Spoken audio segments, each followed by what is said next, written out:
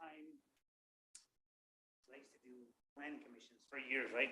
I used to be in here. Jennifer used to be out there working the front when she was in development. Well, the first time her and I did the planning commission here. You know, I was used to closing that door. Oh, close the door. I'm like, oh, that's like okay. You feel comfortable, let's keep it open. Yeah, that's great.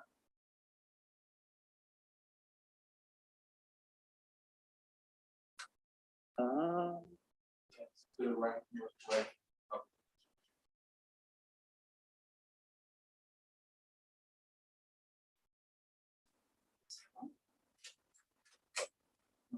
Closes the That was good.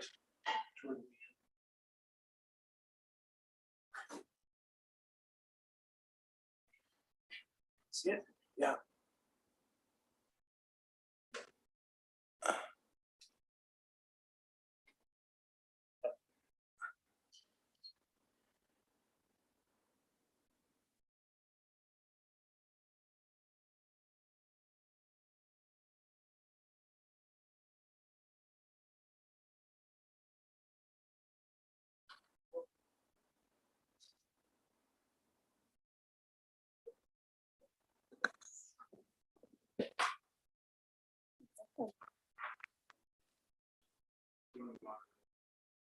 I can go check that.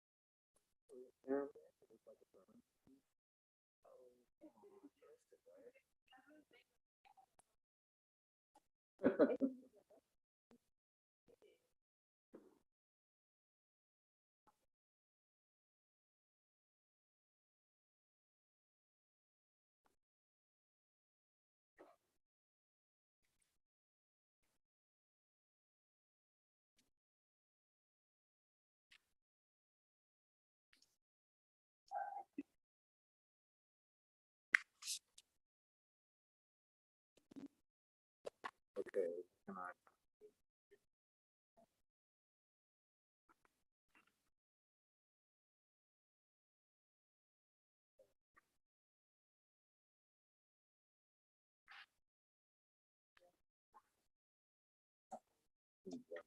That's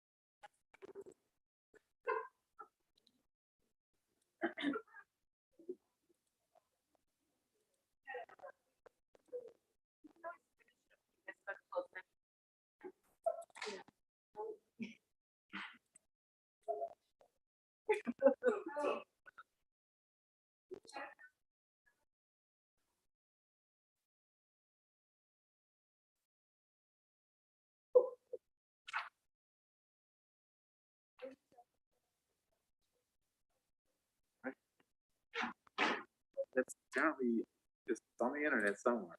The colors. Didn't see that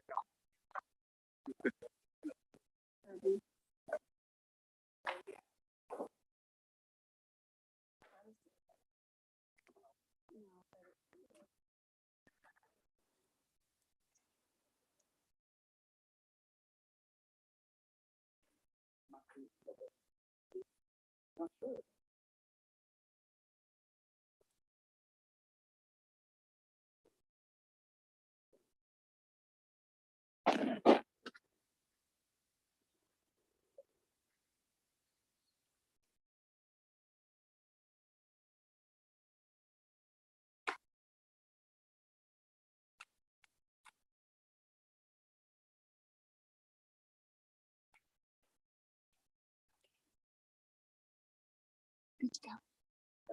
Thank you. Right. Good evening. Today is Tuesday, July 19, 2022. The time is 5 p.m.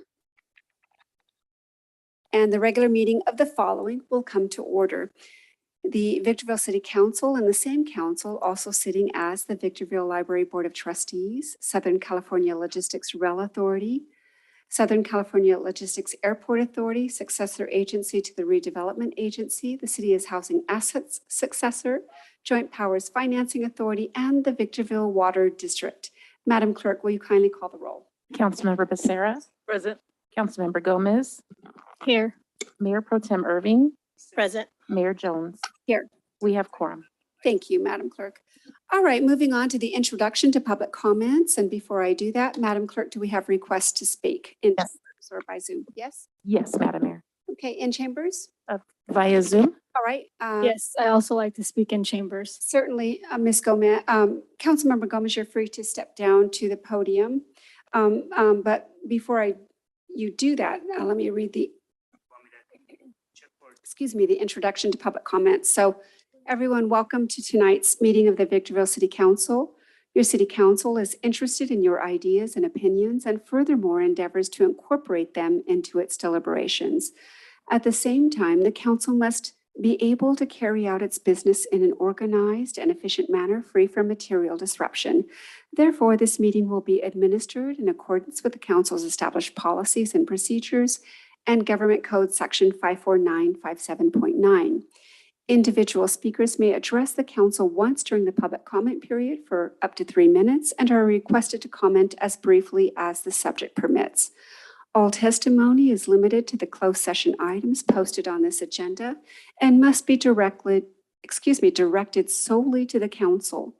An opportunity to speak on other agenda items and non-agendized matters will be provided during the public comments section once the regular meeting reconvenes at 6 p.m.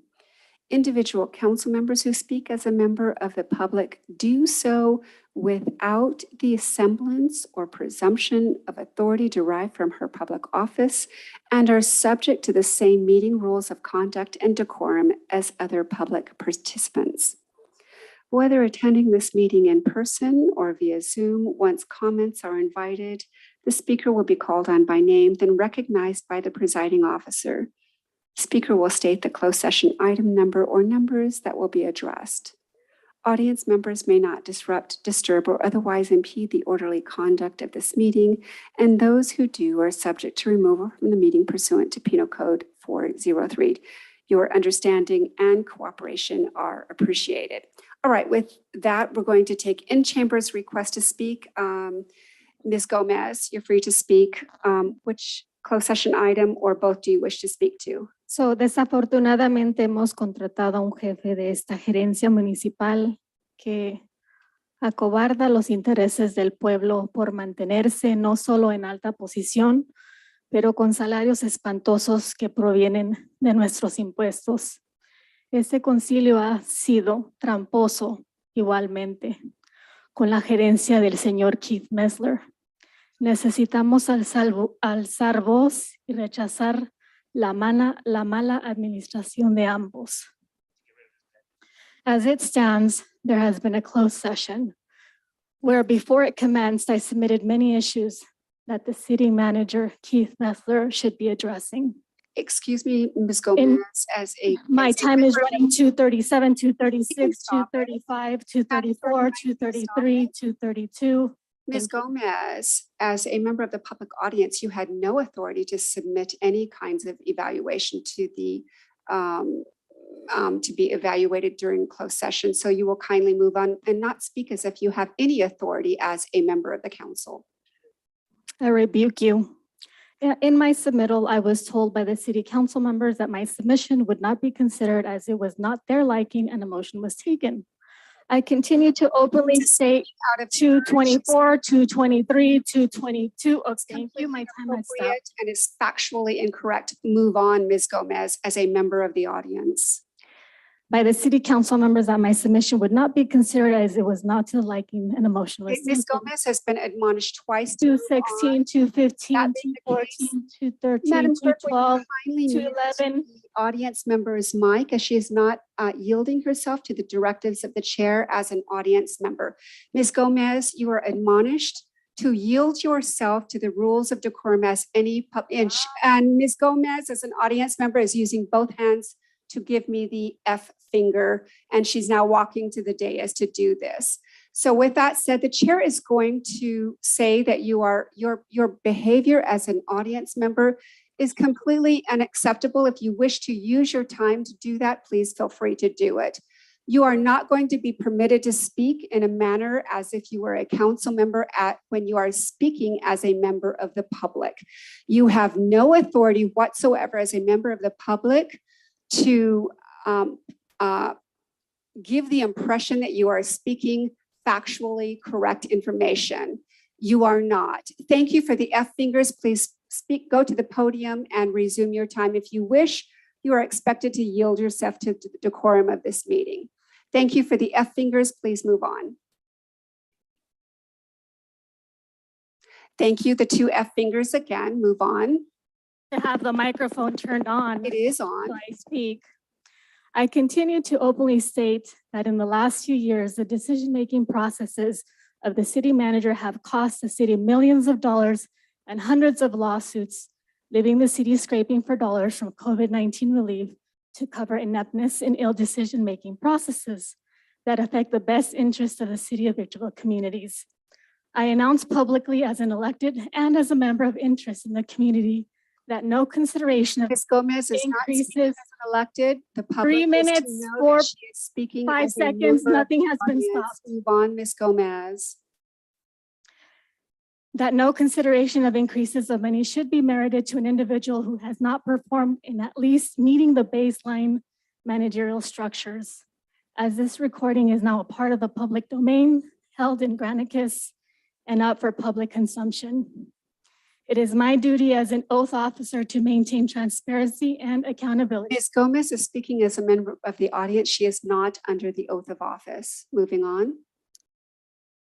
Public domain and held Granicus and for public consumption.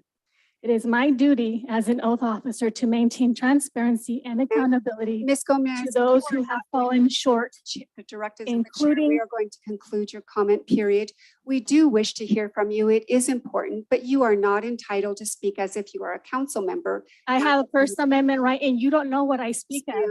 Move on. Yes, thank you. This council for its damaging decisions of continuing to act unprofessionally and with the intent to harm those that they emotionally feel threatened by positions of culture, authority, saliency, and seniority.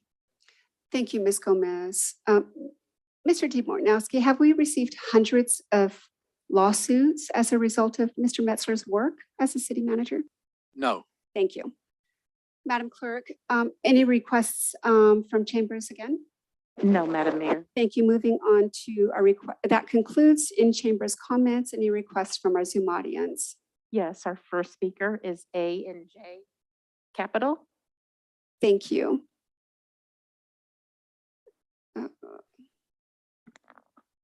I'm sorry, it's AHA Capital? A and J Capital. ANJ Capital. All right, welcome to our meeting. Are you with us?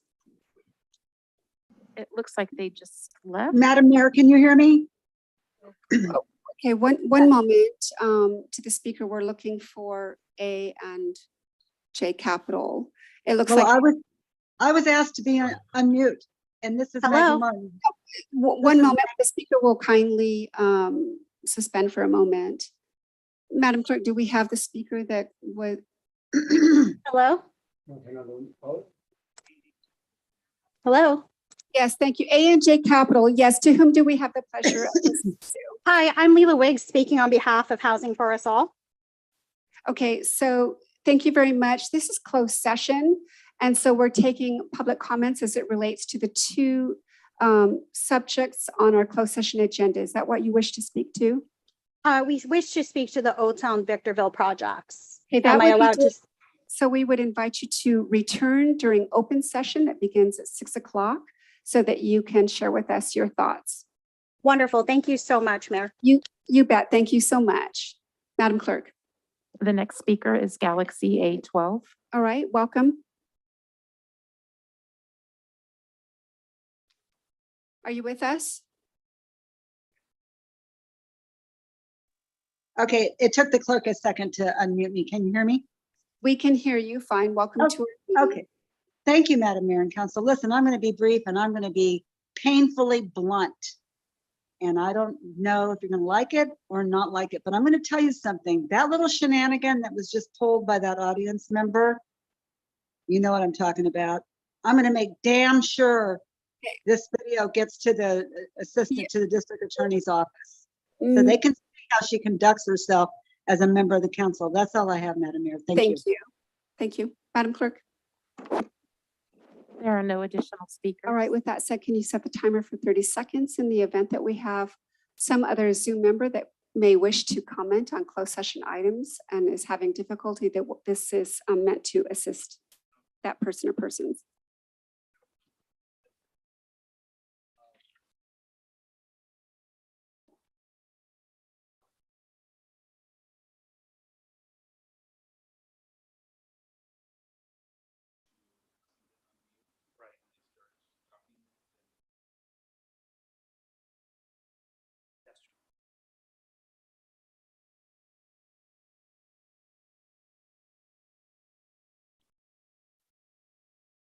Madam Mayor, 30 seconds has lapsed and there are no additional speakers. All right, thank you, Madam Clerk. With that said, the public comment period is now closed. The chair brings the item back to the council. We're now going to move on to a declaration of closed session items by our city attorney, Mr. D. Portnowski. Thank you, Mayor Jones. We have two items this evening. Item A is public employee performance evaluation pursuant to Government Code 54957B. The position title is City Manager. Item B is anticipated litigation pursuant to Government Code 54956.9D2.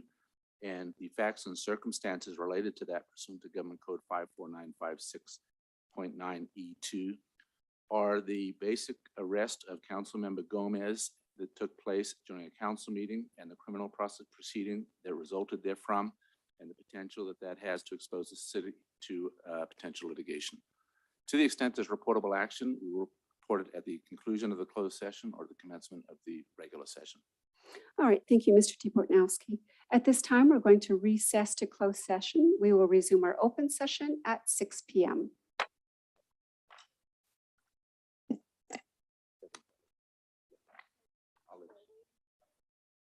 No, we're going to do this one first. We'll do the chief one first.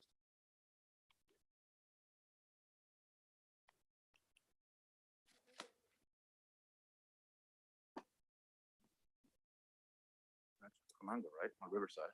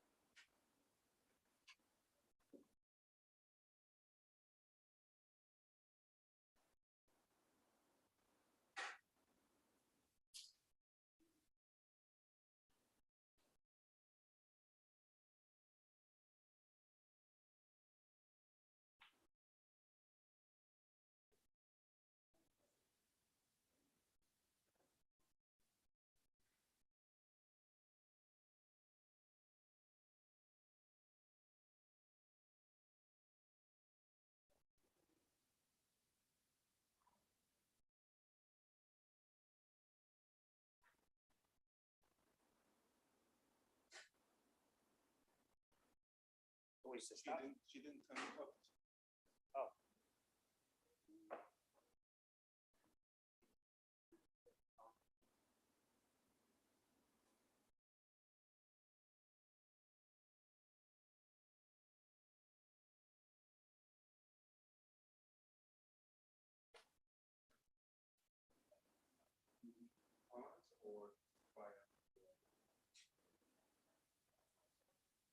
Okay, Martin.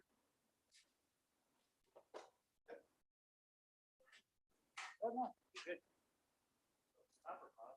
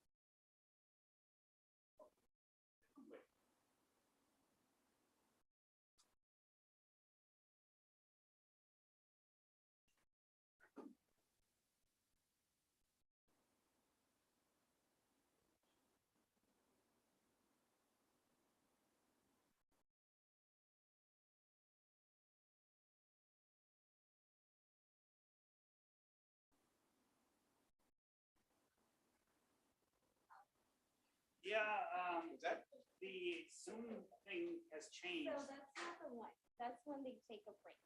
There is a closed session PowerPoint. It's usually, yeah, that's what she's telling. It's on the desktop. So stop sharing for now. That way people are not seeing all that. Go ahead and minimize it. Usually it's this one, Mario. Yes. Go ahead and minimize it. This closed session. Right there. So you want to open it first. You want to open it. Oh, open. And then once, so you have to go kind of push share. Share screen. Yep, there you go. And then you share screen and don't yet put the PowerPoint correct. And then go ahead and start it.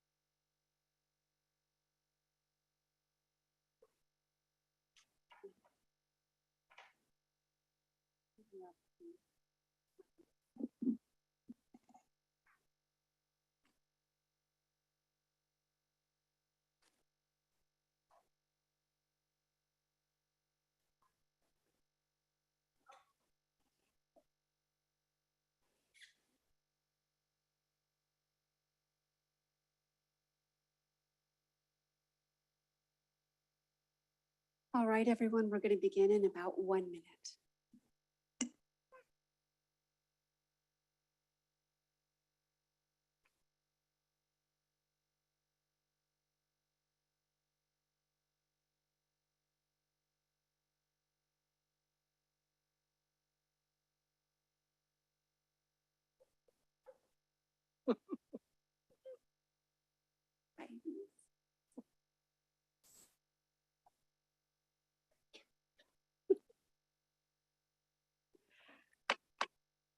Good evening. Today is Tuesday, July 19, 2022. The time is 6 p.m. We are resuming the open session of our regular meeting, the following of which will come to order. The Victorville City Council and the same council also sitting as the Victorville Library Board of Trustees, Southern California Logistics Rail Authority, Southern California Logistics Airport Authority, successor agency to the Redevelopment Agency. The city is housing assets successor, Joint Powers Financing Authority, and the Victorville Water District. Madam Clerk, will you kindly call the roll? Councilmember Becerra. Present. Councilmember Gomez. Here. Mayor Pro Tem Irving. Present. Mayor Jones. Here. We have quorum. Thank you, Madam Clerk. All right, moving on to closed session announcements by our city attorney, Mr. DeBortnowski. Thank you, Mayor Jones. We had 2 items this evening for closed session. Item A was in public employee performance evaluation pursuant to Government Code 54957B. The position title was city manager. The other was a conference with legal counsel regarding anticipated litigation pursuant to Government Code 54956.9 D2. And at the 5 o'clock, we provided the facts and circumstances related to that.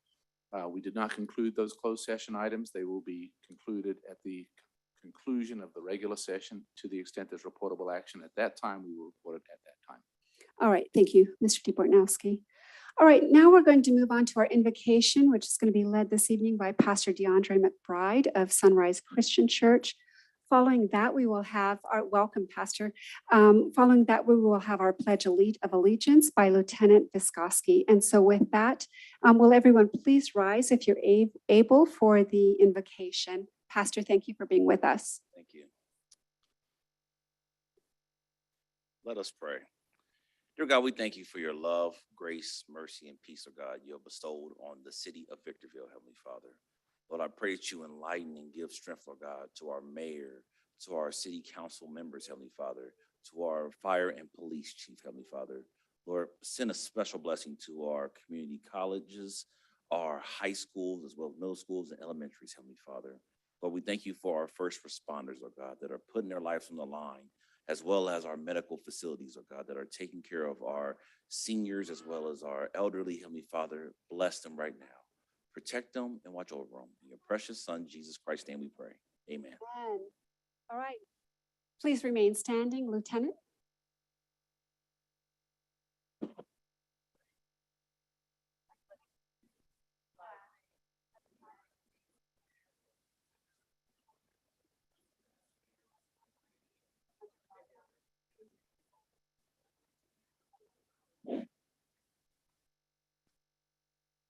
Again, thank you, Pastor. We appreciate you. Thank you, Lieutenant. We appreciate you. All right, we're now going to move on to our special presentations. And ladies and gentlemen, we have a lot before us this evening that we should all be very thankful for. First, we're going to start with giving great honor to recognizing one of Victorville's great community leaders, Dr. Ron Williams. That's going to be followed by our clerk swearing in the engineer, Omar Maciel, Fire Captain Timothy Ortiz, and Fire Captain Matt Altman. But we're going to begin with Dr. Williams. So will you kindly meet me in the front here?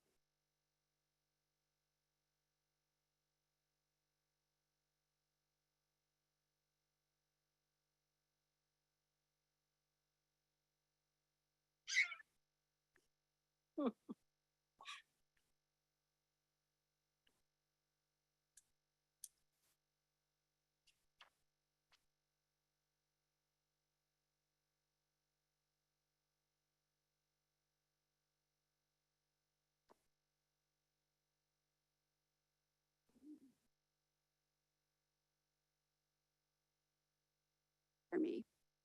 We're good. All right. Well, Dr. Williams, I can't even begin to tell you how thankful, how grateful I am to stand here with you. And although what we do this evening here is on behalf of the entire Victorville City Council, I remember some 10 plus years ago when we met. I was a school board trustee. You were assistant superintendent of the VBUHSD at the time. And I remember we were at an event and I had the great privilege of chatting with you quite a bit. And I remember thinking, this gentleman is electrifying and he's bound to do great things. And so here we stand today to honor you for having done great things.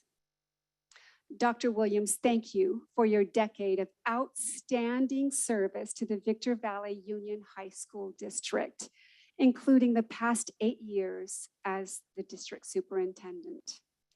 Under your leadership, the district grew in size by more than 3,000 students, yet maintained a commitment to quality with 2 of the high schools ranking among the best in the Inland Empire. And this is reported by US News and World Report. So Dr. Williams made it on the national scene, folks. Because of your dedication and strategic vision, the students of Victorville are prepared for bright, productive futures.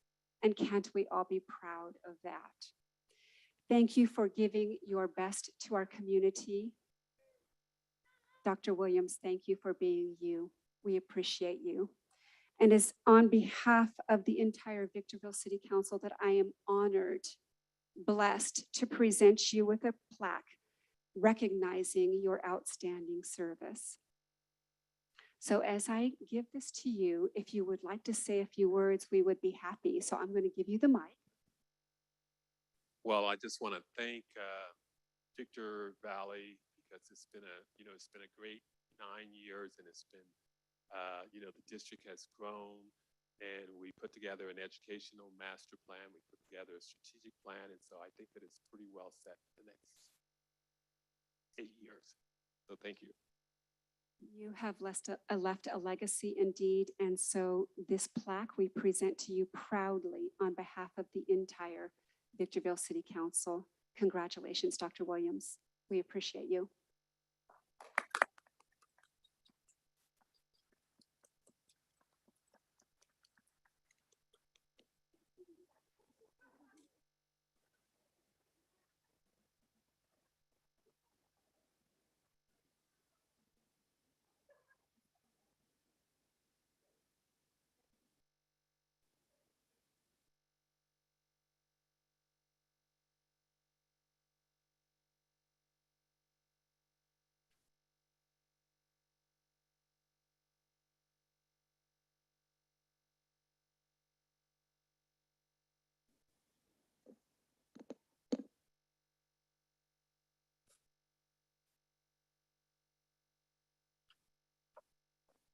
All right, Madam Clerk, I now hand this item to you. Thank you, Madam Mayor. May I have Omar and Janda Maciel, Timothy and Sarah Ortiz, and Matt and Teresa Altman join me up front, please.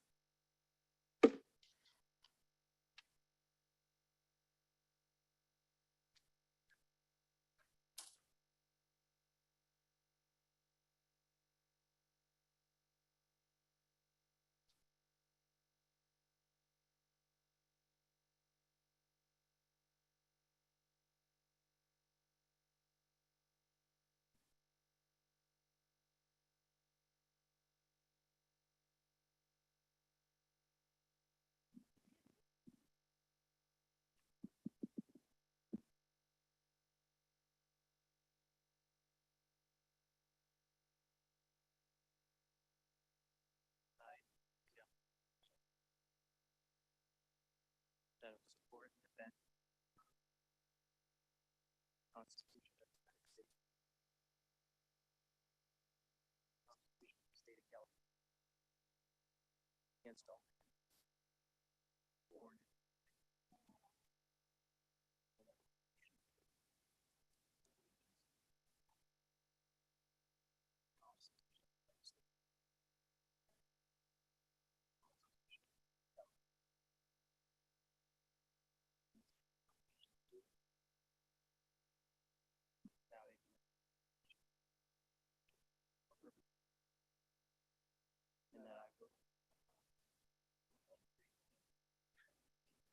discharge.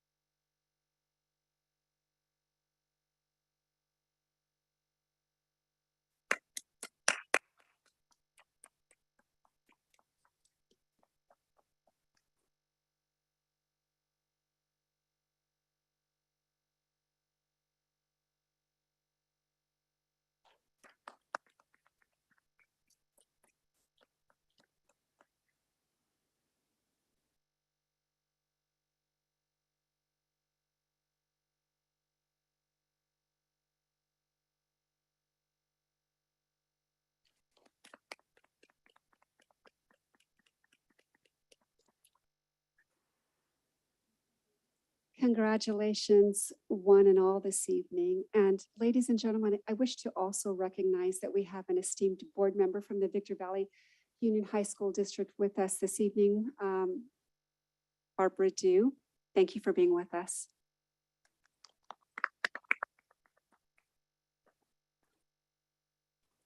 All right, we're now going to move on to the presentation of our agenda and any revisions there too, Madam Clerk. Thank you, Madam Mayor. We have three revisions to the agenda tonight. Revisions to agenda item number 1. It's revised pages 13 through 42, Exhibit A, proposed property tax assessment, and these are replaced in their entirety. Revisions to agenda item number 2, revised pages 47 through 76, Exhibit A, proposed property tax assessments are replaced in their entirety. And revisions to item number 13, revised pages 995 and 996. Pages 10 and 11 of the citywide street lighting assessment engineers report, which are pages 995 and 996 on the agenda.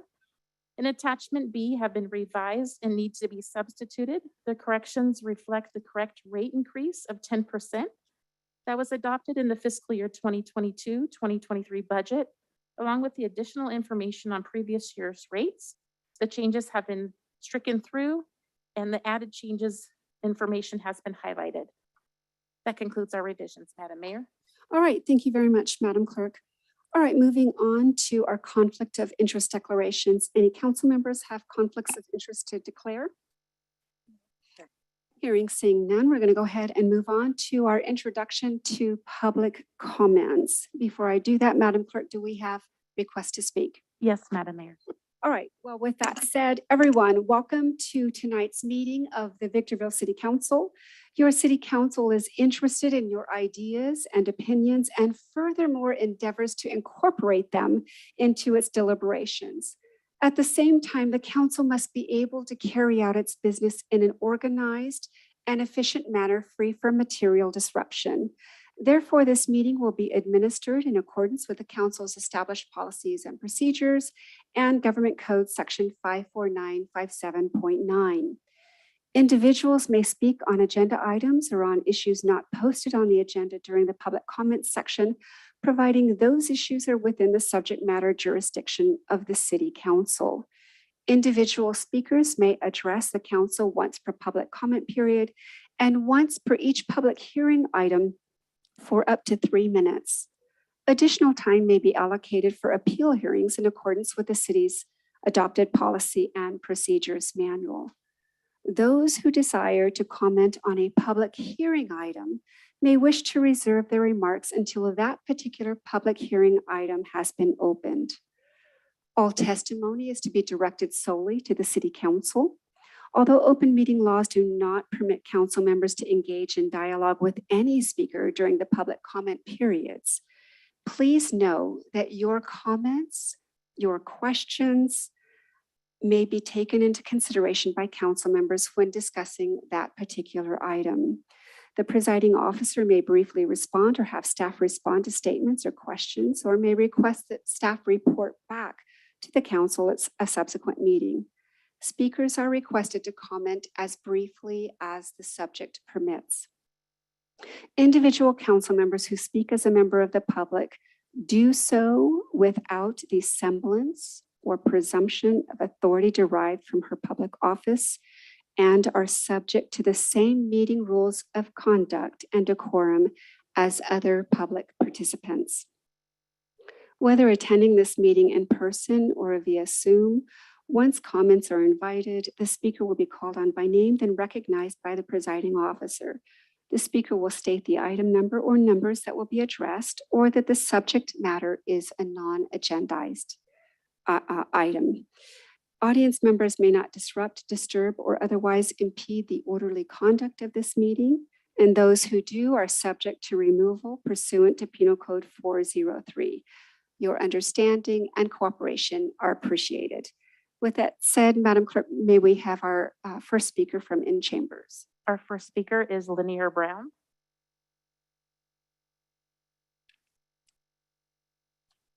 Welcome, sir. I'm sorry. What was the name? Lanier. Welcome to our meeting. We're glad to have you. Good evening. I brought some pictures. I also brought my sister along with me. I dropped a car with her name. We're here on behalf of my mother, Johnny Brown. Real quick, myself, I'm a resident of the High Desert. I was born in Apple Valley, 48 years old. I'm a retired federal officer. I'm also a veteran. My sister's an active federal officer. We're here due to the large amount of change in the High Desert when it comes to transients. My mother lives next to a home where it was sold after the longtime residents passed away. And when that home's taken over, it was caught on fire. Well, that was around about 6 or 7 years ago. Now we have several transients who are doing things like throwing feces over into my mom's yard. They're threatening my sister. They're threatening my mother's caregivers.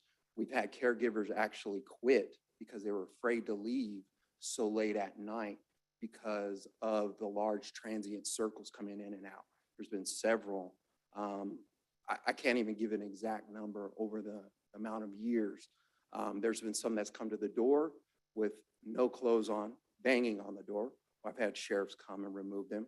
There's been one that even broke into my mom's house and was in my mom's restroom with no clothes on. And I came in and I removed him and had the sheriffs come in. My question is, we don't exactly know what to do at this point, because when we called the sheriffs on my mother and her twin sister's last birthday, we actually refrained from having get-togethers at the home, but it was my mother's 85th birthday along with her twin sister. We decided to do that after 3 years. And this weekend, like clockwork, my sister was threatened early in the morning. Later in the evening, another lady came, jumped over the fence, bleeding from head to toe, said a man had hit her in the head with a hammer. We don't exactly know what to do. This, of course, isn't, if you're a high desert resident or any resident, this isn't a regular occurrence that should be happening. But when a law enforcement officer says, we don't know what to do, we really don't know what to do as residents.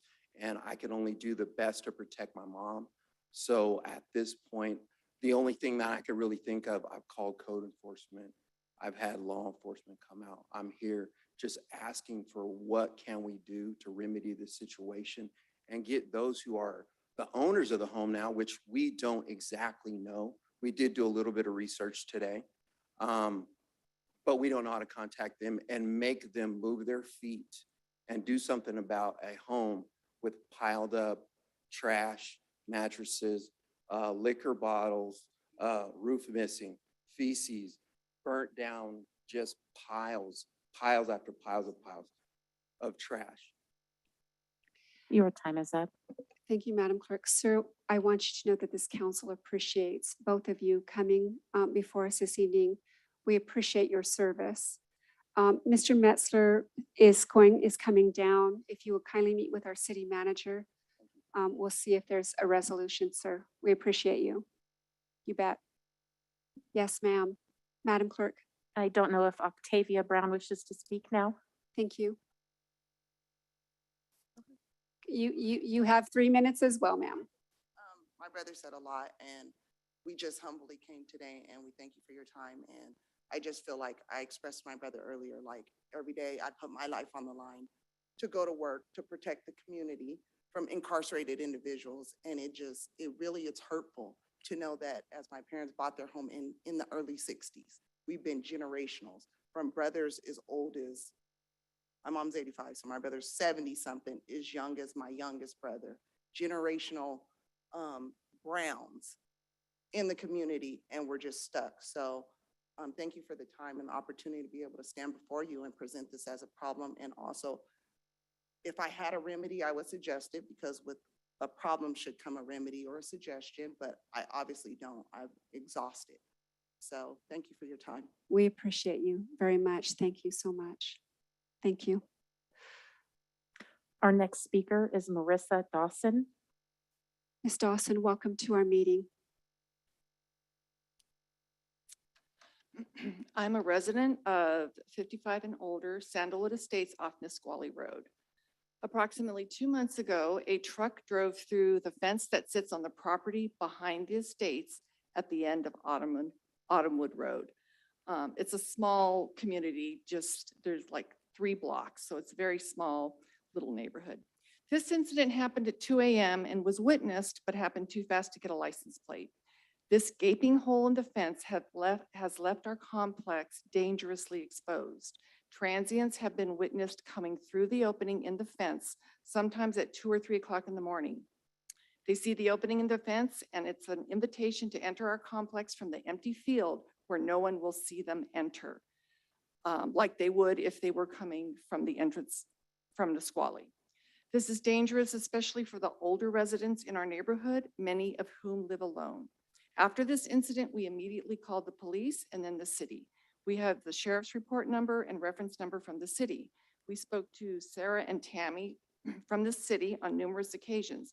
They initially told us that there are plans for a housing complex to be built on that lot. They said they will be extending Autumnwood Street through to the new complex, so there's no need to fix a fence that is coming down anyways. We asked them, when will this project start? They said it has all been approved and will be starting soon. This was 2 months ago, and we don't see any sign of anything happening in that lot. Subsequent phone calls to Sarah and Tammy revealed that the city will not be responsible for fixing the fence. It is responsibility of the lot owner. They said they could not help us with that and could not give us any information on who the owner is. After some research, we got the information on the owner. We are currently waiting to hear from the broker of this company. About a month ago, a city worker came out to the fence area and was looking around. Our neighbor who lives in the corner house adjacent to the broken fence talked to him. He expressed our concern for the safety of our neighborhood. The city worker said the city would put up a barricade until the fence is repaired. We appreciate this, but a month has gone by and no barricade has been put up. We currently have an existing safety issue in our complex due to transients residing on Sandalwood Road. We are afraid that this breached fence will bring around even more transients. We appreciate all the city has done for us in the past regarding running off the transients who set up camp along our back walls and citing cars that are illegally parked in our complex. We take pride in keeping our neighborhoods safe and tidy. We are here to help as much as we can. What we are asking from the city today is to give us direction in working with whatever department is responsible to put up that barricade. We need it badly and as soon as possible. We will keep you informed on what the owner of the lot plans to do to rectify the situation with the broken fence. Thank you so much for your time and help. Ms. And Dawson. I have picture also of the. If you have copies that you can spare, would you Absolutely. kindly give it to our city clerk? We would certainly appreciate it. And Mr. Metzler, I know that you weren't here the full of the time, but evidently Ms. Dawson and other members of our community were promised, it sounds like, a barricade from the city to stave off some difficulties by a truck that ran through a fence. So maybe we can have some follow through on that. Ms. Dawson, if you could leave your phone number, if you're willing to, with the city clerk, we can see if someone can get back to you. All right, thank you very much. Our next speaker is Renee Marsh, and it's on a non-agendized item. Thank you. Good evening, Ms. Marsh. Welcome to our meeting. Thank you for having us. I also live in Sandalwood Estates. I live in front of the end of Sandalwood off in Nisqually. It's been an issue prior, since even before we lived there, that there is a home there at 15796. It's a problem home. There are elderly people who live inside. We never see them. They are a bunch of transients who have been living there. They've been like, the police will come, they'll leave, or code enforcement will come out. They'll leave for a day, they'll come back. There's children living there that do not have a place to stay. They're living in a car.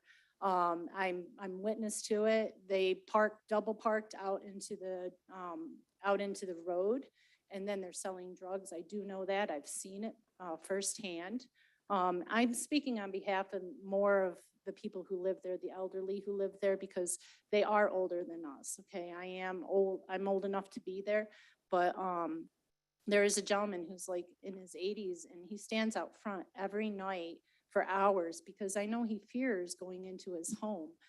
There's garbage piled up behind there, which is definitely a fire endangerment for all of us. And, you know, knowing that there's children, there's at least a 7-year-old and a child that's younger who lives out there constantly. They sleep in the garage. There's a mattress in the garage. It's piled up with who knows what inside. Cars constantly, doors are open, hoods are open, trunks are open. The police have come, fire department's been called because they've been passed out or overdosed on drugs there, and nothing is happening. And I mean, we've called every time we're in the same situation as the back end of Sandalwood, wondering what can we do to change this. It's not that we don't care about people. We wanted to see them get help. And when we did call code enforcement, we asked them to, you know, see what they could do to help them, and they refused. The people refused, but they leave garbage in the field next to it. They drive around the back. They've gone through our garbage cans, you know, and I don't feel comfortable in my own neighborhood that I've purchased a house in. Even though I'm younger, I drive in, that's the first thing you see is all of them, you know, and they don't live there. You know, there's an elderly couple that the grandson takes care of, but he's inviting all these transients with trailers and children who are homeless. And I mean, it's hot out there. And, you know, I used to run a daycare. There's nothing worse than seeing a child 7 years and younger having to sit in a little pool outside because they have nowhere to go, you know, and they sleep in that car. They leave the van door open. They leave the side doors open so that at least there's a little bit of air, but something needs to be done about this. Your This time is up. An older community. This is not meant for people who are transients to be living there, you know. I'll let you finish your sentence real quickly. All right, so Ms. Dawson, we do appreciate you coming. Ms. Marsh, my apologies. I was thinking whether or not you and Ms. Dawson knew each other.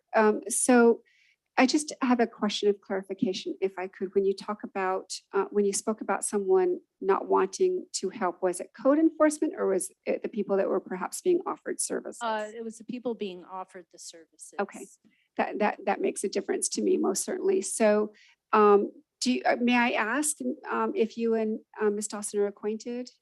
We met last night for the first time. Okay, Because I do live in the neighborhood and I was invited to go to a meeting before coming here. yes, So that ma'am. these issues could be met, because I do have neighbors around me who come to me and, are. Yes, ma'am. Can I ask you if you would be, if you're so inclined to leave your phone number with our city clerk, and then we'll have someone from either the city manager or someone from his staff reach out to you as well? Yes, I would like. Thank you. Appreciate it, Ms. Marsh.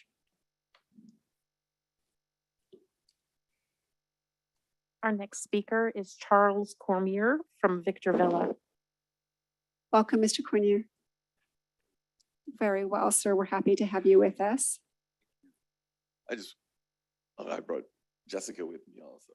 So I just want to say that I live in Victor Villa. I moved out here almost 2 years. Next month will be 2 years. And when I came into the community, very nice community.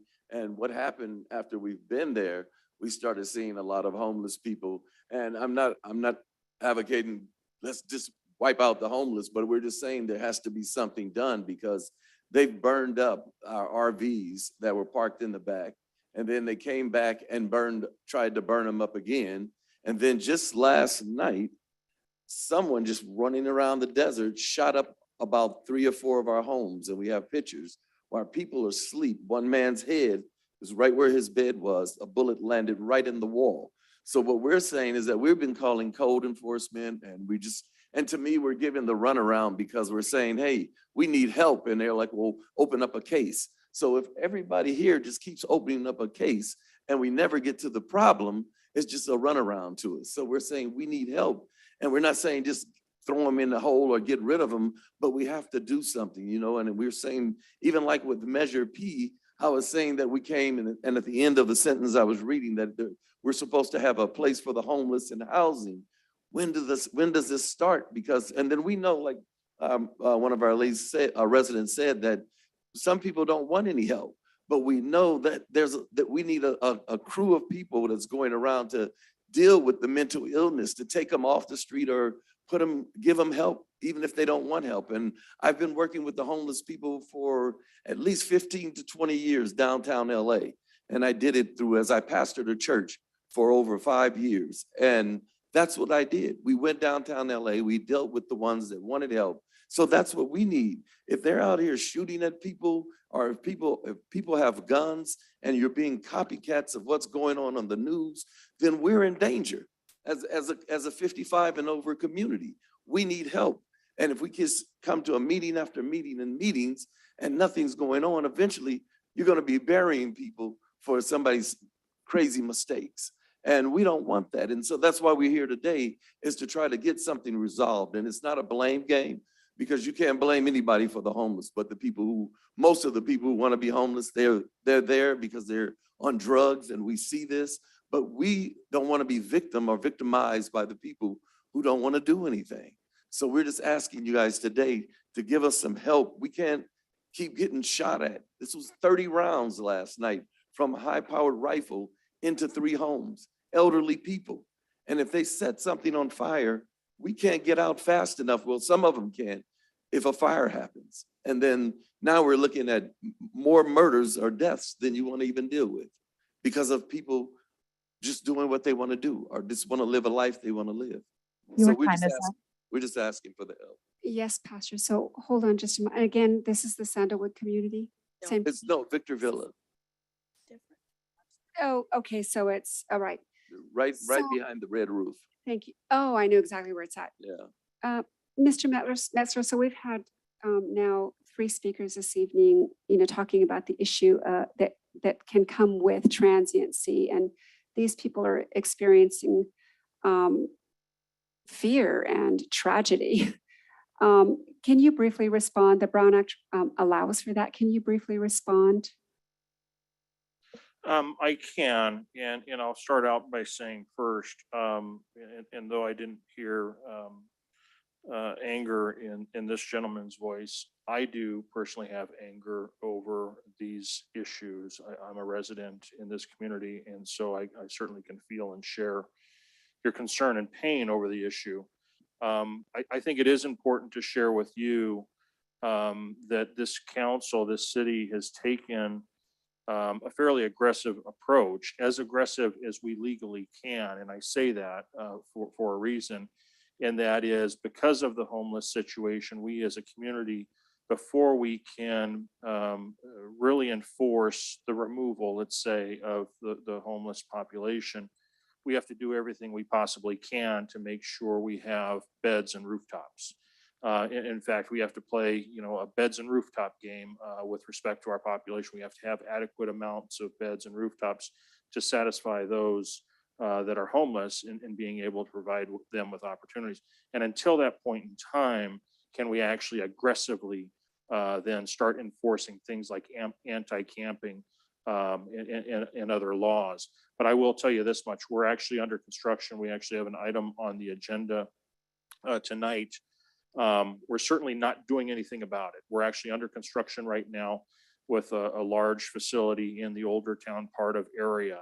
That's a facility that, as a part of our local strategy, plays right into getting the beds, getting the rooftops so that we can go out and first provide those with help and services that are willing to accept the help and services. But for those that are not willing to accept the help and services, then it's time for those folks to move on. I wish we could do it tomorrow because I'm angry about what we experience. It's a daily occurrence. And, but I can tell you as much that we're not ignoring it. We're very much aware of it. We're very much attending to it. The shooting out of buildings, I wasn't aware of that particular situation. I'm hoping my PD was because that's a much more severe issue.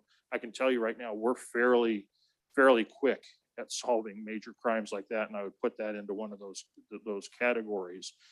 But we are attending to it. And one of the other things I should add is even before we connect some of these homeless folks with services, we have a team on our code enforcement side of the house that's dedicated specifically to building a connection, creating a connection with our homeless population. That's getting to know them by name, where they're from, perhaps even what their interests are, all with the intent of developing relationships so that when they're ready to connect to services, we're able to guide them and get them the help that they need. It's actually a much bigger issue than what we're dealing with, but at least we're dealing with what we can. And I'll be straight up with you, as much as I believe what we're doing is going to be helpful. I think there's some larger issues statewide that just aren't helping our situation. The issue is much bigger than us. So it won't be resolved, but I think we're definitely making a lot of strides in trying to address the concerns that you're sharing with us today, and we're dealing with them on a day-to-day basis. Yeah, and I appreciate it. I just want to say that because if you see these pictures and you see that it's people I just turned 59. So you look and say, there's people a lot older than I am that can't move as fast and may not hear as good. You have bullets flying through your house. Yes, sir. That's a scary feeling. That's a feeling you can give somebody a heart attack from something like that. Yes, sir. And I'm older than you. I get it. Pastor, we really appreciate you. Ma'am, we really appreciate you coming before us. We do. Thank you so much. Did you wish to speak as well? Yes, of course. Darylyn Nellis? No. Okay. I'm the community manager of Victor Villa. I've been there for 4 years now. And the Red Roof Inn, now the Mariposa Inn, as well as the desert surrounding us with the homeless camps have been an ongoing issue. And this year specifically, it's getting progressively worse. We've had the 2 fires in the community at the RV storage and then the shooting. We're just not going to keep getting lucky that no one has died or gotten hurt yet. And the police response time is very disconcerting. It took 4.5 hours last night for someone to get out there last night. So if, God forbid, one of my residents was shot, they would have been dead. So that is a really big issue to our police presence and code enforcement presence as well. So I would just like to find out where is our money going to as far as the extra code enforcement and police for Measure P. Yes, ma'am. That was the main thing I wanted to address. Thank you. All right. We appreciate it. Thank you very much. Thank you. Thank you. Our next speaker is Darylyn Nellis on a non-agendized item. Good evening and welcome to our meeting. Hi, thank you for letting me come. I'm with the same folks that just talked. I'm from Victorvilla. I just moved there about 2 months ago. And I'm on the north outside wall of the property. And the day I moved in, I realized we had a problem. And I didn't know that as I was moving in until that moment. I have a son with disabilities that I take care of, and we have caregivers that come and go. And I worry every day since I moved in about this situation. I open my windows and I face out into the desert, and I see a car every day, every morning, every evening. They change, it'll be different folks coming and going. But the activity that's going on in this desert behind us is extremely concerning. And the drug deals, you see them happening right in front of your eyes. And, Charles has come and helped me with some projects, and another gentleman in the park. And every day they come to help me, they see what's going on. They see the people and the debris that's occurring, and the fire, potential because of all the stuff that's just piling up, trash, and starting to look kind of like a dump out there. And this is my view. This is actually my trailer's turned to the outside instead of facing inside. It faces out. And so we're eyeball to eyeball every day what's going on out there. So it's very personal to me. I'm very concerned for our other residents who are much more fragile than I am. I'm probably a baby in the park, and I can do something. I can get up and speak if I need to. But these guys, they don't even know what's going on half the time. And, but they're worried, they're afraid, and we really do need some help. One suggestion, just a small suggestion I have in my situation, is there happens to be some tall grass that's growing like a little ravine, and it's attracting it. I believe it's part of the attraction is that there's a place to hide right there. And so there's debris that is accumulated that they build a little makeshift shacks out of, and they come and go. So something will get taken down, and then somebody will come and build something different. You can hear a hammer. You can hear stuff going on out there, construction going on. And if some of that was eliminated somehow, I mean, I don't know who the property owner is right there. The gas company's right directly behind me. And so whoever owns this other property, maybe we could do something about making it less desirable to be there, at least my particular situation.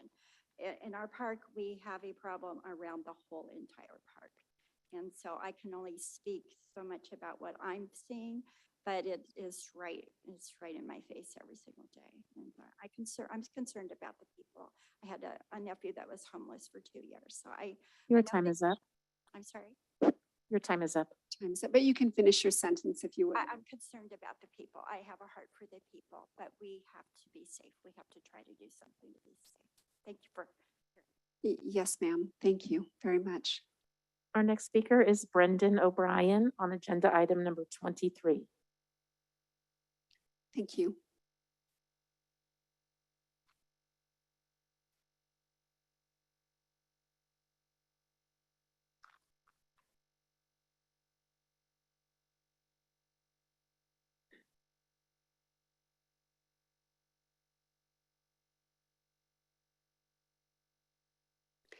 Good evening, sir. Welcome to our meeting.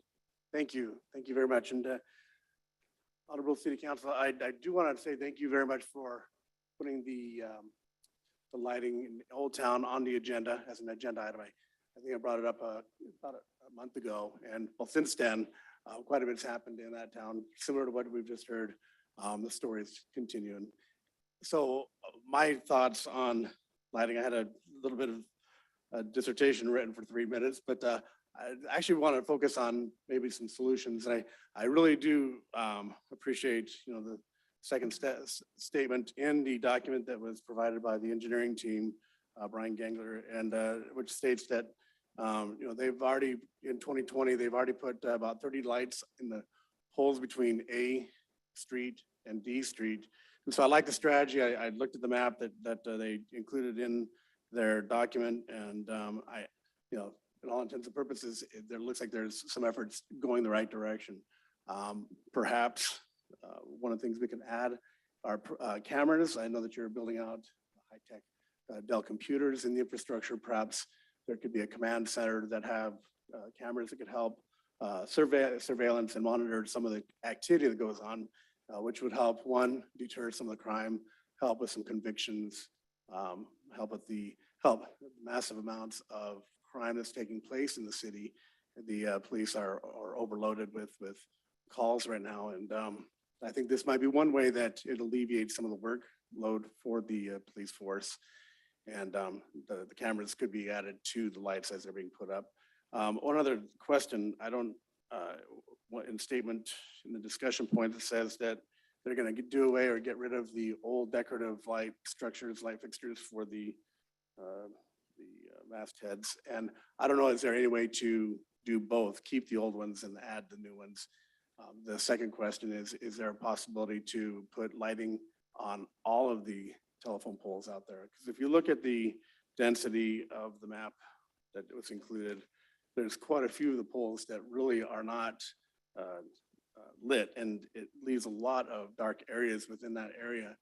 And if we're trying to do economic revitalization in the old town, people need to feel safe when they're shopping. And there's a lot of really dark areas that essentially lure a little bit of crime. And since I last spoke, seen numerous counts of larceny, assault, verbal assault, physical assault. And these are people that are trying to open a business in our group. We've seen arson, we've seen possession of illegal drugs, use of illegal drugs, vandalism. One thing that kind of caught my attention is that my time's up. Thank you very much. Was it? Yeah. Okay. I know I speak fast too. You're the first person that set your own. Anyway, so thank you for putting that on the agenda. We'd like to continue working with the city council to find ways to help make that area safe. We appreciate that. Thank you so much. Madam Clerk. That concludes in chamber. No, I'd like to speak as well. All right, so Member Gomez is going to make her way to the podium. She'll be speaking as a member of the audience.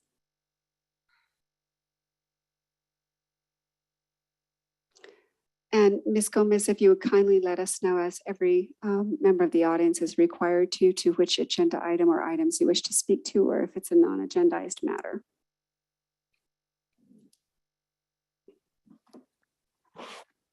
We had a couple of individuals talk about police response times. You would see I just left the seat as a council member to come and speak as a public member. I motioned this year as a council member, some of the concerns of police timing, and requested that the item to speak about have surveys, how we can improve police response time. Unfortunately, the motion died. Not one single member had a desire to speak about this particular issue. Managerial evaluation concerns. As it stands, there was a closed session where before it commenced, I submitted many issues that the city manager, Keith Meffler, should be addressing. In my submittal, I was told that the city council members did not agree with what I stated and they would not be taken into consideration.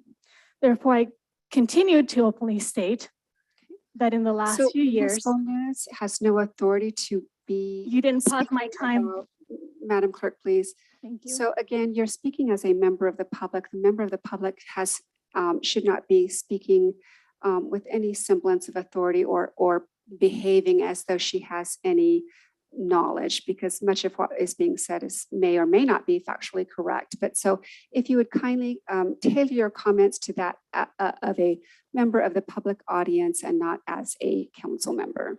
I continue to openly state that in the last few years, the decision-making processes of Mr. Messler's have cost the city millions of dollars and hundreds of lawsuits, leaving the city scraping for dollars from COVID-19 relief to cover ineptness in ill decision-making processes that affect the best interests of the city of Victorville communities.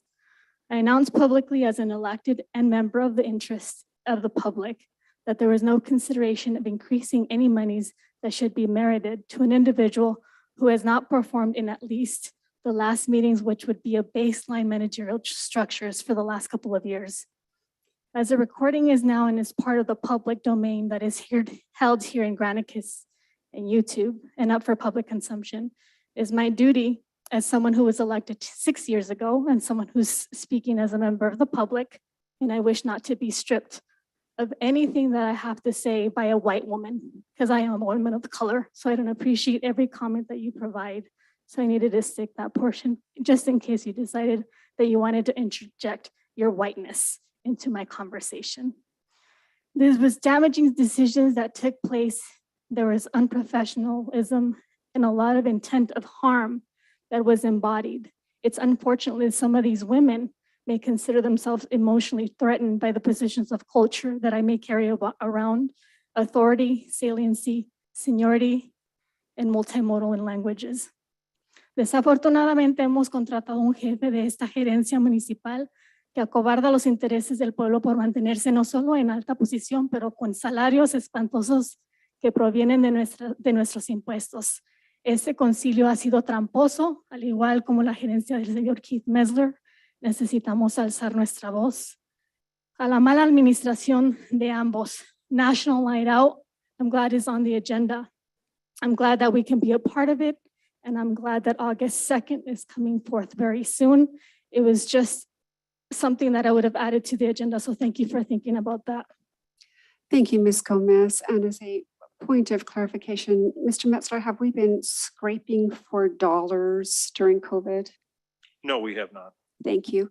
And further, the chair has every confidence in the three women behind this dais who remain behind this dais while Ms. Gomez was speaking as an audience member. I have every confidence that we are professionals, we are objective, and can be counted on to do a stellar job for our city.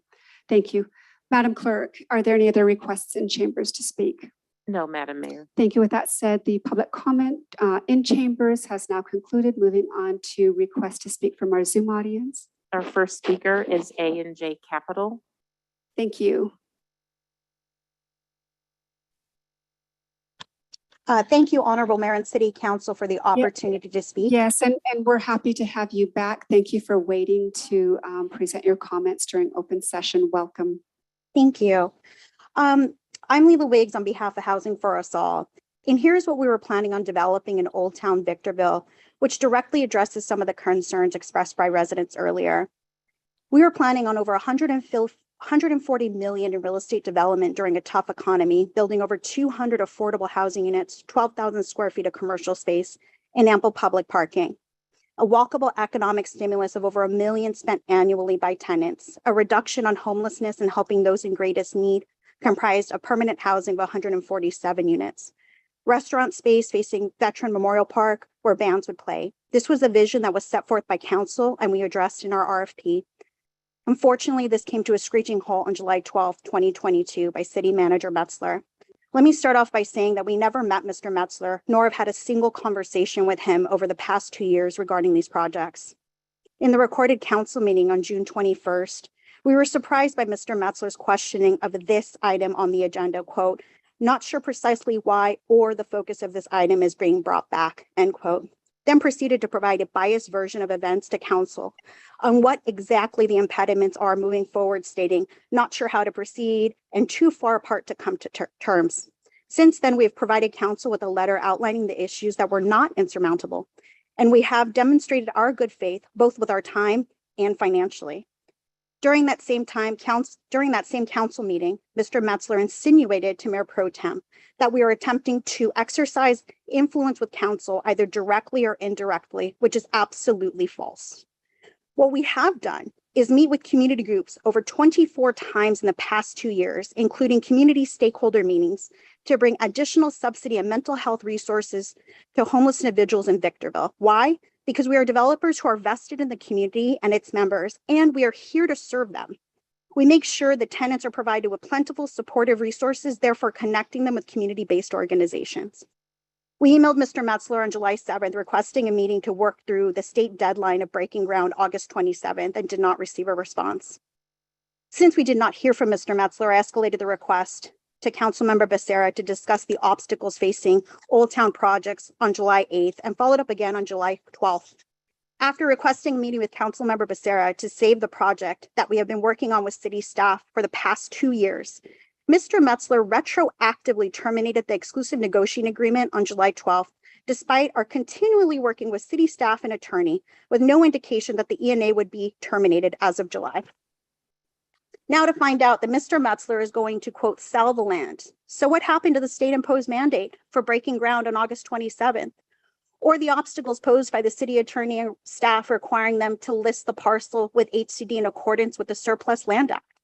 We cannot answer those questions for you, but it should be asked for the benefit of transparency. Now, if Mr. Metzler has since then, Thank you very much. We appreciate your taking the time and sharing that information with us. It does matter. Thank you, Madam Clerk. Our next speaker is Tom Fleming. Good evening and welcome, Mr. Fleming.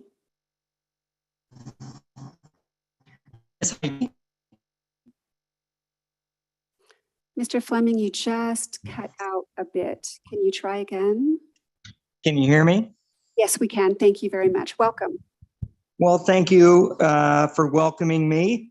I have been listening to the comments and a lot of people saying that they have problems with transients, quote unquote.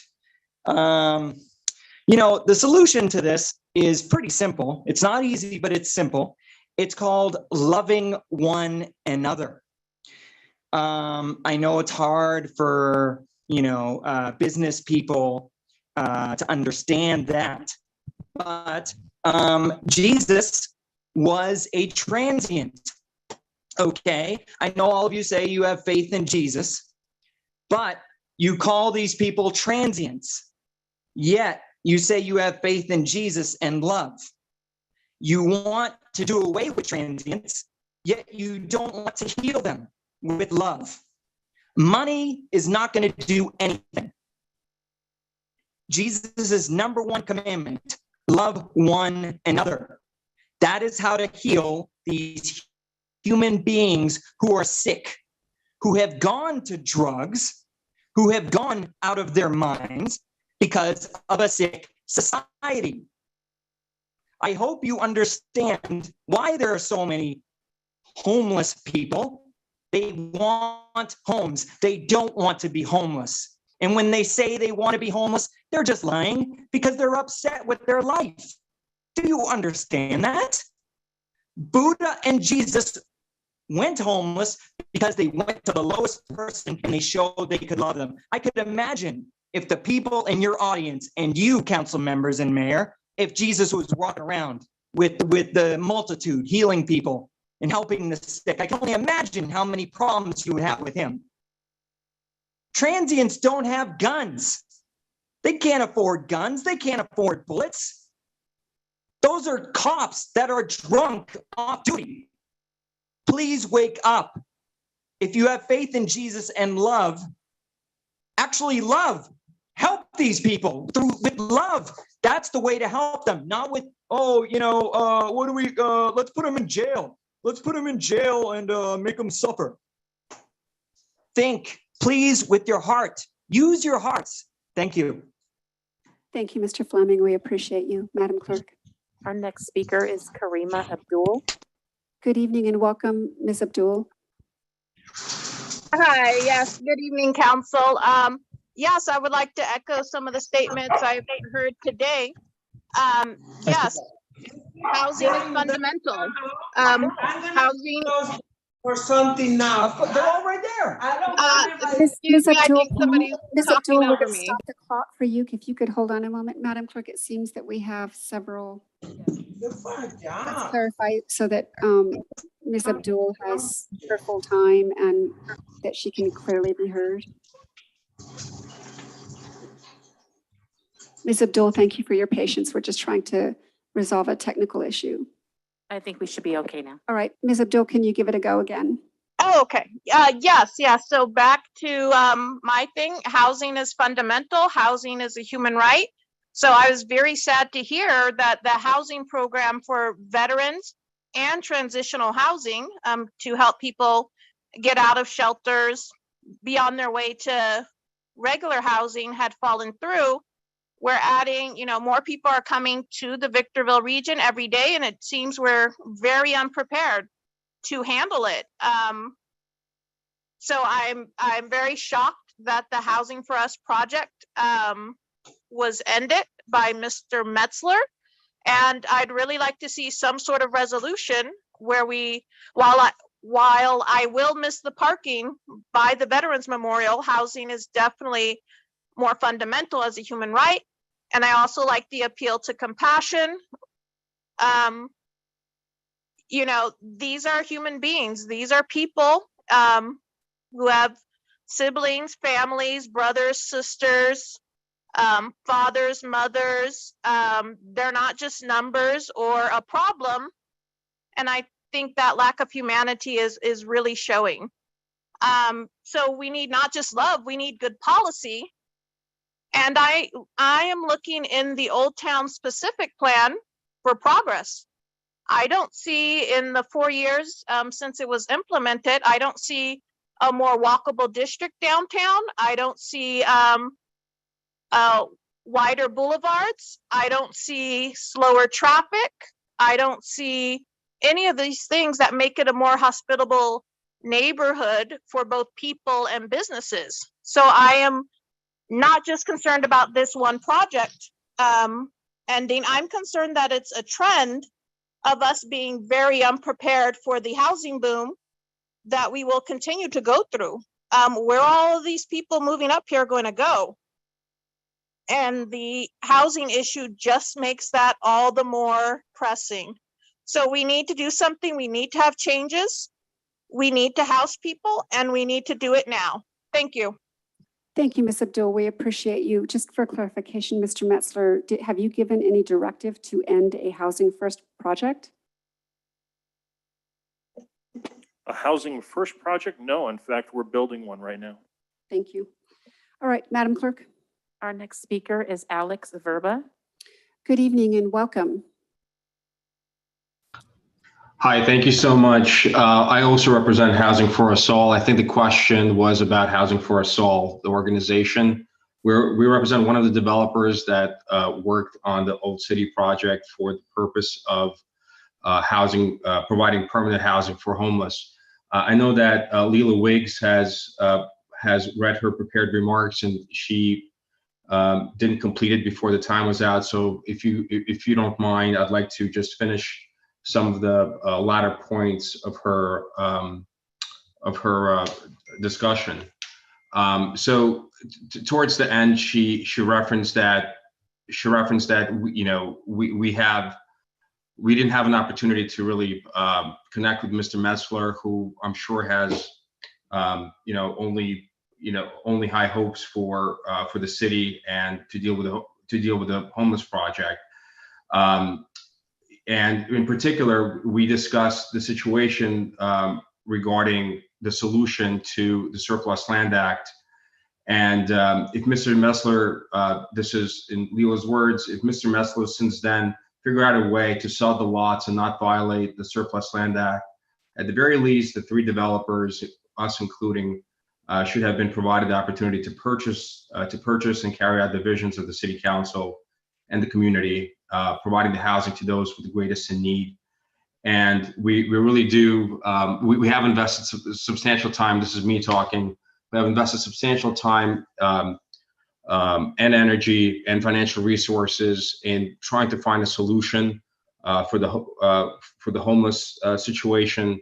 We believe that bringing both the public and private sector to resolve these issues would have been an ideal solution. We certainly hope that would be the case. Unfortunately, we were met with challenges that kept arising on an ongoing basis.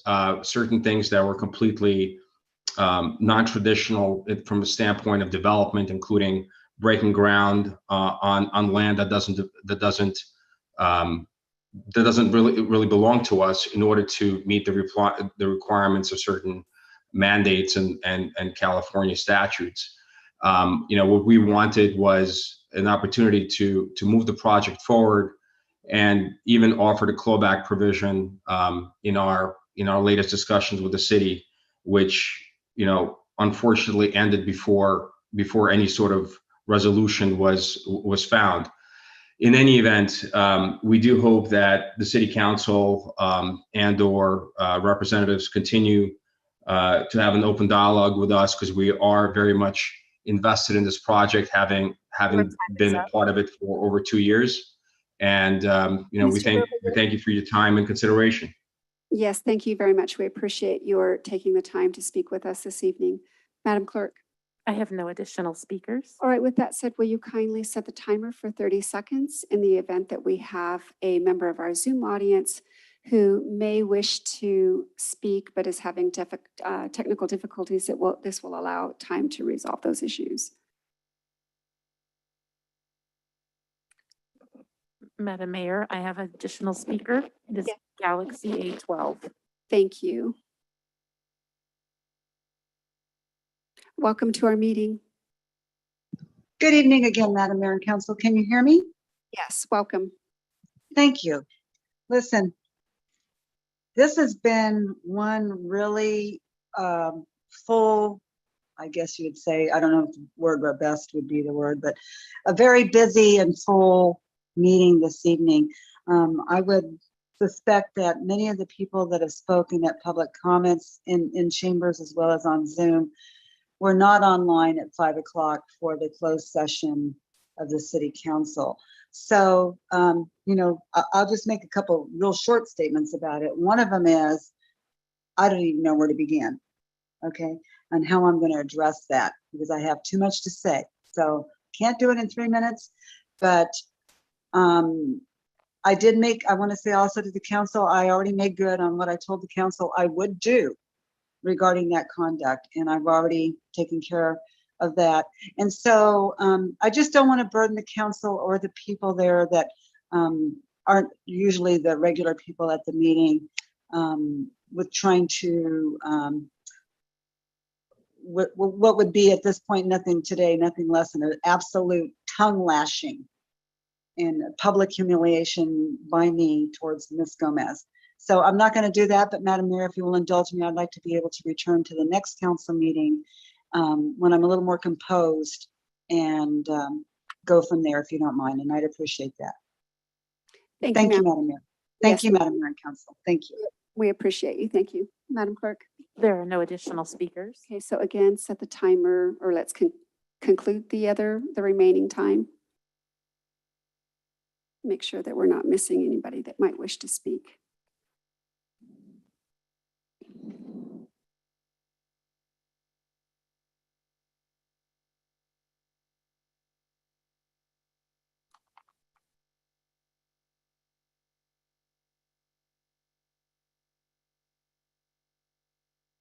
Madam Mayor, there are no additional speakers.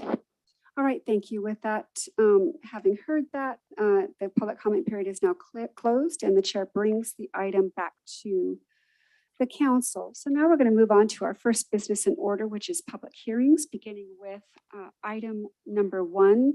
This is the adoption of resolution number 22-046, annual assessments for unpaid rubbish collection, sewer use fees, storm drain fees, hazardous waste fees, and/or Assembly Bill 939 recycling fees. Mr. Metzler, will you kindly introduce the item?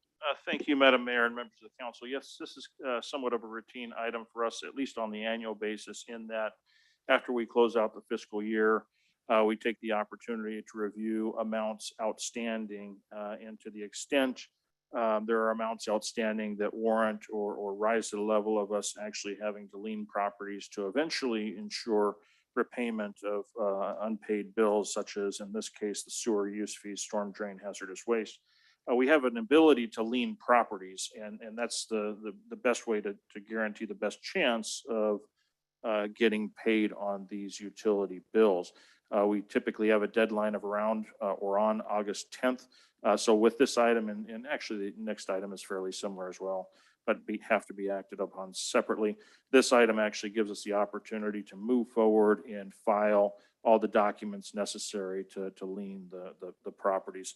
The updated information largely is on your dais, and it's basically updated to reflect things that have happened since the posting of the agenda with respect to individuals or businesses, property owners having brought their bills current. So with that, the author on this item is your finance director, Mr. John Mendiola. He's fresh back from vacation. Welcome back. He's here for any questions or comments you might have. All right, thank you, Mr. Metzler. Madam Clerk, the recommendation, please.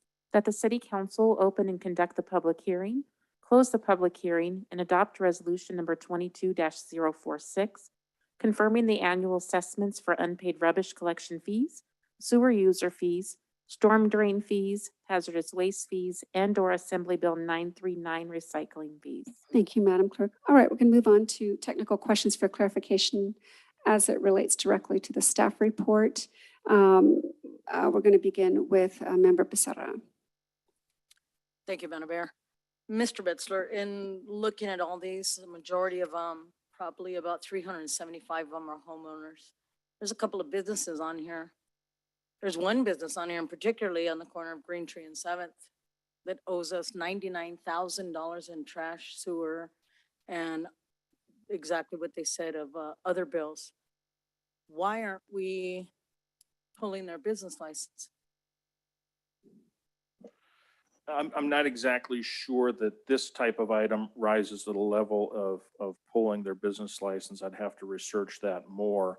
But because this mechanism of being able to lien properties is available to us when it comes to this particular type of item, that's actually the best way to ensure getting paid at a point in time. And that point in time may be either an event where they're selling the property, or whether they're trying to refinance the property, or they're trying to satisfy operating covenants that a lender might have affecting the property. So in this particular case, that might not be the best reason to pull the business license, but there may be some other code-related matters that will ultimately yield considering a revocation of the business license. We can't stop picking up their trash. No. They're $50,000 also behind in their water bill. Can we turn off their water meter? Because I think your water gets turned off after you pay it for like 10 months. That is the case with single family. This one's a little bit more unique in that if you shut off the water to the hotel, there are a number of negatively affected residents that effectively get the water shut off to them. And so I think we have a bigger issue, perhaps even a bigger legal issue as it relates to negatively affecting those residents. But I'm pretty sure these residents paid their day-to-day room rental. It's possible. I don't know that we have a good way to prove that. I can tell you as much. We did research a little bit more because the amount that they owe is alarming. And of course, we've got some other larger issues, including social issues involving that property. We are at least aware that they're current on their transient occupancy tax collections. And because of that, it's definitely causing us to believe that they're receiving monies from tenancies because they're effectively paying the tax. Okay. And all of these residents were offered help when we received the federal money, the home security money. In the case of the individual residents, the ARPA money, the Utility Assistance Program money was available, I know, for water and for solid waste. Is that correct? For all the utilities, basically? That's correct. Okay. All right. Thank you very much, sir. Thank you, Madam Mayor. No Yeah, further questions. yes, of course. Thank you, Member Becerra. Member Gomez.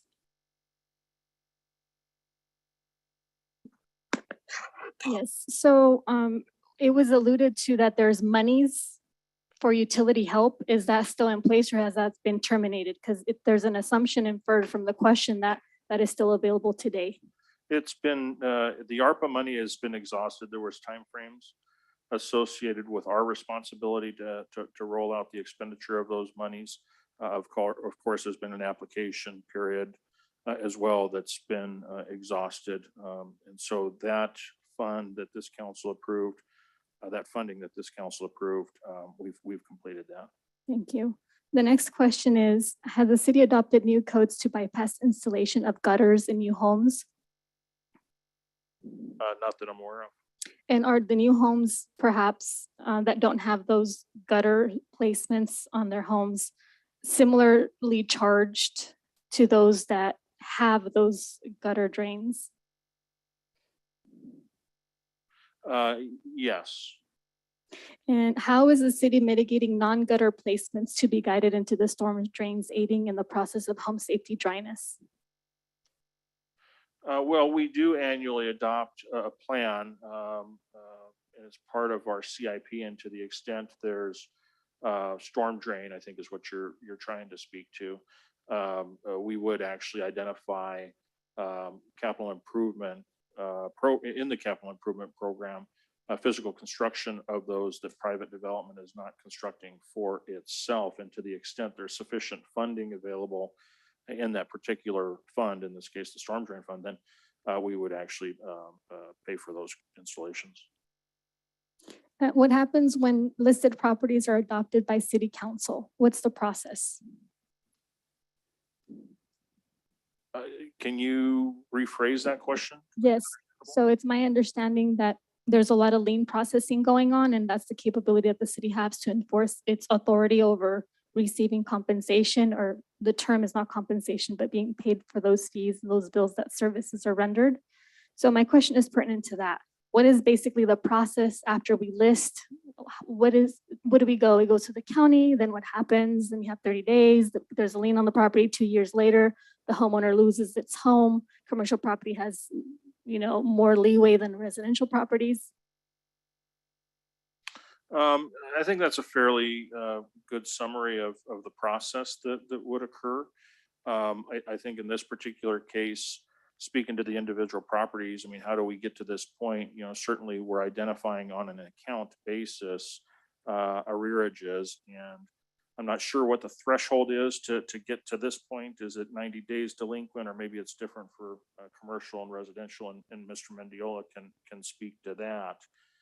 But yeah, effectively, once we get to the point of leaning with the county, then it gets on the, it gets recorded against the property, and then effectively gets paid through sale or even property tax collection. What's the time frame to get yourself on this list? Mr. Metzler, 60 days. 60 days in arrearage, and then it goes to the county tax rolls, which happens to be on your property taxes. So when your property taxes are due, the costs or the services are for these bills, the liens are due. So anyone that finds their name on this list and wants to somehow make amends better so they don't know anything, do they come to Victorville, or do they go to the county, or what's the process? What do So they do? after submission of our list to the county before August 10th that Mr. Metzler had previously mentioned, we have until the end of August to make any corrections on the list for final corrections to the county. So if they want to come into the city hall and pay over the phone, on the kiosk, to us, we'll take it. Thank you. And how does this affect members who are deceased? Is there a waiver of some sort, the process, just to be less involved in any kind of bureaucracy that the beneficiaries may have? There's a lot of people in this list that are property owners and they happen to be passed away, but we just don't know which ones they are, but that's a fact of life. So that would be up to their individual estate planning or escrow or trust accounts or any legal remedies that they have with the estate once they have been deceased. So in other words, basically the process that I delineated briefly, to my understanding, there's no leeway for someone who has died. If there's a lien and Your it's time 2 is up. years, tough luck. There is not a leeway, and I wouldn't characterize it as tough luck. It's treating properties equally, but it is something, and that's exactly what this lien does, is help make us whole in the event of those life events. And it does become an estate related issue. There's ultimately going to be some handling of the property, whether it's planned out for property to be passed down to individuals or liquidated to satisfy, the estate disbursements. That actually works in our favor to make sure that we're being made whole, because absent being made whole, you have to look at it from the perspective of, if we're not able to be made whole on properties like this, then effectively your ratepayers, your existing ratepayers then become responsible for making that whole. It becomes an unfair burden to the actual ratepayers. So, so this actually helps give us the best chance at maintaining equality for all ratepayers, alive and deceased. Thank you. Thank you, Member Gomez. Member Tem. Yes, thank you, Madam Mayor. Mr. Mendiola, I just have a couple of quick questions. So it's my understanding, we spoke about a timeline or a deadline. If a property owner or a business wants to make restitution, they need to pay in full. That's correct. That is correct. Okay. In addition to that, there is no opportunity to make arrangements for like a payment plan. All of the funds from ARPA have been exhausted. Is that correct as well?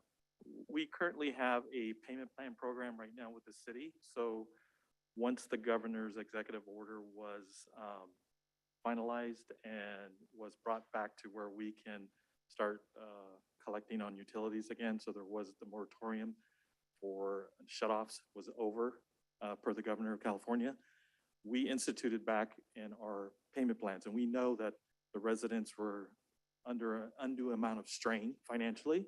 So we offered payment plans to those that could not do one lump sum or anything like that. So we do have current payment plans going on right now. But at this time, it's too late to make a payment plan or make arrangements to. So if these people call us before August 31st, before the list gets finalized, we can put them on a payment plan. Okay. And if they're currently on a payment plan now, they're off the list. So that's Okay. why we've been updating the list.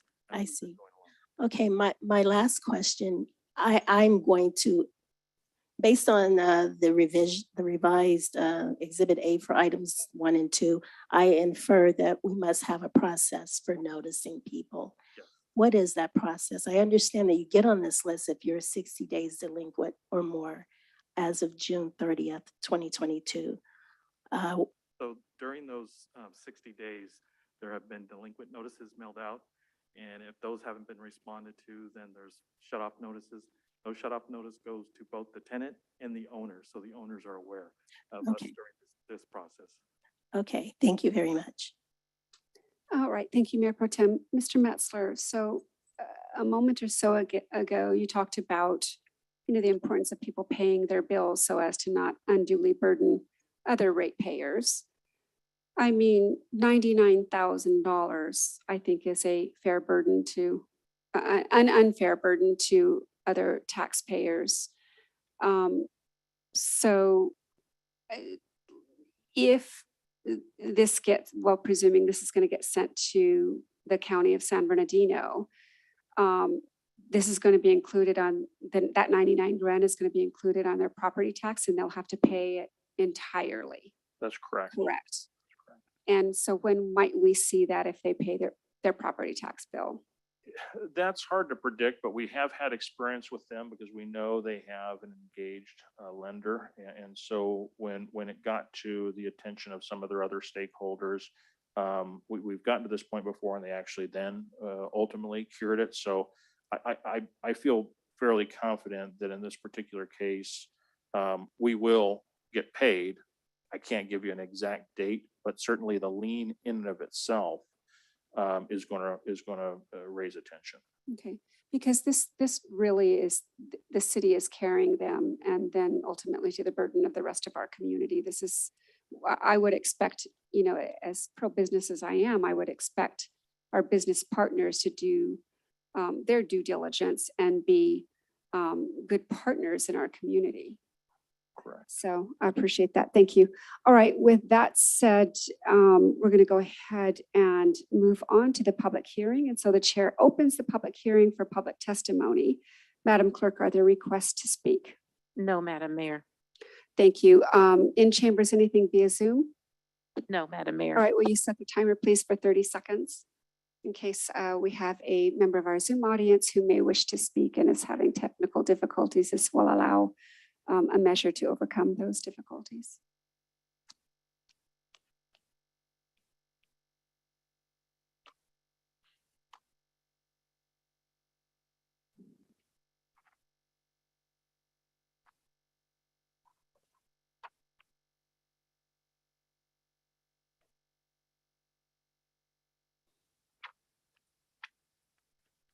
Madam Mayor, 30 seconds has lapsed and there are no speakers. Thank you, Madam Clerk. Much appreciated. With that said, the chair closes the public hearing, brings this item back to the council, and invites a motion from the council with the understanding that we've already dispensed with points 1 and 2 on item 1. Madam Mayor, motion to approve staff's recommendation of items 3. Thank you. Is there a second? Thank you. We have a first and a second. And again, that motion is to adopt staff recommendation as it relates to point 3 as posted on the agenda. Discussion on the pending motion, beginning with Member Becerra. Thank you. Mayor Pro Tem. No discussion, thank you. Thank you, Member Gomez. Yes, I appreciate some of the comments that were rendered from the dais for some of the responses. The notification in theory seems to work, but when you're out in the public, recognizing that some of these homes are red tagged or they're deceased people and people who have not had access to their homes, it also creates a burden. So I appreciate that we can see from the business perspective, but I have a role to look at this from the perspective of the homeowner, the property owner who suffers through things that, you know, whether it be a death, they're hospitalized and all these issues. So I wanted to bring that forth because there's different perspectives and viewpoints that need to be considered during these lien processes. Thank you. Thank you, Member Gomez. All right, and the chair has no comments on the pending motion and closes the discussion period. Madam Clerk, will you take the vote, please? Councilmember Becerra. Aye. Councilmember Gomez. Yes. Mayor Pro Tem Irving. Yes. Mayor Jones. Aye. Motion passes unanimously. All right, so the council has adopted the recommendation set out on the agenda as to point 3 for item number 1. Now going to move on to our next public hearing, item number 2. This is the adoption of resolution number VWD 22-006, annual assessments for unpaid water fees. Mr. Metzler, will you tee up the item? Yes, thank you, Madam Mayor and members of the council. Very similar to the item we just dealt with. This item is specific to the water service that we provide under the umbrella of serving as the Victorville Water District. The only thing I'd like to point, and it's just really, I think, to amplify a little bit more of the comment from Mayor Pro Tem Irving, is that in this particular case, we had gone through a lot this year to help our ratepayers. We had ARPA assistance clearly that we've discussed. There were also state mandated or state mandates in place largely because of the effects of COVID to where we were actually prohibited altogether from undertaking shutoffs. And of course, as we are currently doing now, we are operating under state mandates to do everything we possibly can to actually have workout arrangements with our delinquencies. So what you have here largely are beyond those efforts. Either those efforts have not been accepted or found interest in or what have you. And so, you know, we don't take pride in wanting to get to this point, but I think we're at that point where clearly we've got to secure our interest, in this case as the water district, to be able to collect the delinquent amounts. All right, thank you very much, Mr. Metzler. Madam Clerk, the recommendation, please. That the Water District Board of Directors open and conduct the public hearing, close the public hearing, and adopt resolution number VWD 22-006, confirming the annual assessments for unpaid water fees. All right, thank you, Madam Clerk. Moving on to technical questions for clarification as it relates directly to the staff report. We're going to begin this time with Member Gomez. Yes, so how does the course of action affect the tenant?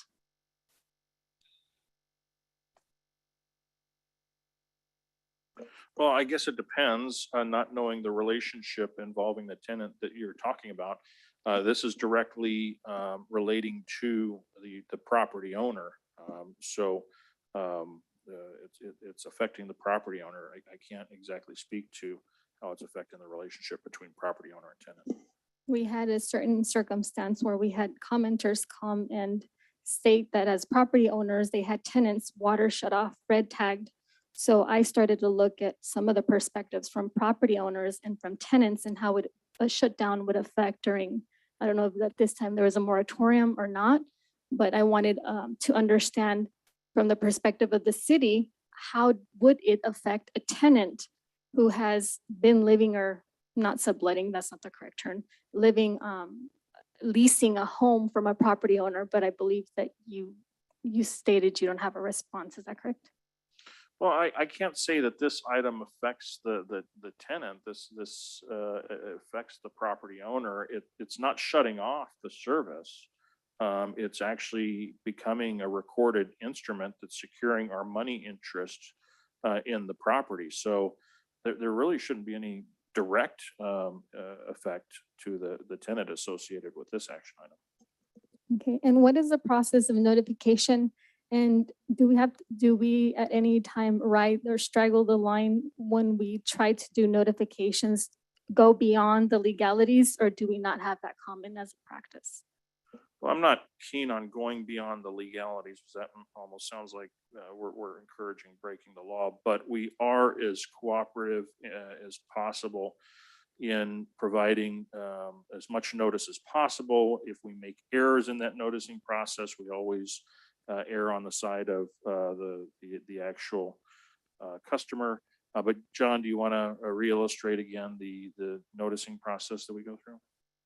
So to get to the 60-day delinquent and to get onto this list, over the course of a bill, once the bill gets produced and mailed out, they have 15 days to pay the bill. After that, within 10 days, they'll get after the 25 days, so 10 days after the 15 days, they'll get a delinquent notice.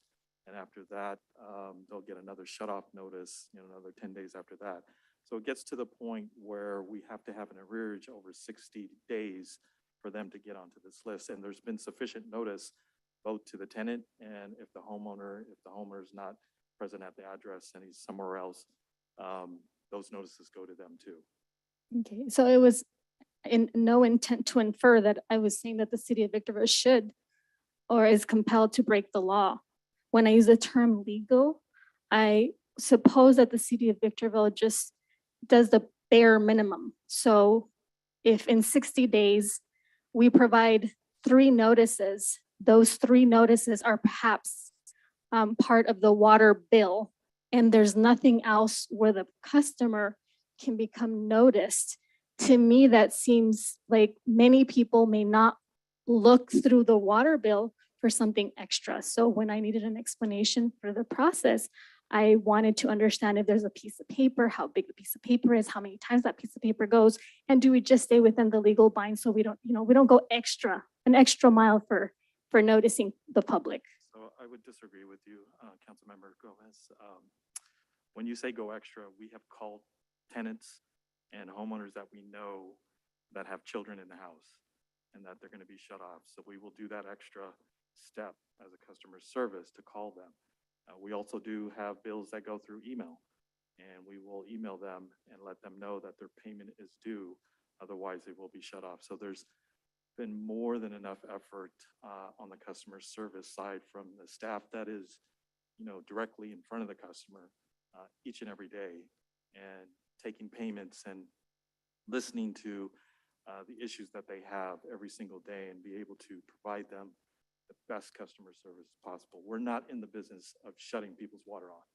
We're in the business of providing an essential service. And so with that, there's a responsibility on our part to make sure that everybody is taken care of to the best that we can within the parameters that we have within the legal or state and local ordinances.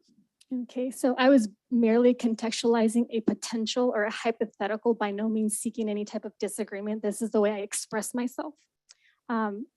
Nowhere did I hear a call until right now. I didn't know you did a call. Your time is up. Or an email. So thank you for being clear on that. All right, Mayor Pro Tem Irving. I don't have any any technical questions. I do have comments for later. Thank you. Thank you. All right, Member Becerra.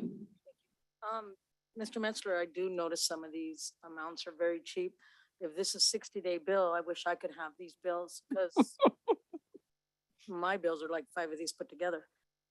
But as a homeowner that is required to pay my water bill on time, because I have children in the home, everybody still gets the same quality service.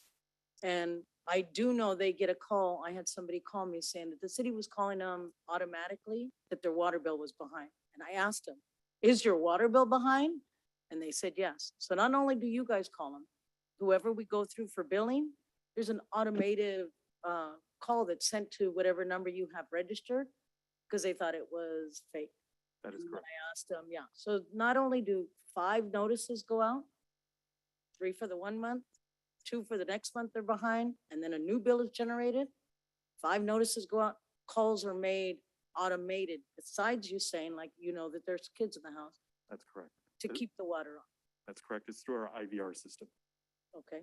We're also, like you said, we give them payment plans. We work with them within something prior to COVID that was not offered. So we have gone up and beyond Yes. as customer service. Not all the time they want to hear your guys' answer of, this is the water you used. This is the water that was generated by your home. We're sorry if it's a large bill, but this is your water. We didn't make up these numbers. These are digital automated water meters. Correct. Okay, thank you. No further questions. Thank you, Madam Mayor. Yes, thank you, Member Becerra. And the chair has no question.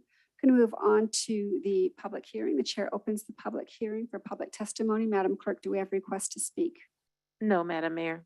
All right, will you kindly set the timer for 30 seconds in case we have a member of our Zoom audience who may wish to speak and is having technical difficulties? We certainly want that person to have an opportunity.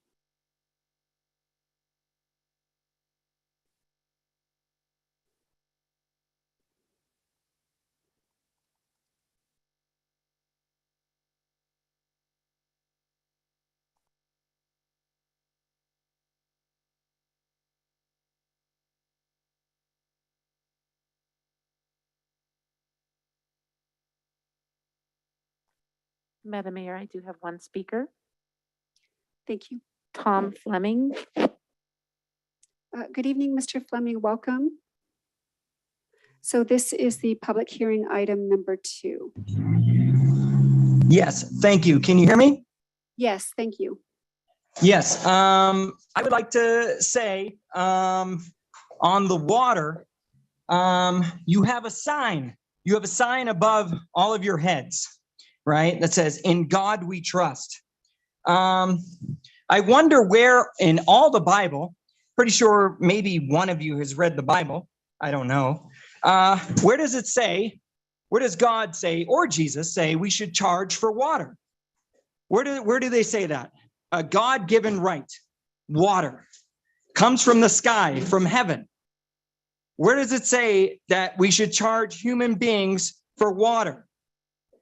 I haven't seen it. I would like to see that, you know, Jesus, he was against taxes. Okay. He was against, criminals, who basically stole money from people, right? The tax people, right? He was against that, especially water, which is why he became homeless. You understand?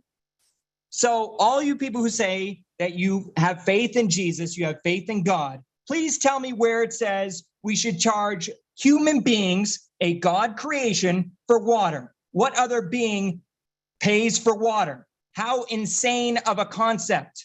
And that's all I have. Thank you. Thank you, Mr. Fleming. We appreciate your taking the time. Madam Clerk, where are we on the 30-second timeline?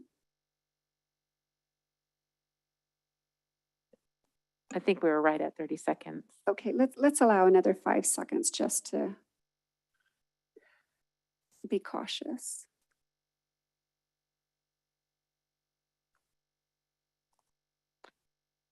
That time is up, Madam Mayor. All right, thank you. So the chair closes the public hearing and brings this item back to the council, invites a motion from the Victorville Water District Board of Directors recognizing that we've already dispensed with points 1 and 2 on that item. Madam Mayor, so move to follow staff's recommendation. As to point, yes, ma'am. Is there a second? Second. Thank you. We have a first and a second. And again, this is to adopt staff recommendation as to point 3 on item number 2. Moving on to discussion on the pending motion, Member Becerra. Discussion. Thank you. Mayor Pro Tem. Yes, I just want to say that I want to state this explicitly. I wholeheartedly understand the need of the city to make itself whole, in other words, to collect. But I am delighted and very happy to hear that we take the extra steps to notify citizens. I didn't know we did all that. We exhaust all measures that are reasonable to collect. And so I'm impressed and very, very happy to hear that we have great people working for us. Thank you. Thank you, Mayor Pro Tem. Member Gomez. Yes. So I'm going to tag along with what was just stated. You know, unfortunately, when I go out into the public, I don't hear that. So I guess hopefully the documentation that's rendered within the archives of the city when they're publicly registered or requested to look at the notes, it really elucidates the call was here, this was there, this and this or whatever. I don't know how we convince the members if they feel that we have not gone the extra mile, but make sure we always have documentation because that's always important. So we can always show, hey, we did give you a call. Hey, we did this, we did that. That way the city doesn't look like it's putting something out in the perception of the person who's having to, unfortunately, face something of this nature. And then also actually the city of Victorville did approve the schedule of rates, specific charges for residential customers and commercial customers that would go up every year for 5 years. We agreed and we voted. However, I didn't vote for it, but just so you know, so it's not like you just got this high bill because you expended so many gallons. The city of Victorville approved certain fees that would go high for the next 5 years. So time is ticking. So it's not just that you're using the water, you're being expended for so much dollars. And I wanted to make sure that that's clear. It's not just whether it's the behavior you're causing to use extra or little water. It was basically tax, so to speak. Thank you. Thank you, Member Gomez. And I wish to echo the sentiments of Mayor Pro Tem. Most certainly, I am thankful that we do have staff members who are more than willing to go the extra mile because they are given to caring for our community. And I think that shows up in many, many ways, certainly shows up here. The rates that are charged to customers are based on rate studies, and there's a very tedious process in producing those. It has to be, we can only charge that which is in line with what it costs to actually do business in that regard. The city cannot make a profit, so to speak, on these types of services. So, you know, what we spend on water, you know, is of course in direct proportion to what we use. So I guess we all have a certain accountability in life to be responsible for what we use. All right, with that said, I'm going to close the discussion period. And Madam Clerk, will you please take the vote? Councilmember Becerra. Aye. Councilmember Gomez. Yes. Mayor Pro Tem Irving. Yes. Mayor Jones.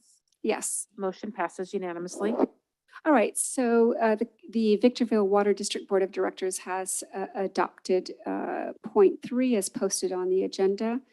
And that's, of course, in accordance with staff's recommendation. We're now going to move on to the next business in order, which is our consent calendar, items 3 through 11. I have minor comments on 3, 6, 8, 9, and 11. Okay, and before we get to those, since we have one council member that has raised that, do any other council members wish to briefly comment on items or pull any items for? No, ma'am. Thank you.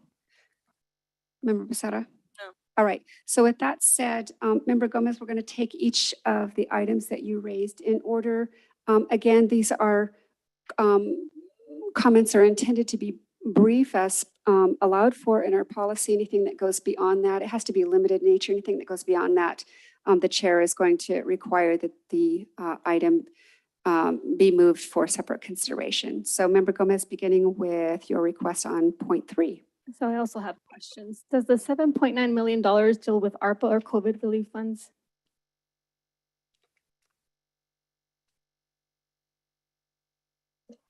Well, the 7.9 million is the entire check run for that period. I don't have fund information on here, but it's presumable that, well, first, let me say, there's a number of different funds paying for these actual services.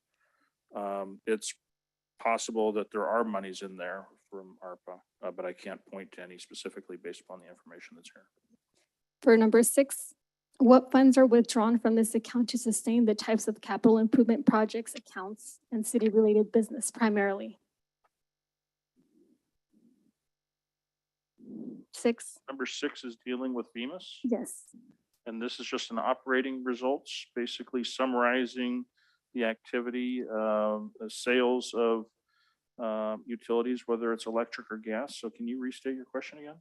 Yes. So what funds are withdrawn from the VEMUS account to be able to sustain any type of capital improvement projects, any type of city-related business? If that's the purpose, if it's not, just you can just say that's not the purpose for it. Well, it'd be the funds, to answer the question, it'd be the funds that are identified specifically for VEMUS under natural gas or electricity. And in the case of capital improvements, so we'd be drawing from those specific funds to pay for their respective capital improvements.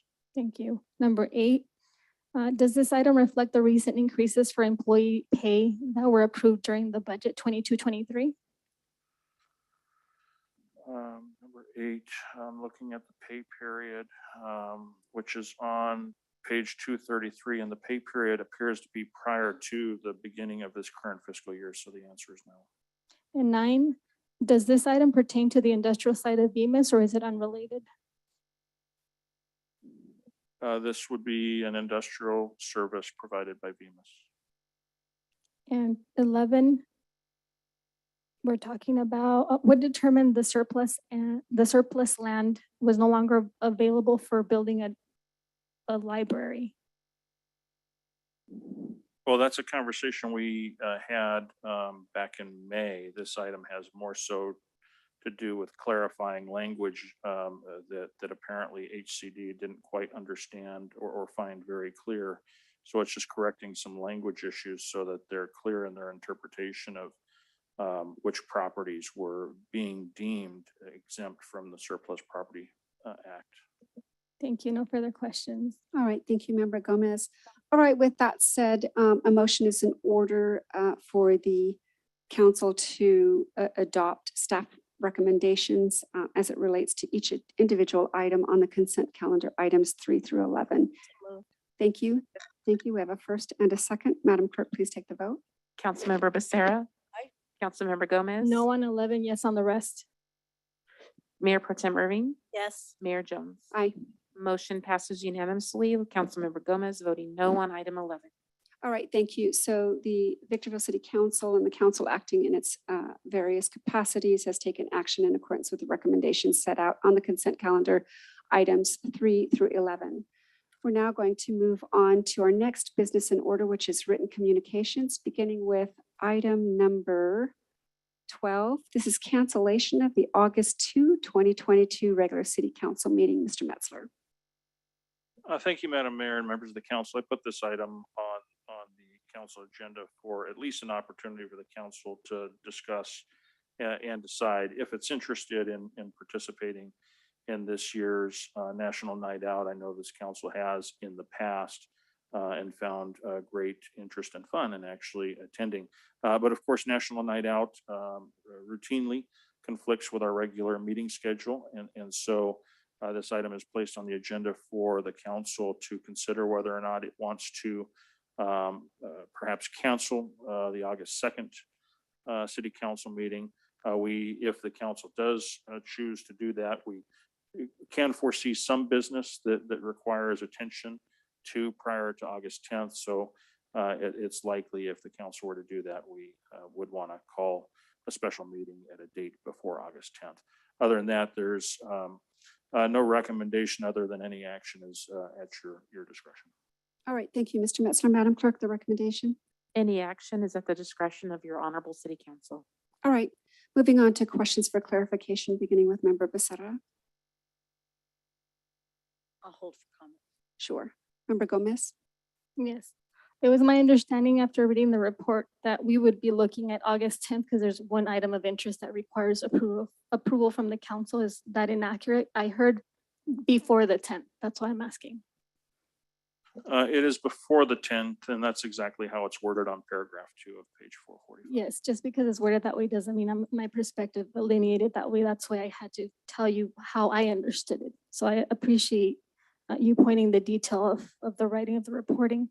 Why are the meetings no longer held in front of City Hall as formally for many decades as they have been in the past?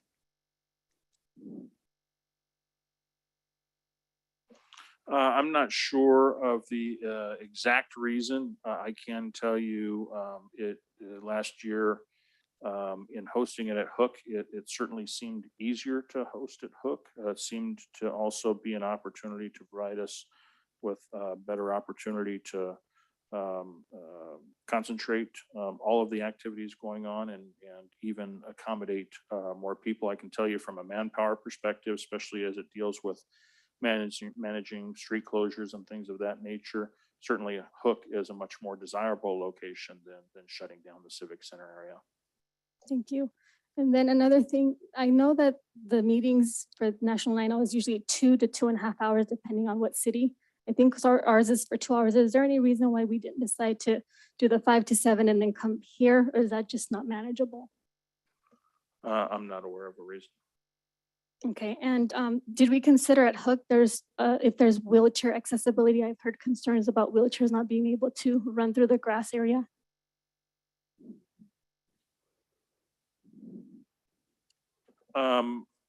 I know Hook is a wheelchair accessible facility. As far as a grass area, I'm not aware of anything. I'd have to look into that. So can I presume based on your response that the wheels would be able to go and say hi to each booth because they're probably going to be accessible in that realm? You can presume whatever you want. I'm not exactly certain of the answer because if a facility is not exactly accessible, there could be other accommodations offered. And I'm just not familiar with what those might be at this time, but I can certainly research that. Do you think for the future we may consider accessibility for wheelchairs if today is too late to kind of go through that? Is that a possibility? Yes. Thank you. And who was the decision maker in canceling this item for 2022, but no meetings before COVID-19 started? In other words, what was the rationale or the empirical decision-making attributes? You're going to have to restate that. So in other words, we've had out here National Night Out, but for some reason, it's just all of a sudden not here, not locally. So we would go out as council members and be able to participate, but continue in our meetings. So I don't recall the exact decision-making that took place last year when we moved it over to Hook. I can certainly find out. Thank you. I have no further questions. All right, thank you very much, Member Gomez. Member Pro Tem. Questions? Thank you. Chair has no questions and invites a motion from the council. The chair suggests that we move to cancel the August 2, 2022 regular city council meeting. Is that a motion? Well, if anyone agrees with it, please feel free to say so moved. So moved. Thank you. Is there a second? Chair seconds. All right, discussion on the motion, Mayor Pro Tem. No discussion. Thank you. Member Becerra. My comments are, it seems like that this part of this council has never been on the cop side. So when last year there was an incident, I say, let's not cancel, let's do business at hand. Let's come to work. We could come at 6 in the morning, but you guys don't like that. Well, and I failed to mention and apologize for that. The lead on this event is actually the sheriff's office. We work extremely very closely with them to coordinate and make sure it's a successful venue. So there likely were considerations beyond ours involving the sheriff's office that either fit into or influence the location change. That's all I have to add. What it is National Night Out is just that, national. They picked the second Tuesday of August. Since its extension, that's when it's been. So it isn't, they don't call the city of Victorville and say, hey, is it okay with you guys in your council meeting that we have it on that day? It's National Night Out. So I agree, let's let them have their National Night Out. Let's let the public meet them. The public can come and meet us here. Let's have a meeting. All right, thank you. Sure, thank you, Member Becerra. Member Gomez, comments? Yeah, I think the city should consider to be as inclusive as possible, specifically with those with wheelchair accessibility or that use wheelchairs to have the accessibility on the pathway. That's very important. Also, we are one of 18 contracted cities, with being the second largest, the first being Rancho Cucamonga. And I think the city of Victorville merits having input directly on where we can have more individuals be placed. We do pay the contracts based on taxpayer dollars. I think the least we could do is contribute and say, we would suggest that this would be a good area. Thank you. All right, thank you, Member Gomez. And so I listened very carefully. I mean, I think there's, it's always best to do business when we can. We can, to the extent that we have business on that night, we can, or, something that's pressing, we can certainly have a special meeting. Once regular meetings are set, we don't have the ability to call it a regular meeting and just set a different time. It's set by policy, but I know for one, I intend to attend the event. I'm going to honor and respect our National Night Out. It means a lot to our law enforcement. It means a lot to our community. It means a lot to law enforcement throughout our state and our country. So with that said, the discussion period is now closed. Madam Clerk, will you please take the vote? Councilmember Becerra? Councilmember Gomez? Yes. Mayor Pro Tem Irving? Yes. Mayor Jones? Aye. Motion passes with Councilmember Becerra voting no. All right, thank you. So we have effectively canceled the August 2022 meeting, with certainly the understanding that if we have business to take up, we can call for a special meeting. We're now going to move on to item number 13. This is the, yes. When were they planning a special meeting? Now we need to move around our calendar. There's council members on this board that are going to start back to work. Sure. I'm not aware that we're even having one. I think Yes. Have them before the 10th, something. it is before the 10th. So Okay. now So we have all of our schedules. yes. We've been accused of having special meetings in the past of being deceitful and sneaky and everything. So can we at least discuss when they're planning on having a special meeting? Well, Mr. Metzler's office will, I'm sure, get in touch with us straight away tomorrow so we can begin to work on that. All right. And we've had a full and robust conversation about this. We've made it very clear and transparent to the community that we are going to have a special meeting. Yeah, you betcha. All right. Again, moving on to item number 13, annual confirmation of maintenance assessment districts for fiscal year 2022, 2023. Mr. Metzler.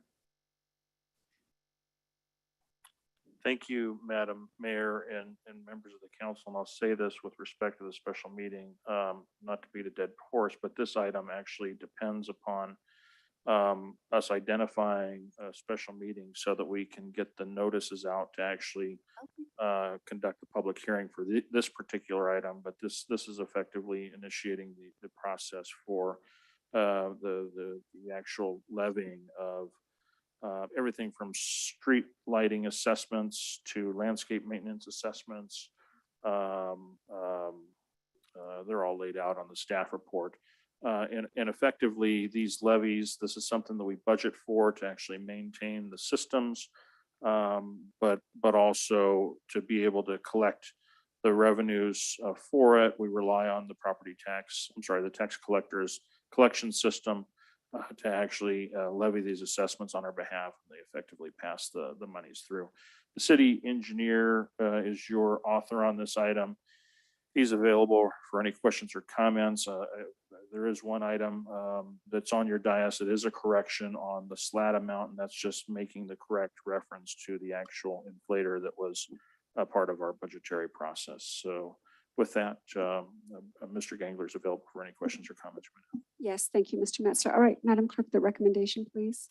That the Honorable City Council approve resolution numbers 22-074, 22-077, 22-080, and 22-083, authorizing to initiate proceedings for the annual levy of assessments for the Drainage Facility Assessment Districts, Landscape Maintenance Assessment Districts, Maintenance Assessment Districts, and the Citywide Street Lighting Assessment District for fiscal year 2022-2023. Approve resolutions number 22-075, 22-078, 22-081, and 22-084, preliminarily approving the consolidated engineers report filed in support of the levy of assessments for fiscal year 2022-2023, and approve resolution numbers 22-076, 22-079, 22-082, and 22-085, declaring its intention to levy the maintenance assessment districts for fiscal year 2022-2023, and setting a public hearing date of August 2nd, 2022, or at a special meeting in which the time and date will be determined by the City Council. All right, thank you, Madam Clerk. All right, with that said, we're going to move on to technical questions for clarification as it relates to the staff report. We're going to begin with Member Gomez. Yes, if you would mind reminding myself and the general public the need for DFADs, LMADs, and all these assessments that are probably not only started by the property owners to have their property cleaned, not their property, but the exteriors of a property that the city can maintain, why we go through this process. Thank you, Madam Mayor and members of the council. I think the easiest way to characterize it is, or characterize examples in this particular case, is to use a large residential tract, whether it's Brentwood or Eagle Ranch, a master plan or specific planned area that has a fairly significant density of single-family residential units. It's very typical, and actually it's required as a part of our code, that amenities such as landscaping, the attention to drainage on a master perspective be attended to. And as a part of the development process, we actually require these types of districts to be created so that there is a collection mechanism to pay for common improvements. So in the case of the LMAD, which was Landscape Maintenance Assessment District, you know, when you drive on a public street, for example, and you see public landscaping along the public rights of way, the actual ability to pay for the maintenance of that, whether it's actually the trimming or the water or the electric service that's used to actually feed the water system, that's effectively what it would be for in the case of an LMAD. In the case of DFAD, you see these, the ones that I'm most familiar with are along 395, anywhere between Bear Valley and Palmdale on the west side. You have a number of residential tracts that are fairly close to 395, and as a mechanism to actually collect and attend to their drainage without negatively impacting downstream properties. There's a number of drainage basins there that actually serve as drainage collection mechanisms, basically to manage that drainage. That system in and of itself requires maintenance. Our crews here at the City and Public Works, can maintain those. We'll also rely on private contractors as well, but there again has to be a collection mechanism to pay for those services. Street lighting assessment district is something I believe we approved back in 2015 or 2016, where effectively private property owners pay into a system that actually help keep the lights on and keep the streets lit, whether they're major arterials or your local neighborhood streets. There's a money mechanism there collected to keep the lights on. Thank you. And does the city in any regard collect a fee or a certain dollar amount as a restitution or some kind of payment for those properties that benefit directly within a certain mile radius from these LMADs or LFADs? That is part of the fee study that's done. And it's built into the rate system. That's part of the rate plan. And for example, when we're talking about lighting, what percentage of an instance would someone who has a property near a certain light take on the burden of paying 100% of its cost of benefit versus someone that may be within an extended distant realm, but would still contribute certain monies to that same benefit, but not equally because they're not benefiting 100%. They might be benefiting only 50% or 10% of that lighting, talking about lighting assessments. Yeah, and the rate planning efforts that we go through simplify, come up with a much more simplified measure to establish equivalency for property owners. And you've probably heard the phrase EDU or equivalent dwelling unit. But effectively, we break down rates based upon dwelling unit as a measure. And from that, and I don't know exactly what the street lighting assessment district charges currently, but I think it's in the order of maybe 16 or 17 bucks a month or year, just to give an illustration of the EDU. A year, that'd be a year. That was between 16 and 17 a year. Yes. Okay, since it doesn't seem like a high cost when we're looking at double digits under 20, but at the same time, something like that, how often does the city look at the life of like these kinds of maintenance and operations to create another assessment study where we can anticipate something like this? So we're looking for the future, we're saving to be able to create those costs, be less burdensome for self. Well, every year we prepare a budget as part of the budget process, so that plays into the assessment, and if the assessment needs to be increased to keep pace with the ongoing costs of maintenance. And then my last question for this is, does this have like a life expectancy when we're looking at that? Not just things that are tangible, but things that are intangible, which is what we're talking about today. The assessment districts don't have any sunset year, if that's what you're talking about, so they're perpetual. They just keep going on. But if you're speaking to an element of depreciation, that is something that's factored into the overall study. And there is cost considerations for things like depreciation. So if the question was more so related to how long is a light bulb going to last and what's the life of it, that's something that's analyzed as a part of the rate study. And then, I'm sorry, Mr. Gangler, I didn't hear you said assessments don't have that word muffled. Would it? Yes, I'm sorry. These assessment districts that are on tonight's agenda do not have a year where they will sunset, so they are ongoing. They will continue. Okay, and then this is my last question. Can LMADs and DFATs be likened to Melrose or HOA types of processes for maintenance and operation? It's completely way off, and it's not similar. Thank you. I wouldn't characterize them as completely way off. They are separate, distinct mechanisms. Melrose typically has a connotation connected to the issuance of bonds. This has nothing to do with bonds. This is purely an assessment for the actual service that gets levied in the property taxes. Thank you. All right, Mayor Pro Tem Irving, questions? I do have a question. I keep looking at the backup material and I think I may have misread something. So I just need you to clarify for me. I know there's going to be a cost escalation in the assessment rate, and MAD 3 or MAD 3 is not factored into it because it's undeveloped. Do we anticipate that, I guess it's a subdivision being developed within this fiscal year? The short answer is I'm not sure. It really depends on how the development progresses. But it doesn't have any impact on us in terms of, this is already budgeted, right? Yeah, no, it wouldn't have a significant impact because we've already prepared the budget and it should cover all the costs that we plan. Okay, I think I misread the information, so I had another question, but I don't think it's appropriate. Thank you. All right, thank you, Mayor Pro Tem Member Becerra. Thank you. Mr. Metzler, on Amethyst between Mojave and Hook Boulevard.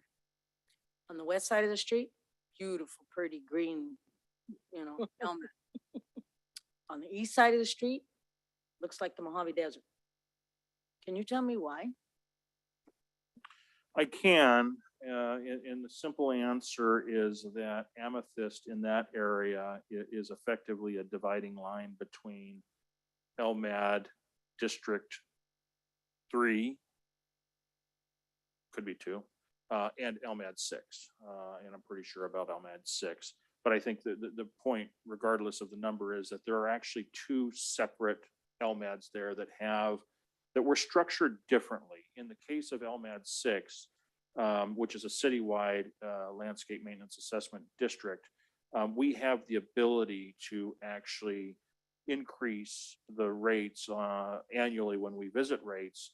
And to the extent there's a need for, say, an inflator, if you will, because the cost of service goes up, we have an ability in LMAD 6, which is the one that has the nice landscaping that you articulated. They've been basically able to raise revenue to keep up with costs. In the case of LMAD 3, I believe it is, but it is Brentwood.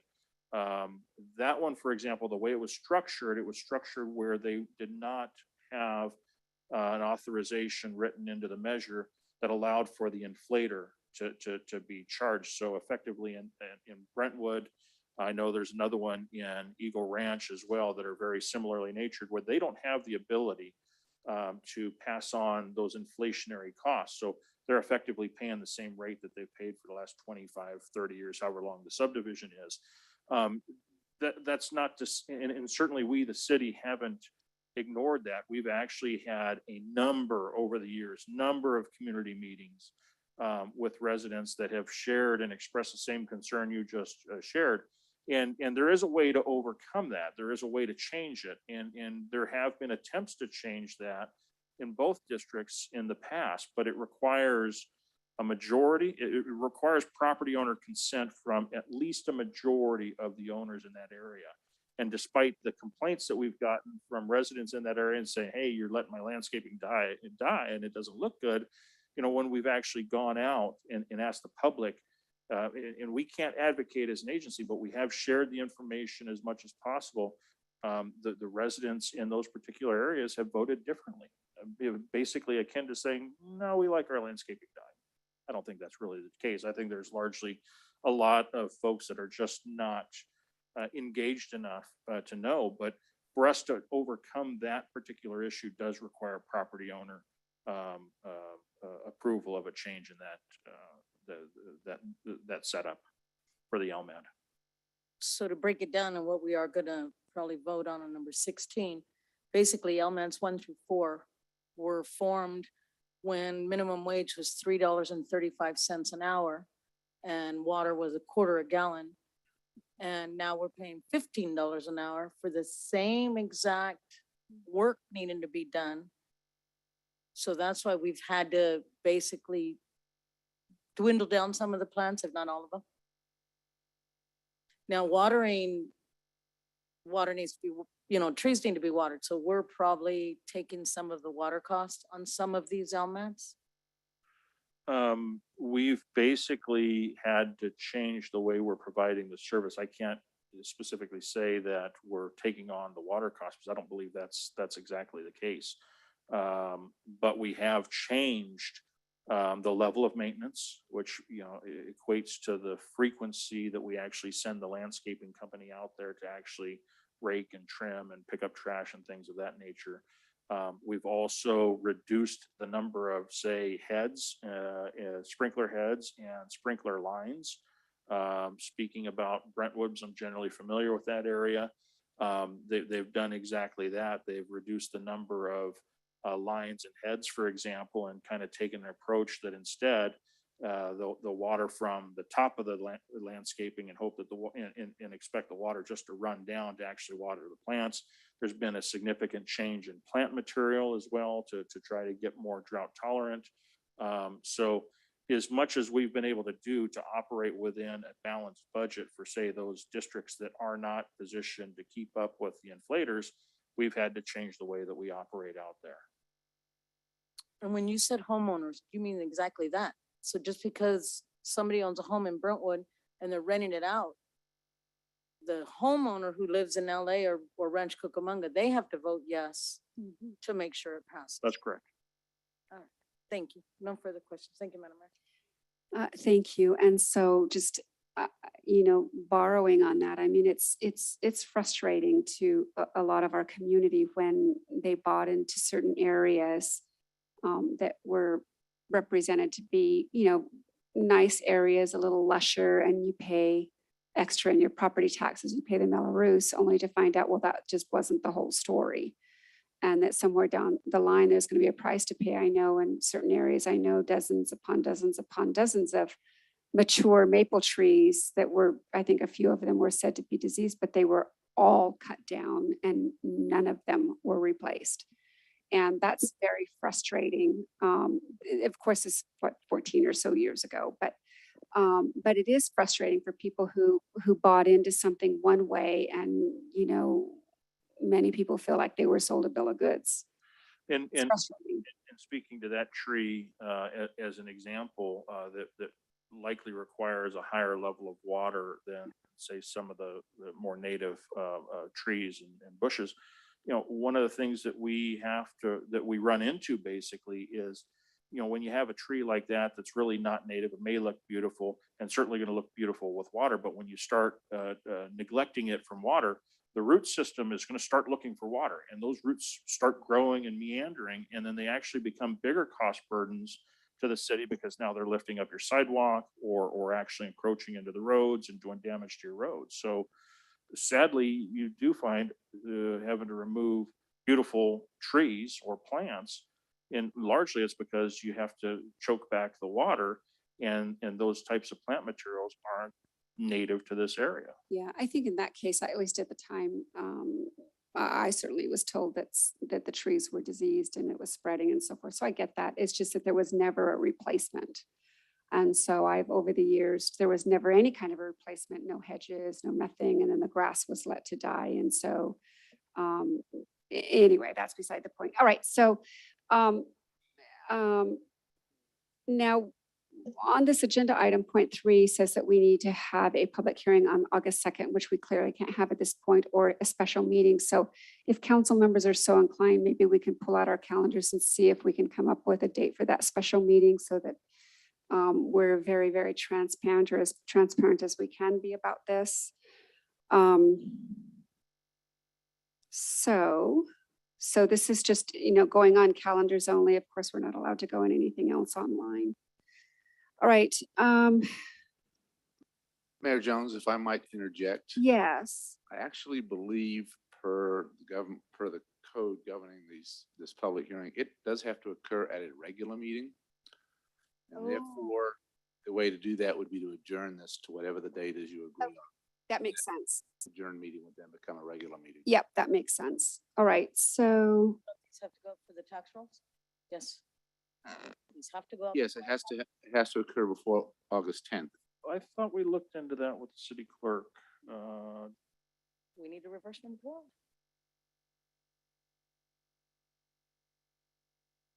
Better break. no, because the council has acted on that, but so let's resolve this. So it's under a special landscaping and lighting act, not under regular policies as it relates to a regular meeting and placement of a public hearing item on a regular meeting. It's very specific to that landscaping and lighting act. So we can go to a special meeting or have to declare an adjournment? We would have to declare an adjourned based off of the information that Andre has in front of him. But doesn't it have to be on the tax roll, Mr. Metzler? It has to occur before. Yes, it has. I think yeah. Okay, well, so with calendars out, 5 o'clock on the next day, the 3rd, or the 4th, or the 5th. Is there any reason we just can't come back after National Night Out and finish conducting that specific business then as an option? Except that we've already canceled it. We can certainly reconsider it if we need to, but at this point, that's been the decision of the council. So let's see if we can come up with alternate dates.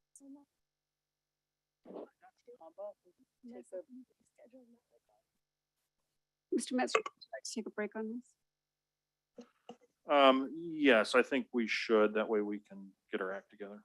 All right, so we're going to take a 10-minute break, 13-minute break. We'll resume at 8:30. Are you open to the meeting on the 1st? Yes, council made a decision.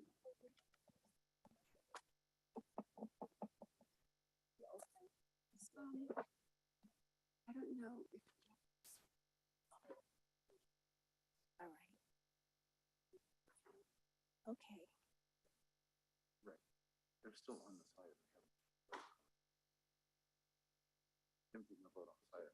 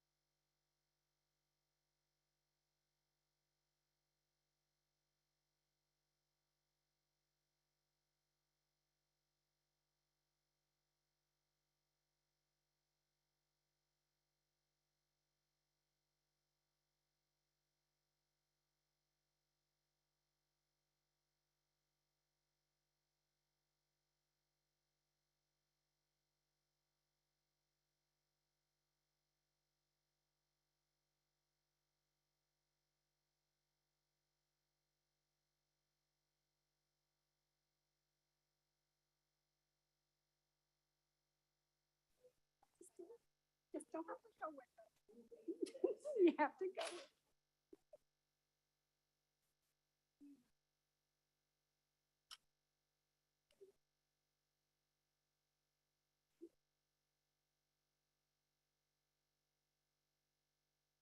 Oh, Jennifer, Keith, can I get someone from IT? Maybe? Yeah, I don't know how to get it back. Gordon, I need you.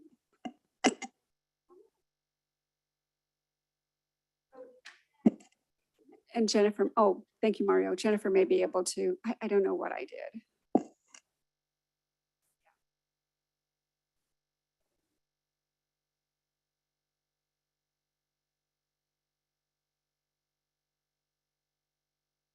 Sorry. He's doing my rescue more than once today. It just, I don't know what I did. It just.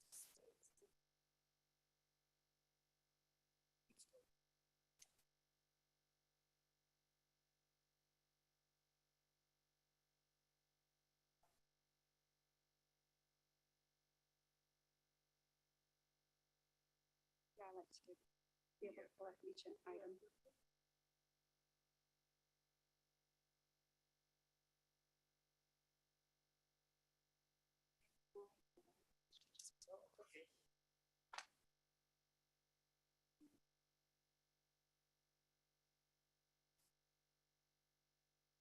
Yep, that's.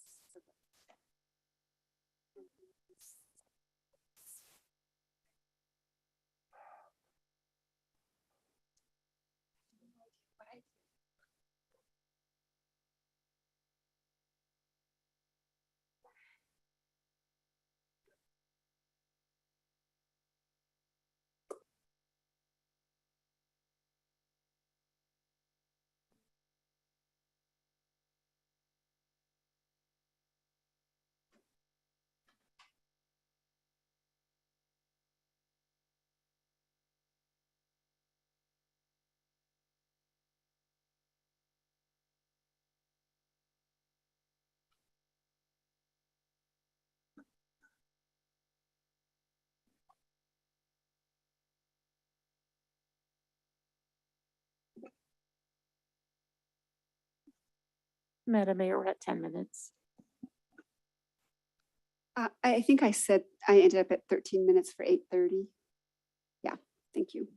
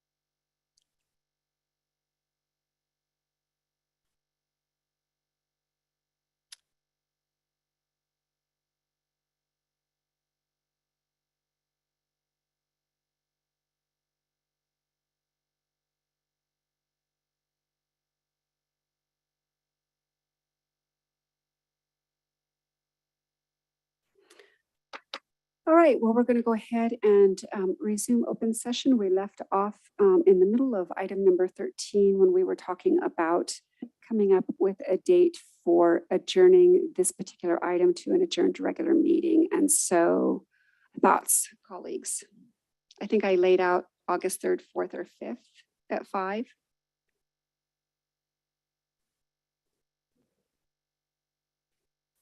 Does that work for anyone? It's not enough time. I'm open to August the 3rd at 5. Okay. Member Gomez, how does that work for you? I'm sorry, what did she say? Missed it. August 3rd at 5 p.m. That works. Member Becerra? Okay, so we got it. So let's look at this item being adjourned to an adjourned regular meeting on August 3rd at 5 p.m. So with that said, that really concludes my questions, and the chair invites a motion from the council as to points 1, 2, and 3 with the understanding that item 3 is not going, the public hearing is not going to be held on August 2nd or a special meeting. It will be adjourned to an adjourned regular meeting August 3rd at 5 p.m. Thank you. Second. Thank you. We have a first and a second discussion on the pending motion. Member Becerra. Thank you. Mayor Pro Tem. No discussion. Thank you. Member Gomez. At the moment. Thank you. And the chair has none. Discussion period's closed. Madam Clerk, the vote, please. Councilmember Becerra. Aye. Councilmember Gomez. Yes. Mayor Pro Tem Irving. Yes. Mayor Jones. Aye. Motion passes unanimously. Very good. All right, moving on to item number 14. This is the award of 2 general services provider agreements for the annual supply of water treatment chemicals. Mr. Metzler. Thank you, Madam Mayor, members of the council. This is in our role in providing safe drinkable water, there are chemicals required to help make that water drinkable and safe. Cleaning out bacteria through things like chlorination. So with that, this item is dealing with those supplies and chemicals necessary to help. I'm sorry, point of privilege. I don't believe we voted on 13 because I know I didn't cast my vote. You voted yes. Yeah, we did. Weren't we voting right now for August 3rd as a meeting? That's my understanding. The entire, that was included in the motion. I didn't. Voted to adjourn. That wasn't my understanding. That was the motion. Mhm. I didn't hear that in the motion. I just figured August 3rd, 2022 at 5. I didn't know. I didn't know that was included in there. I'd like to rescind. I was only voting for August 3rd, which is my understanding. On the actual item number 13, my vote is no. That's the only reason why I did point of privilege, because it's my understanding August 3rd, yes. Okay, hold on. As to item number 13, we had points 1 through 3. The motion was that to adopt staff recommendation points 1 through 3 with the understanding that point 3 would not, the public hearing would not be held on August 2nd or at a special meeting. It would be held at an adjourned regular meeting on August 3rd at 5 p.m. That was the motion. Madam Clerk, what was the vote on that? It was a unanimous vote of yes. Yes. Yeah. So now that we have moved on to another item, you cannot withdraw the vote. We've already moved on. I've already announced the other item. Well, next time be a little bit more clear because I did not understand it from that perspective. So the clarity, that's why I wasn't going to interrupt, but then I thought maybe everybody voted and it's my misinterpretation. Well, I apologize that it worked out that way for you, but that the motion was stated clearly. There was a first and a second and a vote, and we've moved on to the next item, which is item number 14. All right, Mr. Metzler. So with that, the item has been authorized by your Director of Public Works and Water, Mr. Doug Matthews. He's available for any questions or comments you might have. Thank you. All right, Madam Clerk, the recommendation, please. That the Honorable Victorville Water District Board of Directors approve the award of 2 general service provider agreements to Univar Solutions, Inc. in an amount of $216,587.84 and to Penco, Inc. in the amount of $35,727.20 for the annual supply of water treatment chemicals for a total amount not to exceed $252,315.04. All right, thank you very much. All right, Technical questions for clarification as it relates to the staff report. We're going to start with you, Mayor Pro Tem. I don't have any questions. I have a comment though. All right, thank you. We'll hold that for the motion. All right, Member Becerra. Thank you. Thank you. Member Gomez. Yes, if the EPA contributed to the city's appropriation of approximately 250,000, 215,000 and 35,000, how many groundwater systems will be covered under the proposed expending $250,000? For this item, it's all of our water systems combined, both the former Baldy Mesa Water District system, which we commonly refer to as WID 2, and WID 1 from the Victor Valley. Will the groundwater system detect contaminant levels such as, bear with me, arsenic, chromium, hexavalent, dibromochloromethane, haloacetic acids, which is H889, nitrate, uranium, and trihalomethanes, all cancer-causing agents that are currently exceed the EWG health guidelines detailed in reports of Service Area 64, which the city of Victorville falls under? We regularly test. We do require laboratory services where we actually send samples, and I believe we send those samples weekly. Unfortunately, I can't speak to the spectrum of chemicals that they test for, but maybe Mr. Matthews is familiar with the spectrum. Yeah, there's a wide array, but we test for everything we're required to test for that's been identified. Okay, because those contaminants currently to date appear as 19 different contaminants, which were above the legal nature that it should be. So it's very dangerous, right? These things. So did you say we do test for these items? We test for all contaminants that are identified that we're Once, required under our plan for serving water. So if you'd like to get a copy of our consumer confidence report, it's online, or we can send it to you. It'll give you a complete listing of everything. so what do we do after we test? We just tested. Then what do we do? What is our next approach? Do we have an approach? Only if we exceed the maximum contaminant level, which we don't. So we test to make sure we're not exceeding those levels. Thank you. I have no further questions. Thank you. And then just making sure that we're staying on, this has to do with the awarding of 2 provider agreements. All right. And the chair has no questions on this and invites a motion from the Victorville Water District Board of Directors. So moved to follow staff's recommendation. Second. Thank you. We have a first and a second discussion on the pending motion. Member Becerra. No. Thank you, Mayor Pro Tem. I just had a comment. I enjoyed reading the back material for this particular item, and I just want to say, talk about teamwork making the dream work. Kudos to the purchasing staff for paying close attention to details. Good job. Thank you. That's it. Thank you. All right. Hey. All right, thank you. And Member Gomez, comments on the motion. Yes. So when I pose a question, my questions are very germane within the scope of what we're doing, because when we're hiring providers or consultants or anything that would come and be a good partner, we're going to ensure that they not only have the best practices, but that we're also partnering with someone that would let us know if we're definitely not exceeding any issues. Because I think the alarm system that needs to hit in the brains of the people is the city council definitely doing its due diligence when we're hiring or bringing in contracts? So it's very germane, according to my perspective. And that's why I asked those questions. So thank you for hearing me out. Sure. Thank you, Member Gomez. And the chair has no comments on the pending motion and closes the discussion period. Madam Clerk? Councilmember Becerra. Councilmember Gomez. Yes. Mayor Pro Tem Irving. Mayor Jones. Aye. Motion passes unanimously. Thank you. So the Water District Board of Directors has taken action in accordance with the recommendations set forth on the agenda.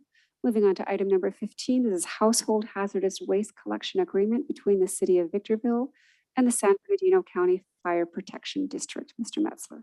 Thank you, Madam Mayor, members of the council. Public Resources Code actually requires us as a city to identify basically a hazard waste collection site. And for many, many years now, the San Bernardino County Fire Protection District has been the entity responsible for actually hosting that facility and operating that facility. On the operations side, San Bernardino County Fire actually contracts with Burtec whereas Burtech then handles all of the receipt collection and eventually the disposal of any hazardous materials collected at that site.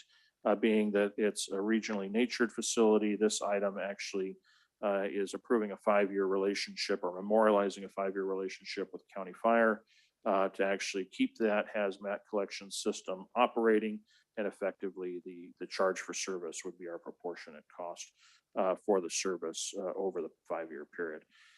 So with that, the author on this item is your Director of Public Works and Water, Mr. Doug Matthews. He is available for any questions or comments you have.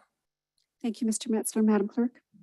That the Honorable City Council approve the 5-year contract with the San Bernardino County Fire Protection District in the amount of $761,019.36 for the household hazardous waste disposal service from September 11th, 2022 through June 30th, 2027. All right, thank you, Madam Clerk. We're now going to move on to technical questions for clarification as it relates to the staff report, but more specifically to approving the 5-year contract. All right, we're going to begin with Member Becerra. Thank you. Mr. Metzler, what part of my bill, what part of my solid waste bill pays for this service? I should know that. I should know that answer. Mr. Mendiola, do you happen to know which line item on the actual bill collects for this? But we're paying for it as so in other words, on the bills we receive monthly, this is part of what we are paying for, like your street lighting. Yes. Because there's not a street light in front of my home, the 30 that I pass from City Hall back home, it helps pay for all of those. So this is another thing that my monthly bills paid for on a month-to-month basis. Yeah. Yes. And I'm true. I believe there's a small line item for HHW on your bill. Okay. Thank you. And that's what this is paying for. I'm trying to find my bill as well. I just didn't know if it was lumped into solid waste or if it was an actual line item. But the answer is we do collect the revenue through the bill that you receive online or in the mail. And all residents or all Victorville residents only can bring stuff here? That's a good question. This, I believe, is a regional facility. And yeah, that we're paying our proportionate share because cities like ours are required to identify a location or have a location. I think we effectively participate in the county-run facility is how this works. Thank you very much. Thank you. No further questions. All right, thank you. Member Gomez. No offense, but why is the Director of Public Works and Water submitting this item rather than what I would perceive as a duty that was to be for the acting fire chief or interim? I just don't understand. I'm just looking for an explanation. Solid Waste and Recycling oversees the operations of this facility. Solid waste and recycling? Yes. Okay, thank you. Those two operations fall under the purview of Public Works. Okay, and is the fee of 32 cents per residential unit going up monthly? And if so, how much?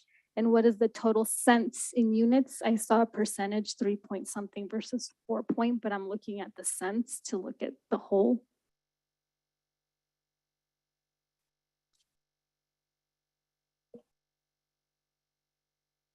Can you restate your question, please? Yeah, so if you look at the reporting, there's 32 cents per unit. That's a charge that's contributed monthly to residents. So my preceding question is, since it's going to continue to go up and I see a percentage in the report, I would like to see if there's the number in figure dollar or cents so I can see how much of that percent is percent, not the actual symbol, but every penny that's going to be escalated so I can kind of measure what we're doing without looking at the percentage.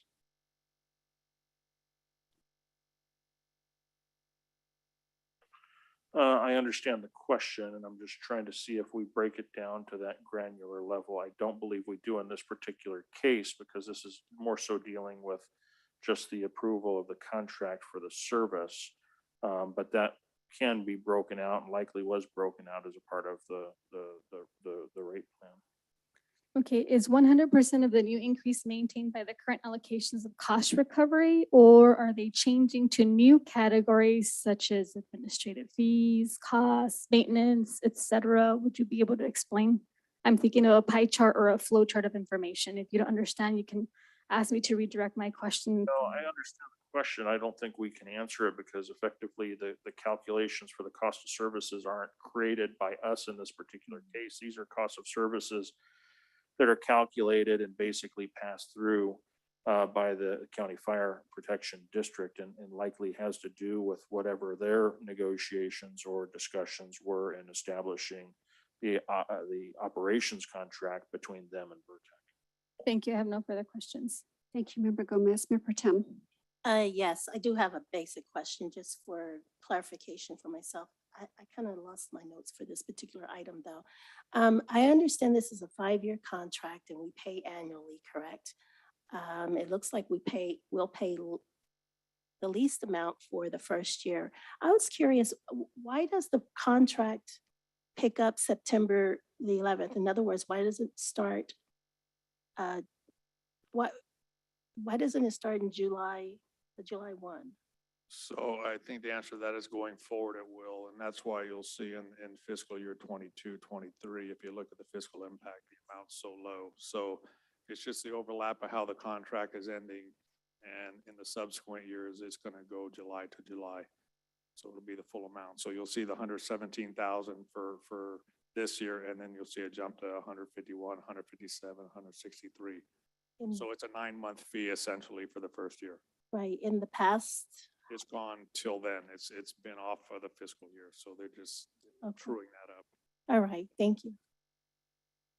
All right, thank you, Mayor Pro Tem. And the chair has no questions and invites a motion from the council. So moved. Staff report. Staff recommendation. Follow staff's recommendation. Thank you. Is there a second?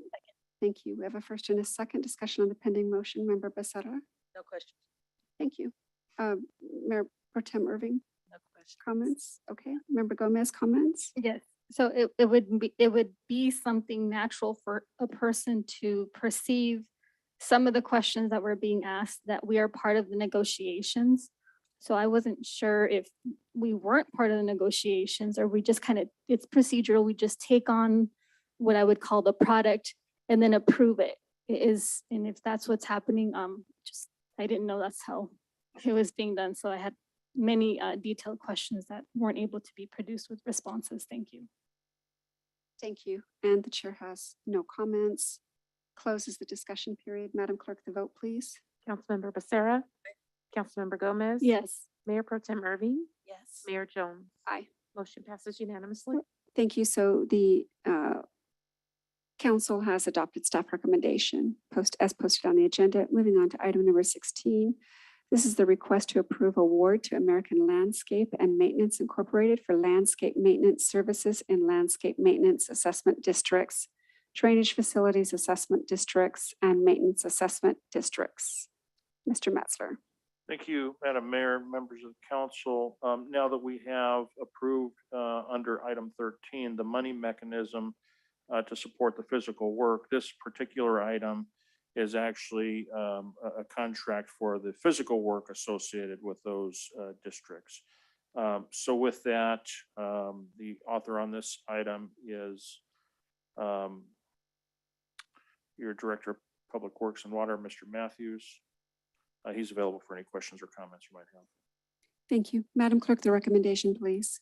That the Honorable City Council approve the award to American Landscape and Maintenance, Inc. for landscape maintenance services and LMADs, DFADs, and MADs in the not to exceed amount of $780,995. All right, thank you. Technical questions for clarification, Member Gomez. Yes, is this item a yearly upkeep, something standardized that we see yearly?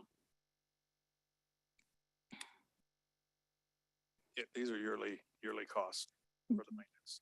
And then how many employees are being added to the Public Works Department to help cover the 4,000 square foot of maintenance done by city employees? And presuming it's by employees, but maybe I think they're not, maybe there's someone else doing them, I don't know. We're not adding any staff.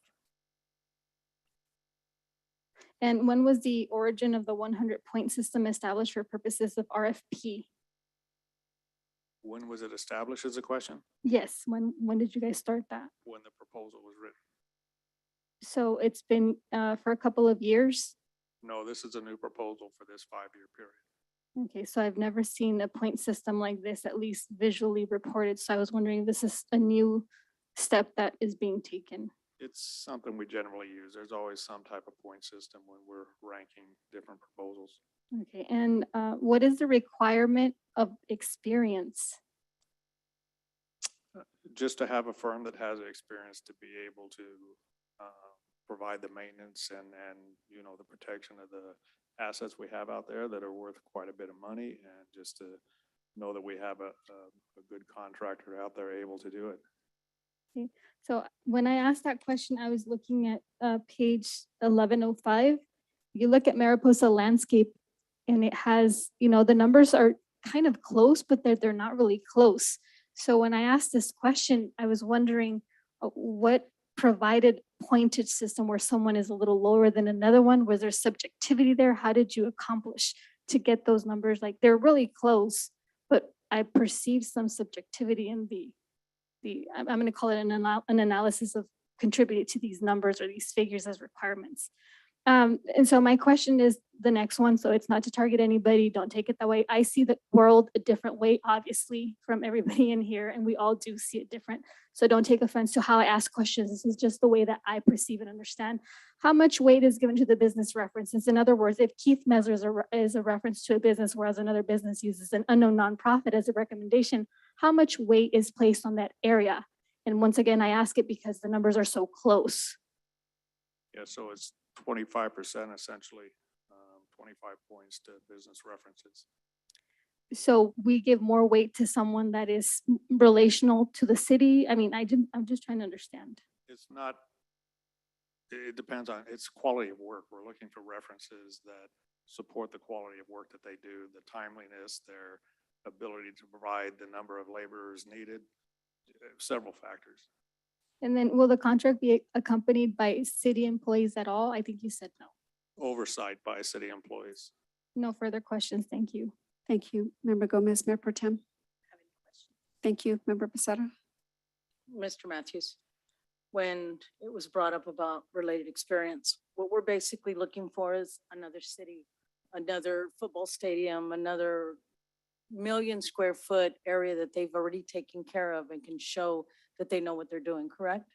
Yeah, it needs to be a big enough firm to provide the resources, mainly manpower, but equipment also. So 4 million square feet takes a large number of people. And in this contract, I believe it's for a 15-man crew. So that is just not something that your average landscaper taking care of a residence can handle. And maybe that shows why, because we did put it local and we did go countywide and also on the e-board.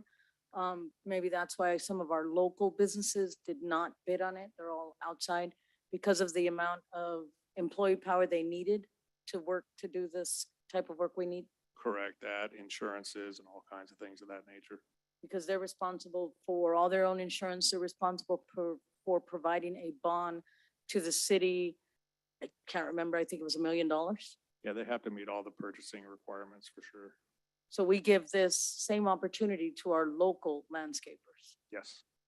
And the 14-man team needed to do this work is every time they need to come up here, not just, they've had problems too due to COVID, but they also adjusted the wages for them.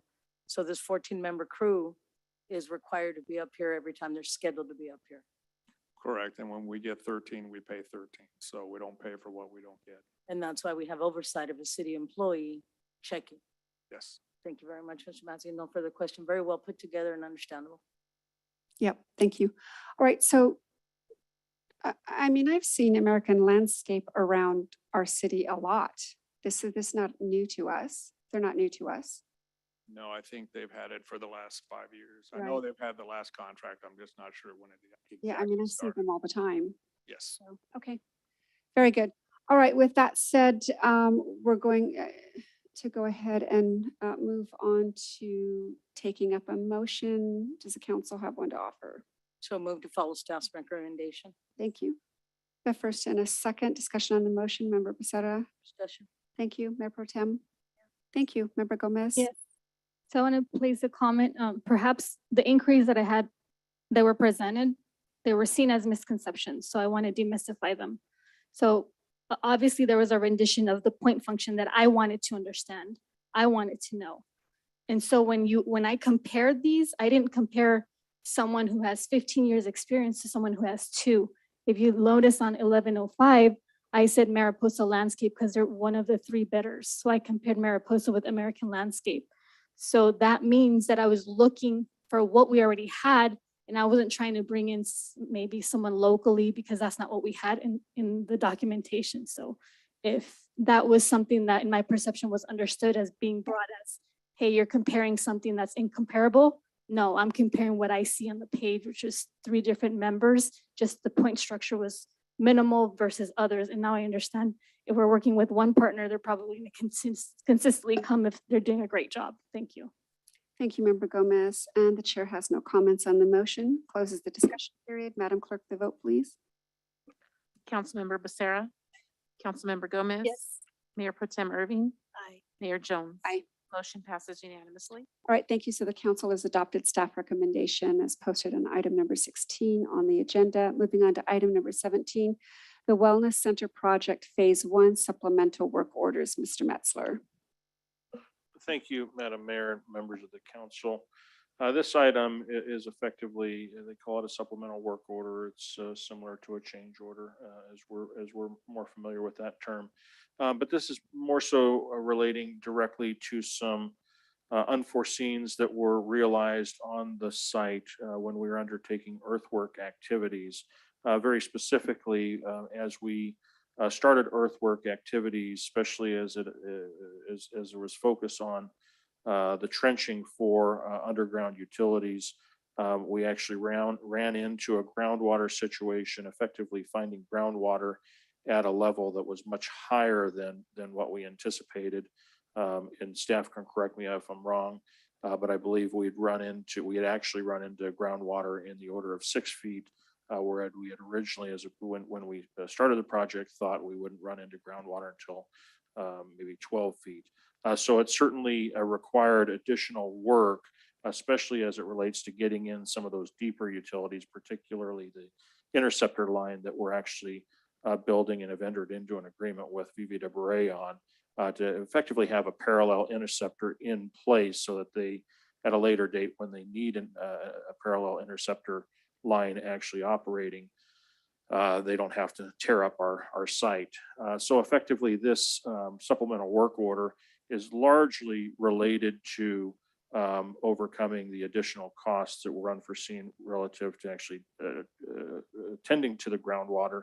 There was also some additional compaction necessary under some of the site buildings. And then finally, there's a transportation element that has to be added onto this effectively to transport the modular units out of the San Bernardino facility to Victorville and actually deliver them to a location. I think the location is Southern California Logistics Airport, just on a short-term basis, because a lot of those units now are being finished and they need a place to store them. We'll store them temporarily at the airport. And then when the site is actually ready to accept the actual modulars, then we'll bring those over. But this is to largely deal with those unforeseens relative to groundwater transportation. The author on this item is your city engineer, Mr. Brian Gengler. He's available for any technical questions or comments you might have. All right, thank you. Madam Clerk, the recommendation, please. That the Honorable City Council approve supplemental work orders numbers 1 through 4, resulting in an increase not to exceed $563,127.02 for the Wellness Center Phase 1 construction contract. Approve amendment number 1 to the cooperative agreement with VVWRA to increase the not to exceed amount to $893,895.73 and authorize the city attorney to make non-substantive revisions to the amendment. All right, thank you, Madam Clerk. Technical questions for clarification. We're going to begin with Mayor Pro Tem. Yes, if someone could refresh my memory, because I don't recall, how many phases do we anticipate for this project? Thank you, Mayor, members of the City Council, too. Two So phases. we started this initial phase to get the construction started. Then there will be a second phase. However, we have not come to city council yet with a recommendation to award a contract on phase two. Okay, well, we already have 5 change orders for this particular phase, basically. We, Oh, I'm sorry, supplemental work orders, yes, and which are essentially the the same. same thing? Yes, so we already have 4. And yes, that is true. Okay, I'm gonna ask a hard question. I hope I'm not out of line. Are we still on track for completion? I do not have a schedule for phase two yet. So we will need to evaluate that. So I don't know if we're on track for completion by December 15th. Okay, thank you. Brian, for the benefit of the council and even the public that's listening, can you describe the difference between phase one and phase two? Yes, I'd be happy to. So to get the construction started on this project, we purposely broke the construction into 2 phases. The reason is because back in March, when we recommended the award of the phase 1 contract, all the plans were not completed yet. So phase 1 includes the Vivita Bray line, the underground utilities, and all the site grading. And the other phase 2 will basically be everything, virtually everything from the ground up, which will be the foundations for the buildings. It will be some lines for electrical and plumbing, and then the buildings themselves, and then all the service improvements, sidewalk, fencing, landscaping, et cetera. So the reason we did this is because we thought if we waited until all the plans were approved and then had only one contract, that we would lose that time. So we started phase 1 just so we could get the project going. Okay, well, with that response to that information, I'm just curious. Why do we have a supplemental work order number 4 for transportation of Connect Homes, 46 modular shelter units at this time if we haven't finished phase 1? Because it sounds like phase 1 is like doing the groundwork or preparing the site. Yes, so good question. Originally, we had planned on including the transportation cost in the phase 2 construction contract. Okay, However, we're not ready to come forward quite yet with the phase 2 contract. Connect Homes is continuing to manufacture their buildings, but they only have a limited amount of storage at their manufacturing site. okay, So to make space, we have to start transporting those units at our storage site at FCLA until such time that they can be delivered to the construction site, set on the foundations, et cetera. And we had made an arrangement with Connect Homes early on for storage, but they simply just don't have enough room for the storage. So we have to transport the units now instead of later. That's why. okay, thank you. I got it. Thank you. Thank you, Mayor Pro Tem. Member Becerra. No questions. Thank you, Member Gomez. Yes, so I just think about that and it sounds kind of awkward. We're purchasing something at a phase 2 level, which I suppose there was a contract tied in. But then there's no space for a facility to be rendered. It's phase 2 to keep with Connect 4. So we have to accommodate someone else with, that doesn't make linear sense to me. Like how, it's like purchasing a vehicle. You need to take it today because you don't have the money, but we're not going to pay you till later.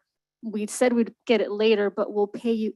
You understand? I'm trying to build a rationale as to we have to collect this because they don't have room. Well, the city was obligated to pay for the transportation costs for the modular units.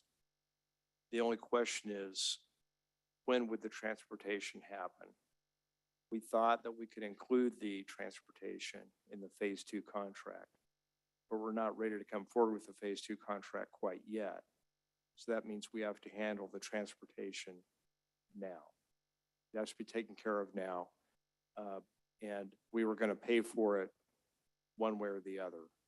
So it's just basically accelerating the transportation earlier so we can take care of it now. When's the deadline that the funder provided that we're required to adhere?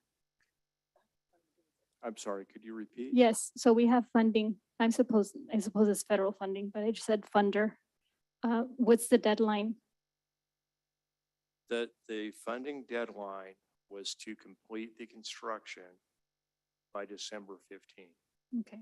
And my next question, how are supplemental orders different from the current construction allocating to building the wellness center, which means there's an increase in cost that's incorporated in the approval plan? So, and let me rephrase it. So there's an approval plan, but all of a sudden we have these things that we're slipping in. I mean, I guess we're doing it legally, right? Slipping in. So just bear with the way I construct the knowledge that I foresee.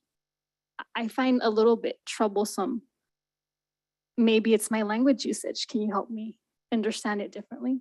Well, a supplemental work order is, the term is the same as a change order, what we normally call a change order. And because the conditions are different on the site than when the contractor originally bid the project, the contractor is justified for extra costs.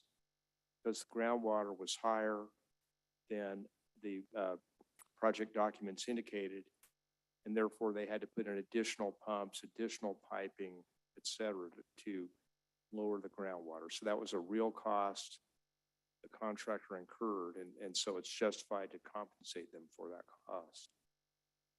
Okay, and wasn't the contract for the construction already given to Los Angeles contractors? Is the approximate 28 million not being expended for the construction of the wellness center?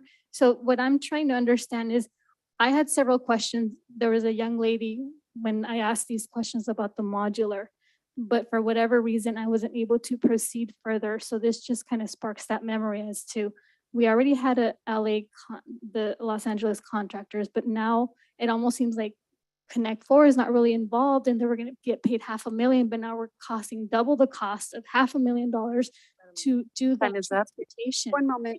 Do you wish to questions. make a point of order? Yes, your point of order, state your point, please.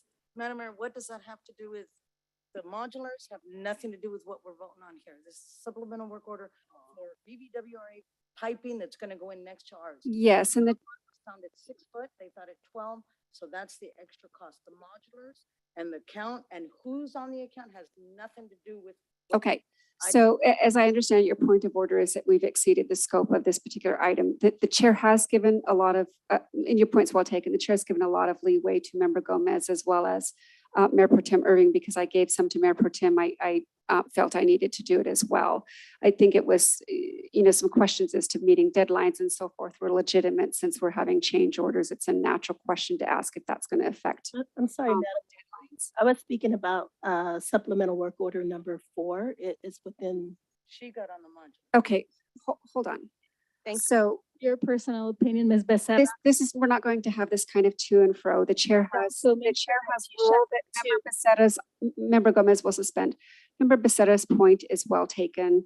And with that, Member Gomez, move on and make sure that the chair also calls for the orders of the day that you remain on topic as to the posted agenda item. So has the construction of the wellness center been paused for the interceptors? Thank you. Okay, Member Gomez's time is up. We're now going to move on to my questions, and it's just, with regard to the water that we found at the 6-foot level versus the 12-foot level, has pumping been completed on that? And has the cement been laid so that we've resolved that issue? Yes, it has. Okay. All right. With that said, we're going to move on to a motion from the council. Is there a motion? So move to follow staff's recommendation, items 1 and 2. Thank you. Second, is there a second? Second. Discussion on the motion, Member Becerra. No discussion. Thank you. Mayor Pro Tem. No, ma'am. Thank you. Member Gomez. Yes, we see a dramatic increase of costs when it comes to the money allocation. So that's why it was really important for me to bring together what I was trying to state.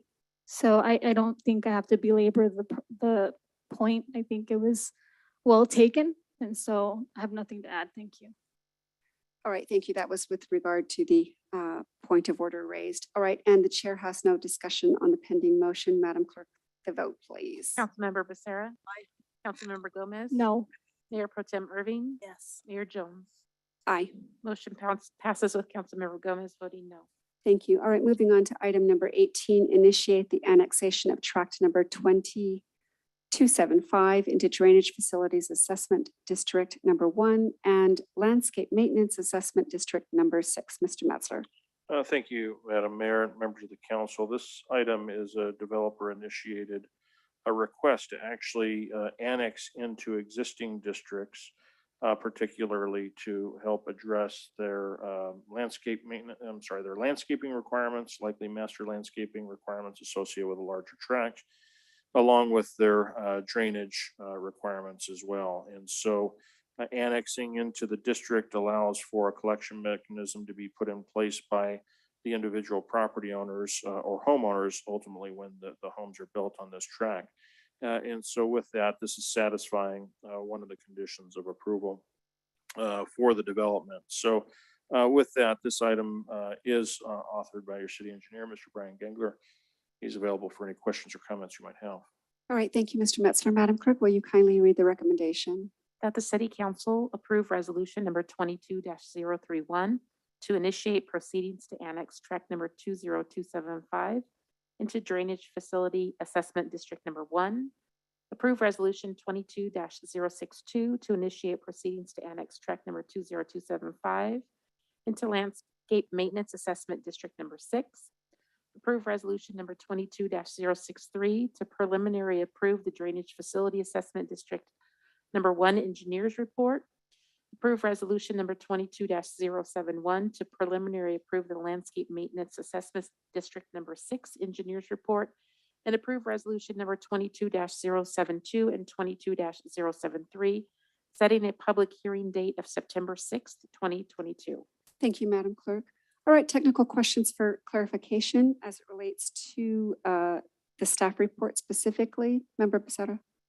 No questions. Thank you, Madam Mayor. Thank you. Member Gomez. Yes. In this area, are we going to have employee or is it the consulting services that will be responsible for maintenance lot 20275 onto the Drainage Facility Assessment District Number 1 and Landscape Maintenance Assessment District Number 6? Thank you, Madam Mayor and members of the council. I think just to connect dots for you, the award of contract to American Landscape in item number 16, they effectively would be the providers of the maintenance associated with these LMADs or DFADs that are effectively connecting into those or annexing into those new districts. So the example that Mr. Matthews gave earlier about relying principally upon contract maintenance staff to do the physical work with the oversight of the contract by city staff is how this will be administered. Okay. My question next is, in what areas of the city is this tract? I don't need street names. I've seen them on the report. What district is it? LMAD 6, I believe, is what was in the staff report. District 1, 2, 3, or 4, or 5? Um, Brentwood area, I believe, or is it? says district number 1 for the Drainage Facilities Assessment District. So, I don't know if we're referring to the same thing. So I'm talking about, we just did the redistricting. So I want to know where it falls onto the district. Are you talking about election districts? Yeah, what area does that fall under when it comes to district? Okay, I'm going to call for the orders of the day. That has nothing to do whatsoever with this item. Yes, it does. It's called positioning. The chair has made a ruling. If the member is free to. Obviously, you feel threatened by my question. Move on. It's an election year. Come on. Member Gomez. It didn't even have to go there. Member Gomez, move on, or we're going to. Oh my gosh, I'm so afraid because I'm threatened. What are you going to do to me? Madam Clerk, will you kindly mute the member's mic? Oh my gosh, he's going to mute me. So at this point, the chair has ruled that Councilmember Gomez's comments or questions did not relate directly to the agenda at hand. Required by the Brown Act to stay on topic, we've posted the agenda as it is. and that's what we speak to. Member Gomez will yield to the directives of the chair so that we can continue with an effective and efficient meeting. If not, the chair is going to order that we move on. Madam Clerk, please unmute the mic. Member Gomez, you have another opportunity. Thank you. Nothing else to say. Like I said, not yielding to your authority. You're nobody. I don't need to yield to you. I have nothing further to say. Very good. Thank you. Moving. My goodness, my apologies. Moving on to Mayor Pro Tem Irving. Thank you. The chair has no questions on this item, invites a motion from the council. Motion to approve staff recommendations, item 1 through 5 on 18. Thank you. Second. Thank you. I have a first and a second discussion on the pending motion. Member Becerra. No discussion. Thank you. Member Gomez. Yes, when I pose the question of track meaning, I like to be directional and find out geographically where I'm at. And if I ask for a district, maybe someone should suggest, maybe let's not look at a district, let's look at something else instead of always thinking that I'm looking at something beyond. There was nothing there. Thank you. Thank you, Member Gomez. Mayor Pro Tem. Nothing. Thank you. Chair has no comments on the pending motion. Madam Clerk, the vote, please. Councilmember Becerra, Councilmember Gomez, No. Mayor Pro Tem Irving, Yes. Mayor Jones. Aye. Motion passes with Councilmember Gomez voting no. Thank you. So the council has taken action with regard to the recommendations as posted on the agenda 1 through 5. We've adopted the recommendation. All right, moving on to item number 19. This is on-call water engineering services agreement and Water Systems Consulting Incorporated. Mr. Metzler. Thank you, Madam Mayor and members of the council. Water Systems Consulting, or WSC as we commonly refer to them, is a contractor we on the Water District side of the house rely on quite heavily to do water modeling of our system, and they have a fairly intimate knowledge of how our system operates, both in terms of line locations, but more importantly related to the hydraulics of how the system works.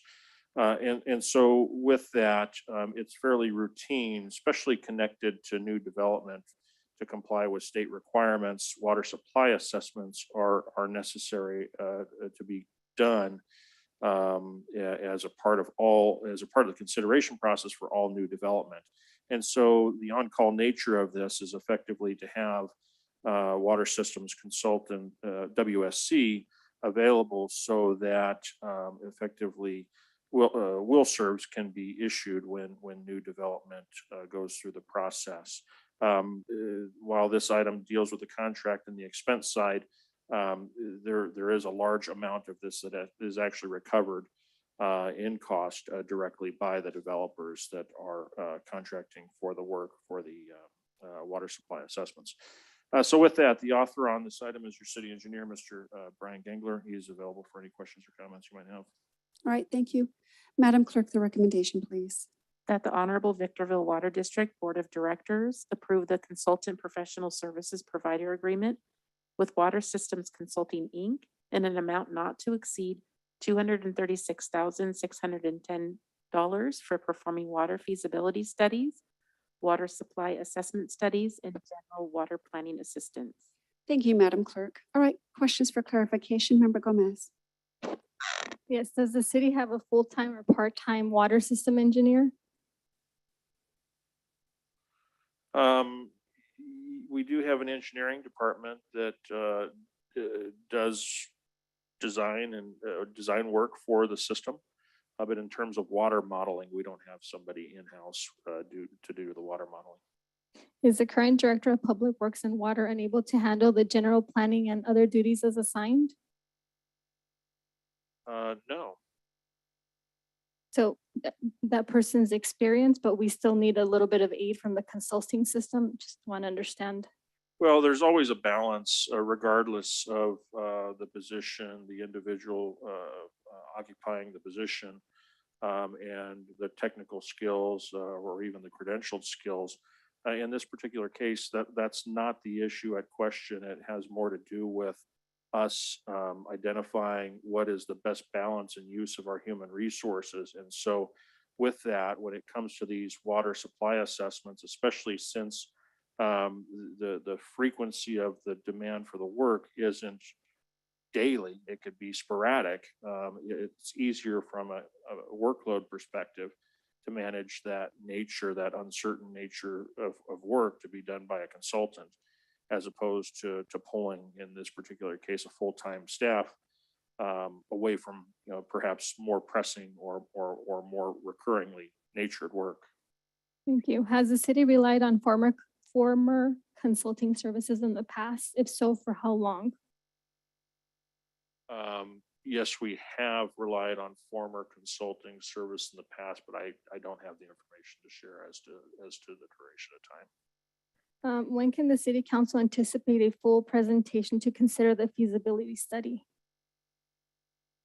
Restate that question again, please. When can the city council anticipate a full presentation that would be considering the feasibility study? Relative to this item, you should not ever expect that to come back to the council. It's something that's done as a part of the development review process. It's something that's required for us to do to technically determine if water supply is available to accommodate new development. And it's something that ultimately it becomes a checkbox item, but eventually gets to the planning commission as a part of the deliberative process for the planning commission. Thank you. And will the feasibility study include the discussions of 19 contaminants of our groundwater when it goes to not the council, but whoever it goes to be reviewed? That's a different kind of study that you're talking about. Okay, thank you. No further questions. Thank you, Member Gomez. Mayor Pro Tem. You're welcome. Yes, just some basic questions. Are we extending this contract? We have a relationship with this consultant, correct? We have been working with this consultant. correct? Okay, and of the roughly $236,000, they're going to do the anticipated task for the on-call water engineering services. And in addition to that, some ongoing or remaining tasks from the former contract? I believe that's correct. Brian, can you clarify that for us? Yes, that is correct. There are some remaining tasks from the previous contract that'll spill over. Okay, and the $36,000, have we already paid against the contract that we have? No, Let me not follow. yet. It's just that those tasks weren't completed. Oh, that's for the task to be completed. Yes. Gotcha. All right. They'll be shifted over to the new contract. Gotcha. Thank you so much. Appreciate you. All right, thank you. You betcha. Member Becerra. Yes, thank you. Mr. Metzler, if I may ask Mr. Gangler a question, since Mr. Matthews wasn't in charge of this one, it was Mr. Gangler. Mr. Gangler, if I read it here on page 1413, that we've had this firm with us since 2014. Correct? That is correct. Since 2014, do we renew this contract every year? No, it was a multi-year contract, but the contract is expiring or has expired. But we, So now we need to have a new contract because the last term ran out. but we renewed it since 2014, I'm assuming. Yes. Okay.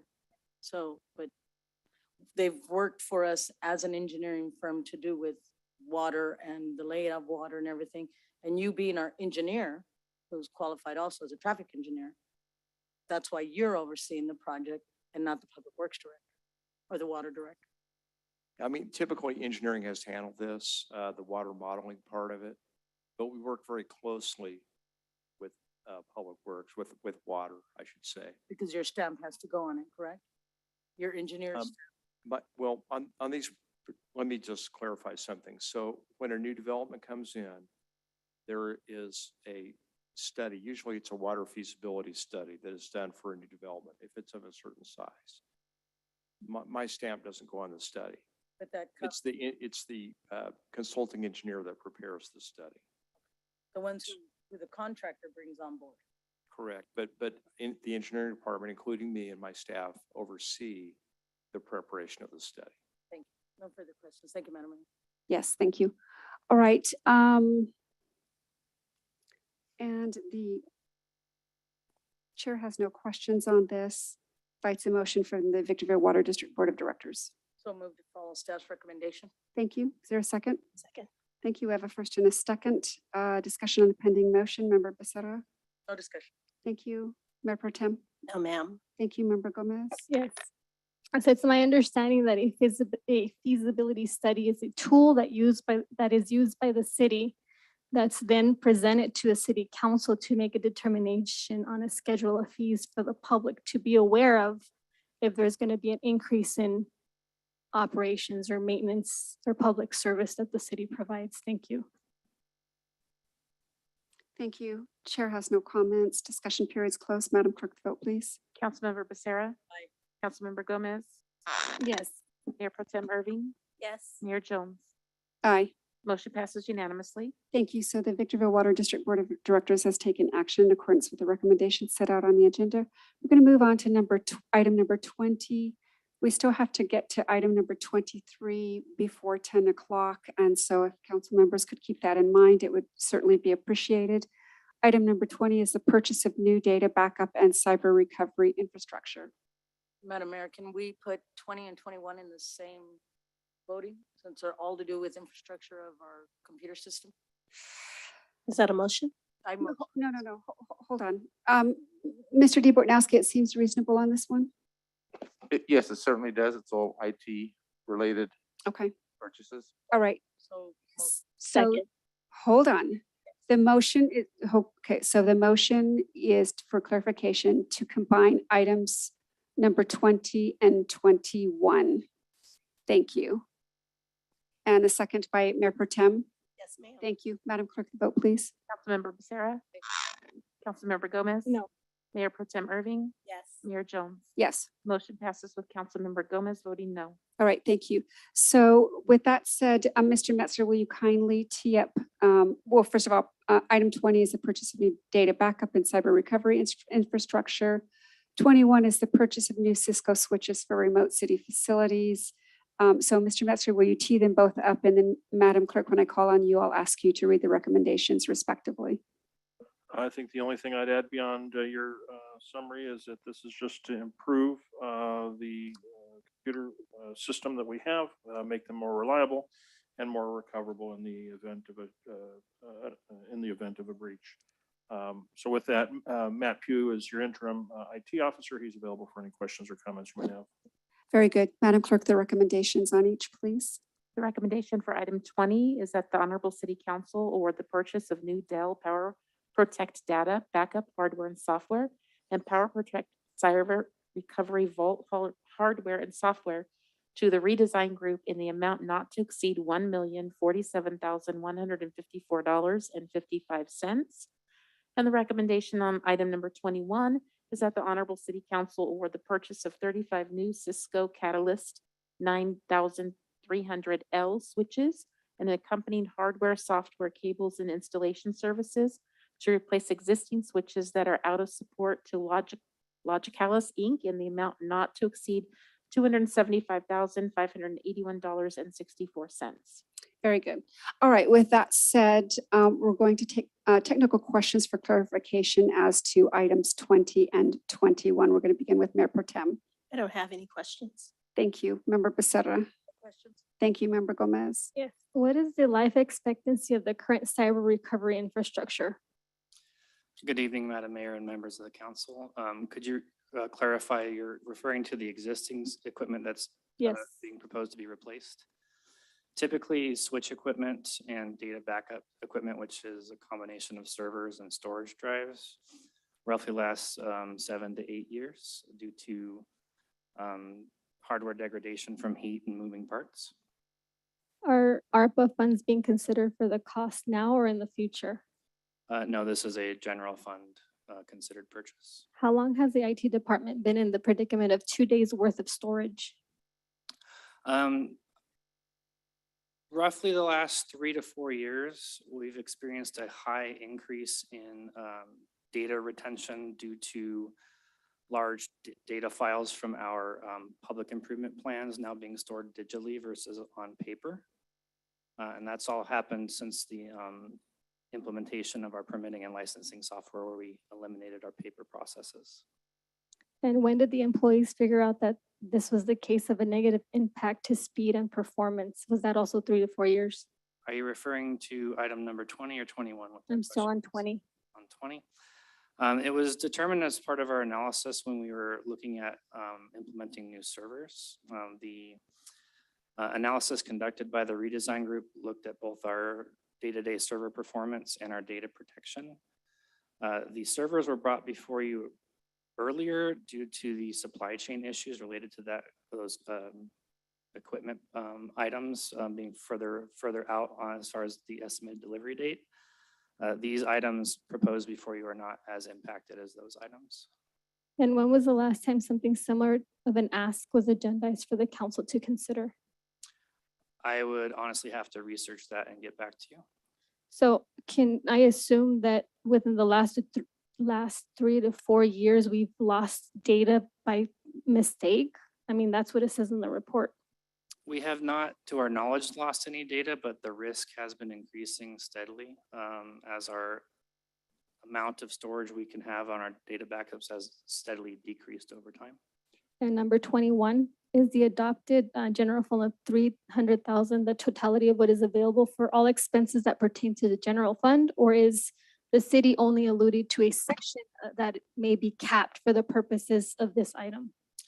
Yes, this item was considered as a standalone project with an estimated budget of 300,000. The remaining amount between the cost of this project and the budget amount would just cover any contingencies or additional components that were not included in the original proposal due to unforeseen circumstances.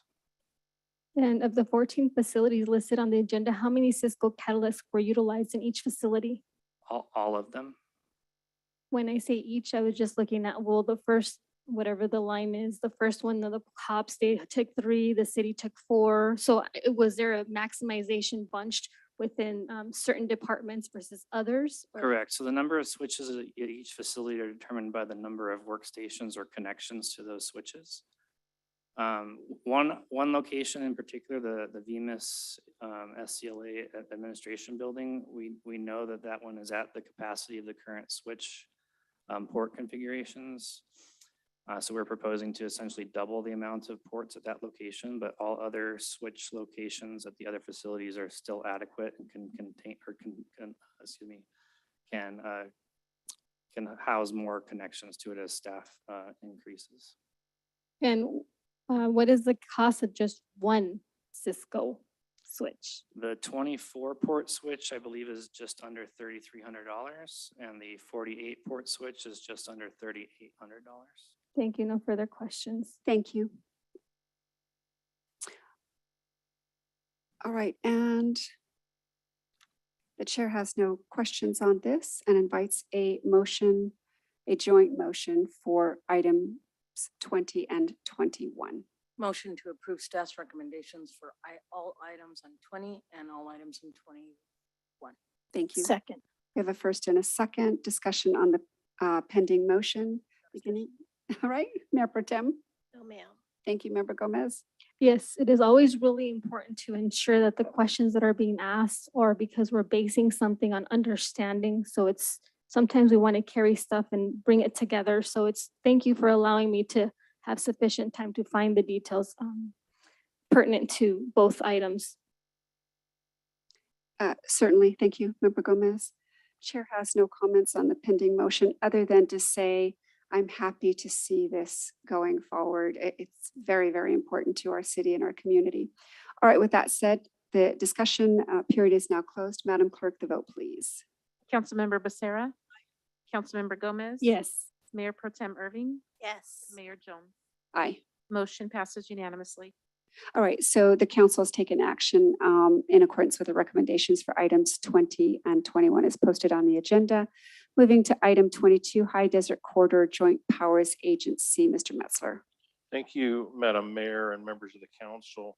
The High Desert Corridor Joint Powers Authority, and I'm going to make a distinction here because the JPA that is the subject of this item is an organization called the High Desert Corridor Joint Powers Agency. Very similar in name, but there is a distinction. And so we had been a member of the High Desert Corridor Joint Powers Authority as we were appointed by First District Supervisor first district supervisor for the county of San Bernardino to actually participate in the board activity of the JPA. Recently, that JPA has effectively gone through a dissolution process. In its overall mission, going back to 2006, was to effectively develop a multimodal corridor connecting I-15 effectively to the Lancaster Palmdale highway system, Highway 14, and effectively providing an additional route into North LA County. And so with that, an extensive amount of study work had been done, an extensive amount of environmental work had been completed, including obtaining clearances to both see a highway corridor and a high-speed rail corridor through that area. With the recent action by the County of San Bernardino to withdraw from the Joint Powers Agency, the Joint Powers Authority, there's been a desire from members to keep the authorities of the JPA alive, and effectively there's been a desire to create the High Desert Corridor JPA to continue to exist, to continue to shepherd the effort of trying to identify funds, procure any environmental necessary to try to at least extend or make a connection of high-speed rail connecting the existing planned line coming out of Las Vegas southerly to Apple Valley, and eventually having an ability to make a right turn if you're coming southerly and head out to Palmdale, Lancaster, with an ability to ultimately tie into the metro lines that exist out there. There's a current vision that this Joint Powers Agency would comprise Metro LA, the County of Los Angeles, the City of Lancaster, the City of Palmdale, the City of Adelanto, along with ourselves. And at this time, given the involvement, and there's been quite a bit of involvement, especially at the staff level, in coordinating efforts. I know our airport director has been very, very involved in coordinating along with our city engineer.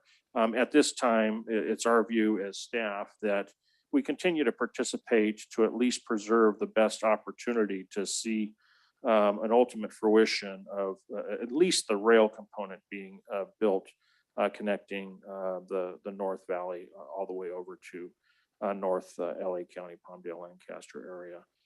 So with that, I did author this item, but I also have handicap assistance through Mr. Arthur Sohikian, who is on the Zoom with us. Also, Tony Camargo has been huge in helping shepherd me through this as well. So we certainly have a team available to answer any questions or comments you might have. All right, thank you very much, Mr. Metzler. Madam Clerk, the recommendation, please. That your honorable city council adopt resolution number 22-030, approving the joint powers agreement creating the High Desert Corridor Joint Powers Agency between the County of Los Angeles County Metropolitan Transportation Authority, City of Adelanto, City of Lancaster, City of Palmdale, and City of Victorville, and appoint a council member to the board of directors of the High Desert Corridor Joint Powers Agency, and appoint a second council member as an alternate delegate to the board of directors of the High Desert Corridor Joint Powers Agency. Thank you. All right. With that said, we're going to move on to questions for clarification. This time we begin with Member Gomez. Yes. In the beginning, Mr. Metzler said something like there's a confusion with some JPA. Would you mind repeating that? There's no confusion of the JPA. I think what I was trying to illustrate was the distinction in names, because we're used to having dealt with and heard the High Desert Corridor Joint Powers Authority, but we actually have to create a new legal entity. And so it's very similarly named by changing the word authority to agency, and it's going to be slightly different members than the previous organization. But effectively, the High Desert Joint Powers Agency is intended to serve as a successor agency, since we're familiar with that term and role in our redevelopment works. And effectively, their role is to assume all of the responsibilities of the authority and try to continue those in moving forward towards an actual rail project. And The primary negotiator would be you. There's no negotiator on this item. This is effectively an ask to be a part of an organization where we actually undertake organizational responsibilities to try to build this project. This item, if the council is desirous and approves, then effectively it would require an appointment of a primary and an alternate delegate from this council to serve as representatives to the agency. Okay, so then the primary negotiator for the JPA would not be the city manager. No, the JPA, just to be clear, has its own hired executive director. So if there were negotiations to be undertaken by the agency, that would be the role of its executive director. Okay, how often does this agency meet? And is there an allotted stipend or monies associated with the seat? That one I'm going to punt to Mr. Sohikian, and he can answer that. Thank you, Mr. Metzler. My name's Arthur Sohikian, Executive Director of the High Desert Corridor JPA. Thank you, council members. I appreciate the question. At this time, there is no stipend for being a board member on this, and we are meeting on a quarterly basis at this point. So four meetings throughout the calendar year, and we have a fiscal year that starts on July 1. And where does this committee meet and who is the point of contact for the agency? At this point, I am the point of contact for the agency as the executive director. I serve under contract directly to the board. My contract was approved in the current fiscal year by this current board that's in place right now. And what are the implications of the county leaving its membership to the GPA? Is there a membership feed that feeds? Hold on, I'll just stick with one question. What are the implications of the county leaving its membership to the JPA? It's a very good question, council member. Right now, I don't like to live in the world of conjecture, in what it will mean. What it has meant currently is we've had to dissolve the current JPA and form a new JPA with very similar members as Mr. Metzler has outlined. So my goal, and I think the board chair and members of the board, has been to have local control in the planning of this rail line. Mr. Metzler correctly stated that the highway portion, Caltrans decided to not build at this juncture. It can come back. But at the same time, I would also like to mention that your San Bernardino CTA, your County Transportation Authority, as well as LA Metro and Caltrans, are both looking at the 4-lane highway, if you will, connecting the SR 138 in LA County with the SR 18 in San Bernardino County. So that project is moving forward to have a 4-lane contiguous road, but it is not being run under this authority. This JPA that we're asking you to enter today is focusing on a high-speed train. It's roughly a 54-mile segment that would be a 23-minute trip, roughly at around 185 miles between the Victor Valley and the Antelope Valley in Palmdale.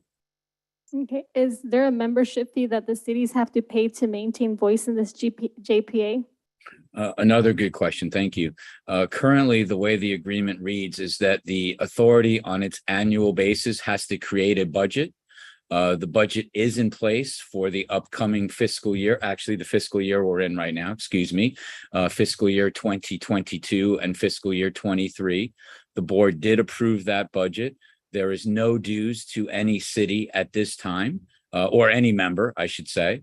The funding currently, since I've been around now going on 2.5 to 3 years, has come from Los Angeles County taxpayers from their Measure M funding. This project was specifically called out in the Measure M ordinance that passed in 2016. And what is the main role and function of taking on membership in the JPA? And is it an advisory role that we would be taking? Yeah, well, yes and no. Advisory in the sense that you're clearly bringing a local hat to a regional project, right? So we're asking that you keep your city in mind as the representative representing the city of Victorville, but we also ask that member to think in a regional way. We are looking at, this is a project that connects to the state rail network. It will connect from the Bakersfield Palmdale segment of the California High-Speed Rail. And as Mr. Metzler outlined, it would also try to connect to the Brightline Desert Express project that's coming into the Victor Valley at the town of Apple Valley. So at this point, I like to always say I like local rule. I like the ability to have good planning. As Mr. Metzler also outlined, we have had very good discussions with your planning staff, your engineering staff, your airport staff. And I just feel that having a voice at the board allows more collaboration and more partnership to make sure we plan a good rail line for all the communities that we want to serve. Thank you. I have no further questions. Thank you, Member Gomez. Mayor Pro Tem. No, I don't have any questions, although I have a recommendation because these are three distinct points or whatever. Yeah, the chair will take it up when we thank you. Thank you. I'm anticipating what you're doing. I've already done it. All right, Member Becerra. No questions, thank you. Thank you. And the chair has no questions. I think the report speaks for itself. All right. So with that said, in looking at the recommendation points 1 through 3, we really have to make a determination as to point 1 before we, before we get to points 2 and 3. So with that said, the chair is going to move that we adopt the staff recommendation as to point 1. And then if the motion passes, we'll move on to points 2 and 3. Okay. So we have a first and a second discussion on the pending motion. Mayor Pro Tem. Thank you. Thank you. And I have none. Member Becerra. Yeah, it's a point of privilege. Would you remind me of the item? Sure. We are on item number 22.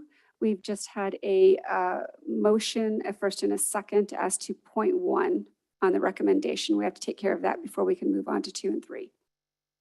Okay, thank you. And you're asking for comments on the pending motion? No. Thank you. Chair has none. Discussion period's closed. Madam Clerk, the vote, please. Councilmember Becerra. Councilmember Gomez. Yes. Mayor Pro Tem Irving. Yes. Mayor Jones. Aye. Motion passes unanimously. All right, so now that that has passed, we now have 2 appointments to make to the High Desert Corridor JPA. 1 council member as a delegate and 1 council member as the alternate delegate.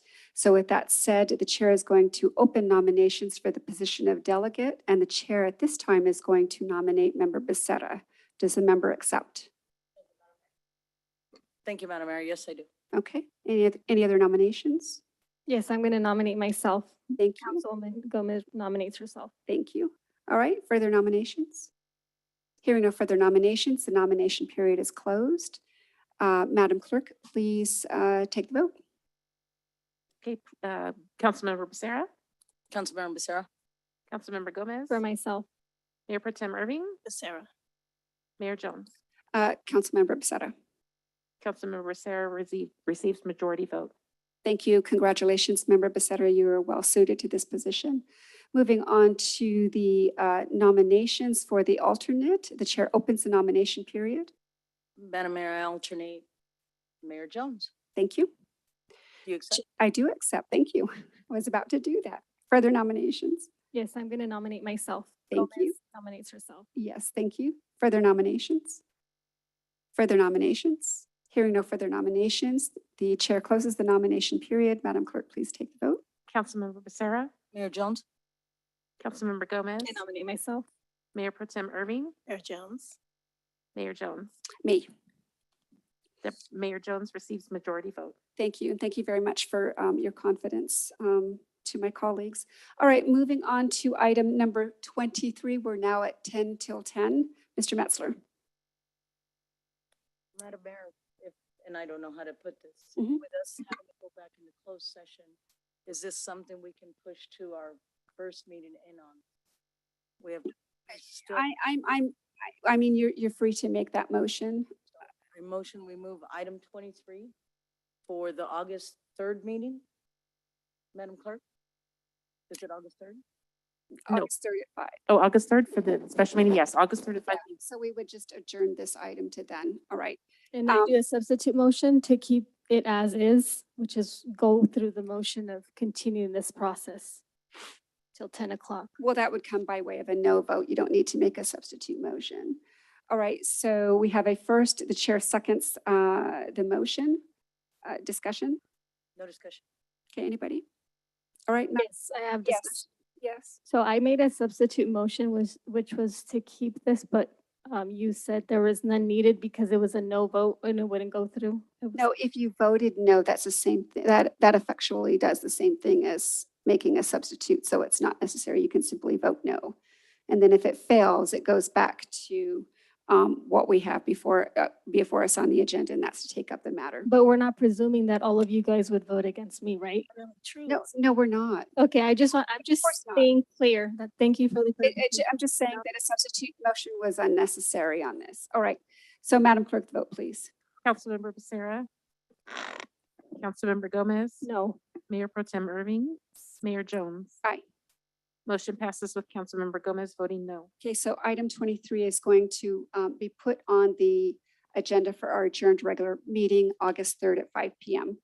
All right, so I have a proposal. We have city manager report, items 24 and 25. And then item 26 is the reports from council members. So the chair at this time moves that we forego reports from council members for this evening. Is there a second? Second. All right. Discussion? No discussion. Yes, we have till 10 o'clock, which is 9 minutes. And I perceive that we're just cutting something short for something that we don't need to. Yeah, so- and this is not really, doesn't really fall into new business per se, but you know, it is getting late in the evening, and the longer we go on, we still have a lot of work to do in closed session. So we're just trying to be, we're just trying to do the best we can with the time. Madam Mayor, can the city manager email his report to us? The answer is yes. Thank you. Okay, So well, I wasn't finished with what I was saying. yes, thank you. So I just wanted, yeah, I do have that comment. I mean, I don't understand. We could just go on till 10 o'clock, which is something typical. We all signed up for being here. Order. So I appreciate that to allow me to say what I just said. Thank you. Hold on. We have a motion before us. Councilmember Gomez was free to speak to it. However, Mayor Pro Tem interjected a thought to have Mr. Messler email his report to us. So Mayor Pro Tem, you're free to make a substitute motion if you would like to. I would like to modify the motion on the floor to include that the city manager email his report to us. Thank you.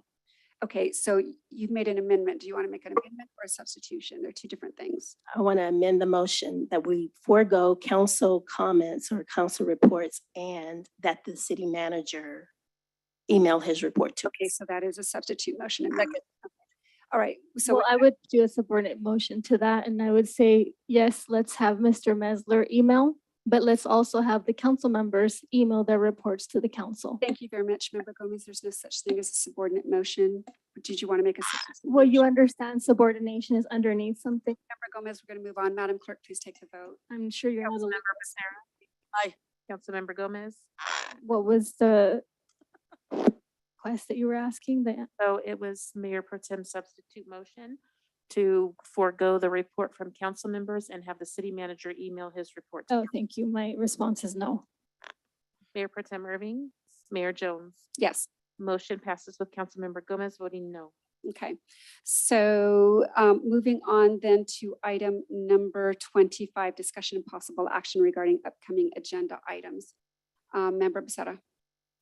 Yes, Madam Mayor, I'd like a motion to put on the first council meeting in September.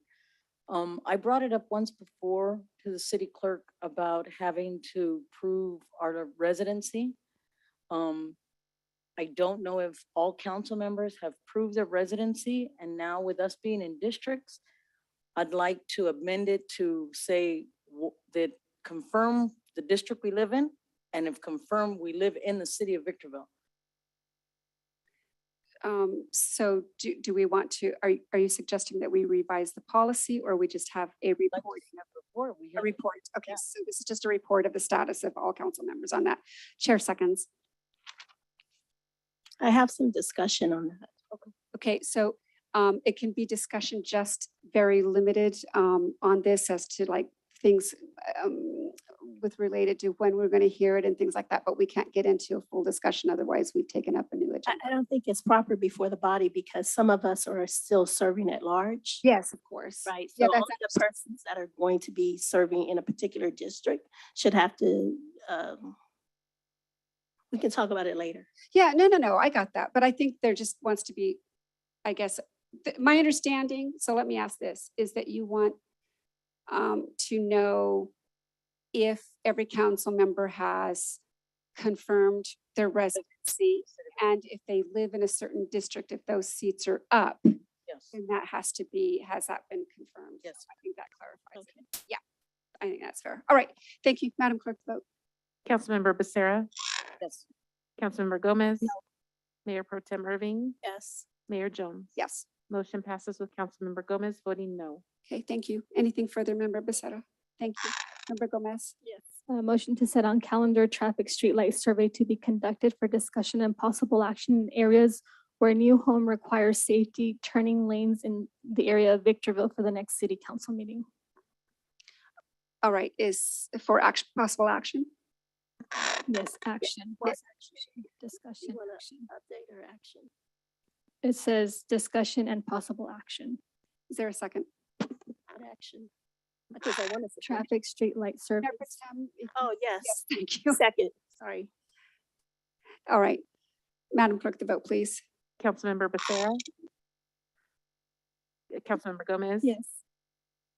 Mayor Pro Tem Irving, Yes. Mayor Jones. No. Tie vote, motion fails. Anything further, Member Gomez? No. Okay, Mayor Pro Tem. No, ma'am. Thank you, and the chair has none. And so we've already taken up the other items, and with that said, we're going to go ahead and recess back into closed session to take up both items, continue them and take up the other item. That's correct. And if you want, for the benefit of the public, you could probably adjourn the regular session portion of this to the. I can go ahead and do that now, That would be fine, I think. even though we're going to come back after closed session. You can come after closed session either way. I would prefer to do that. I think it's easier. Okay, thank you very much. All right, we're in recess, returning to closed session.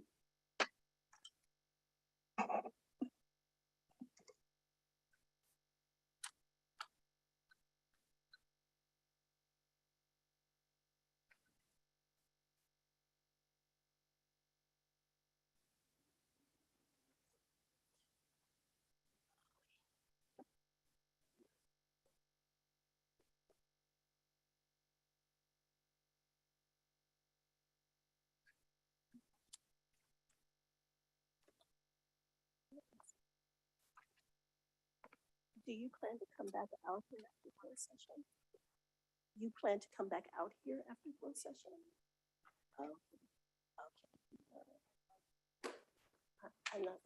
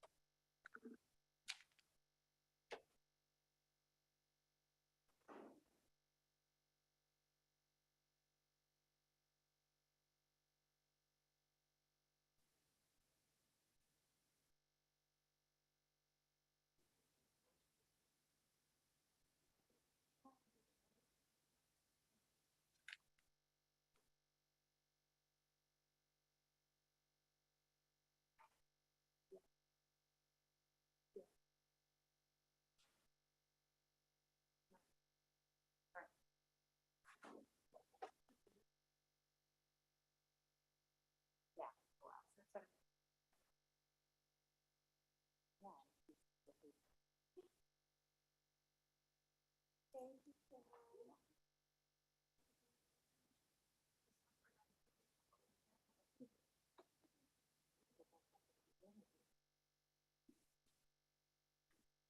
Do you eat something?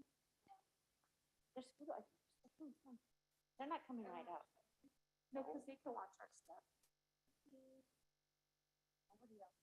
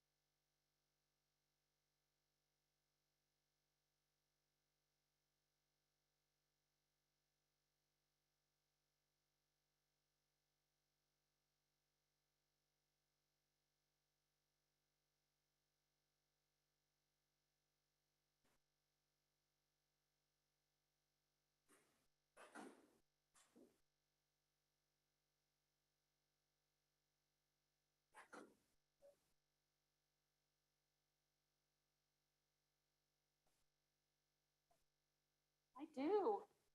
Then you do know that I'm not.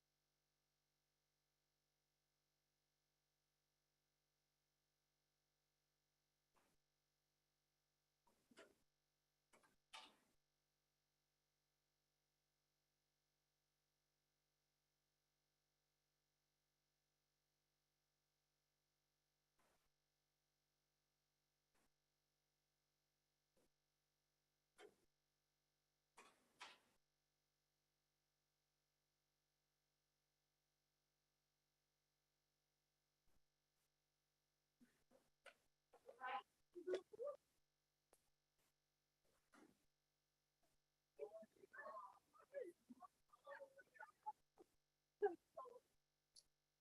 did you just say you were cold? Liz, did you just say you were cold? No. Okay. Okay. I'm good.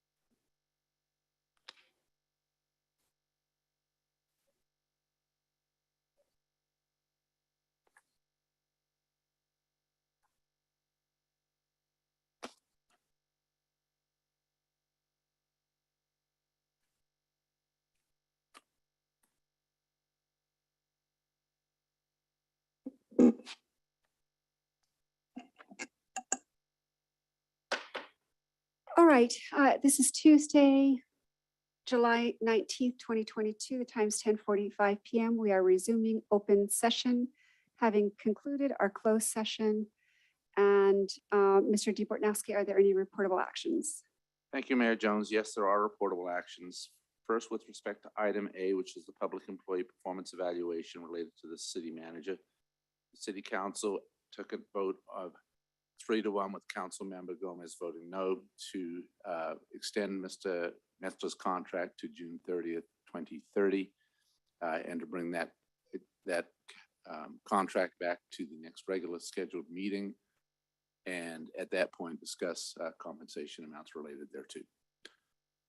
With respect to item number B, which was anticipated litigation, on a vote of 2-1 with Councilmember Gomez being absent and Councilmember Mayor Pro Tem Irving voting no, the council authorized limited waivers of the attorney-client privilege and the closed session privilege with respect to the upcoming criminal proceedings against Ms. Gomez in her case by the people of the California versus Ms. Gomez. And that's all the reportable action at this time with respect to both closed session items. All right, very good. With that said, the chair is going to adjourn this meeting to an adjourned regular meeting on August 3rd at 5 PM to take up items 13 and 23 on this agenda. With that said, we're adjourned.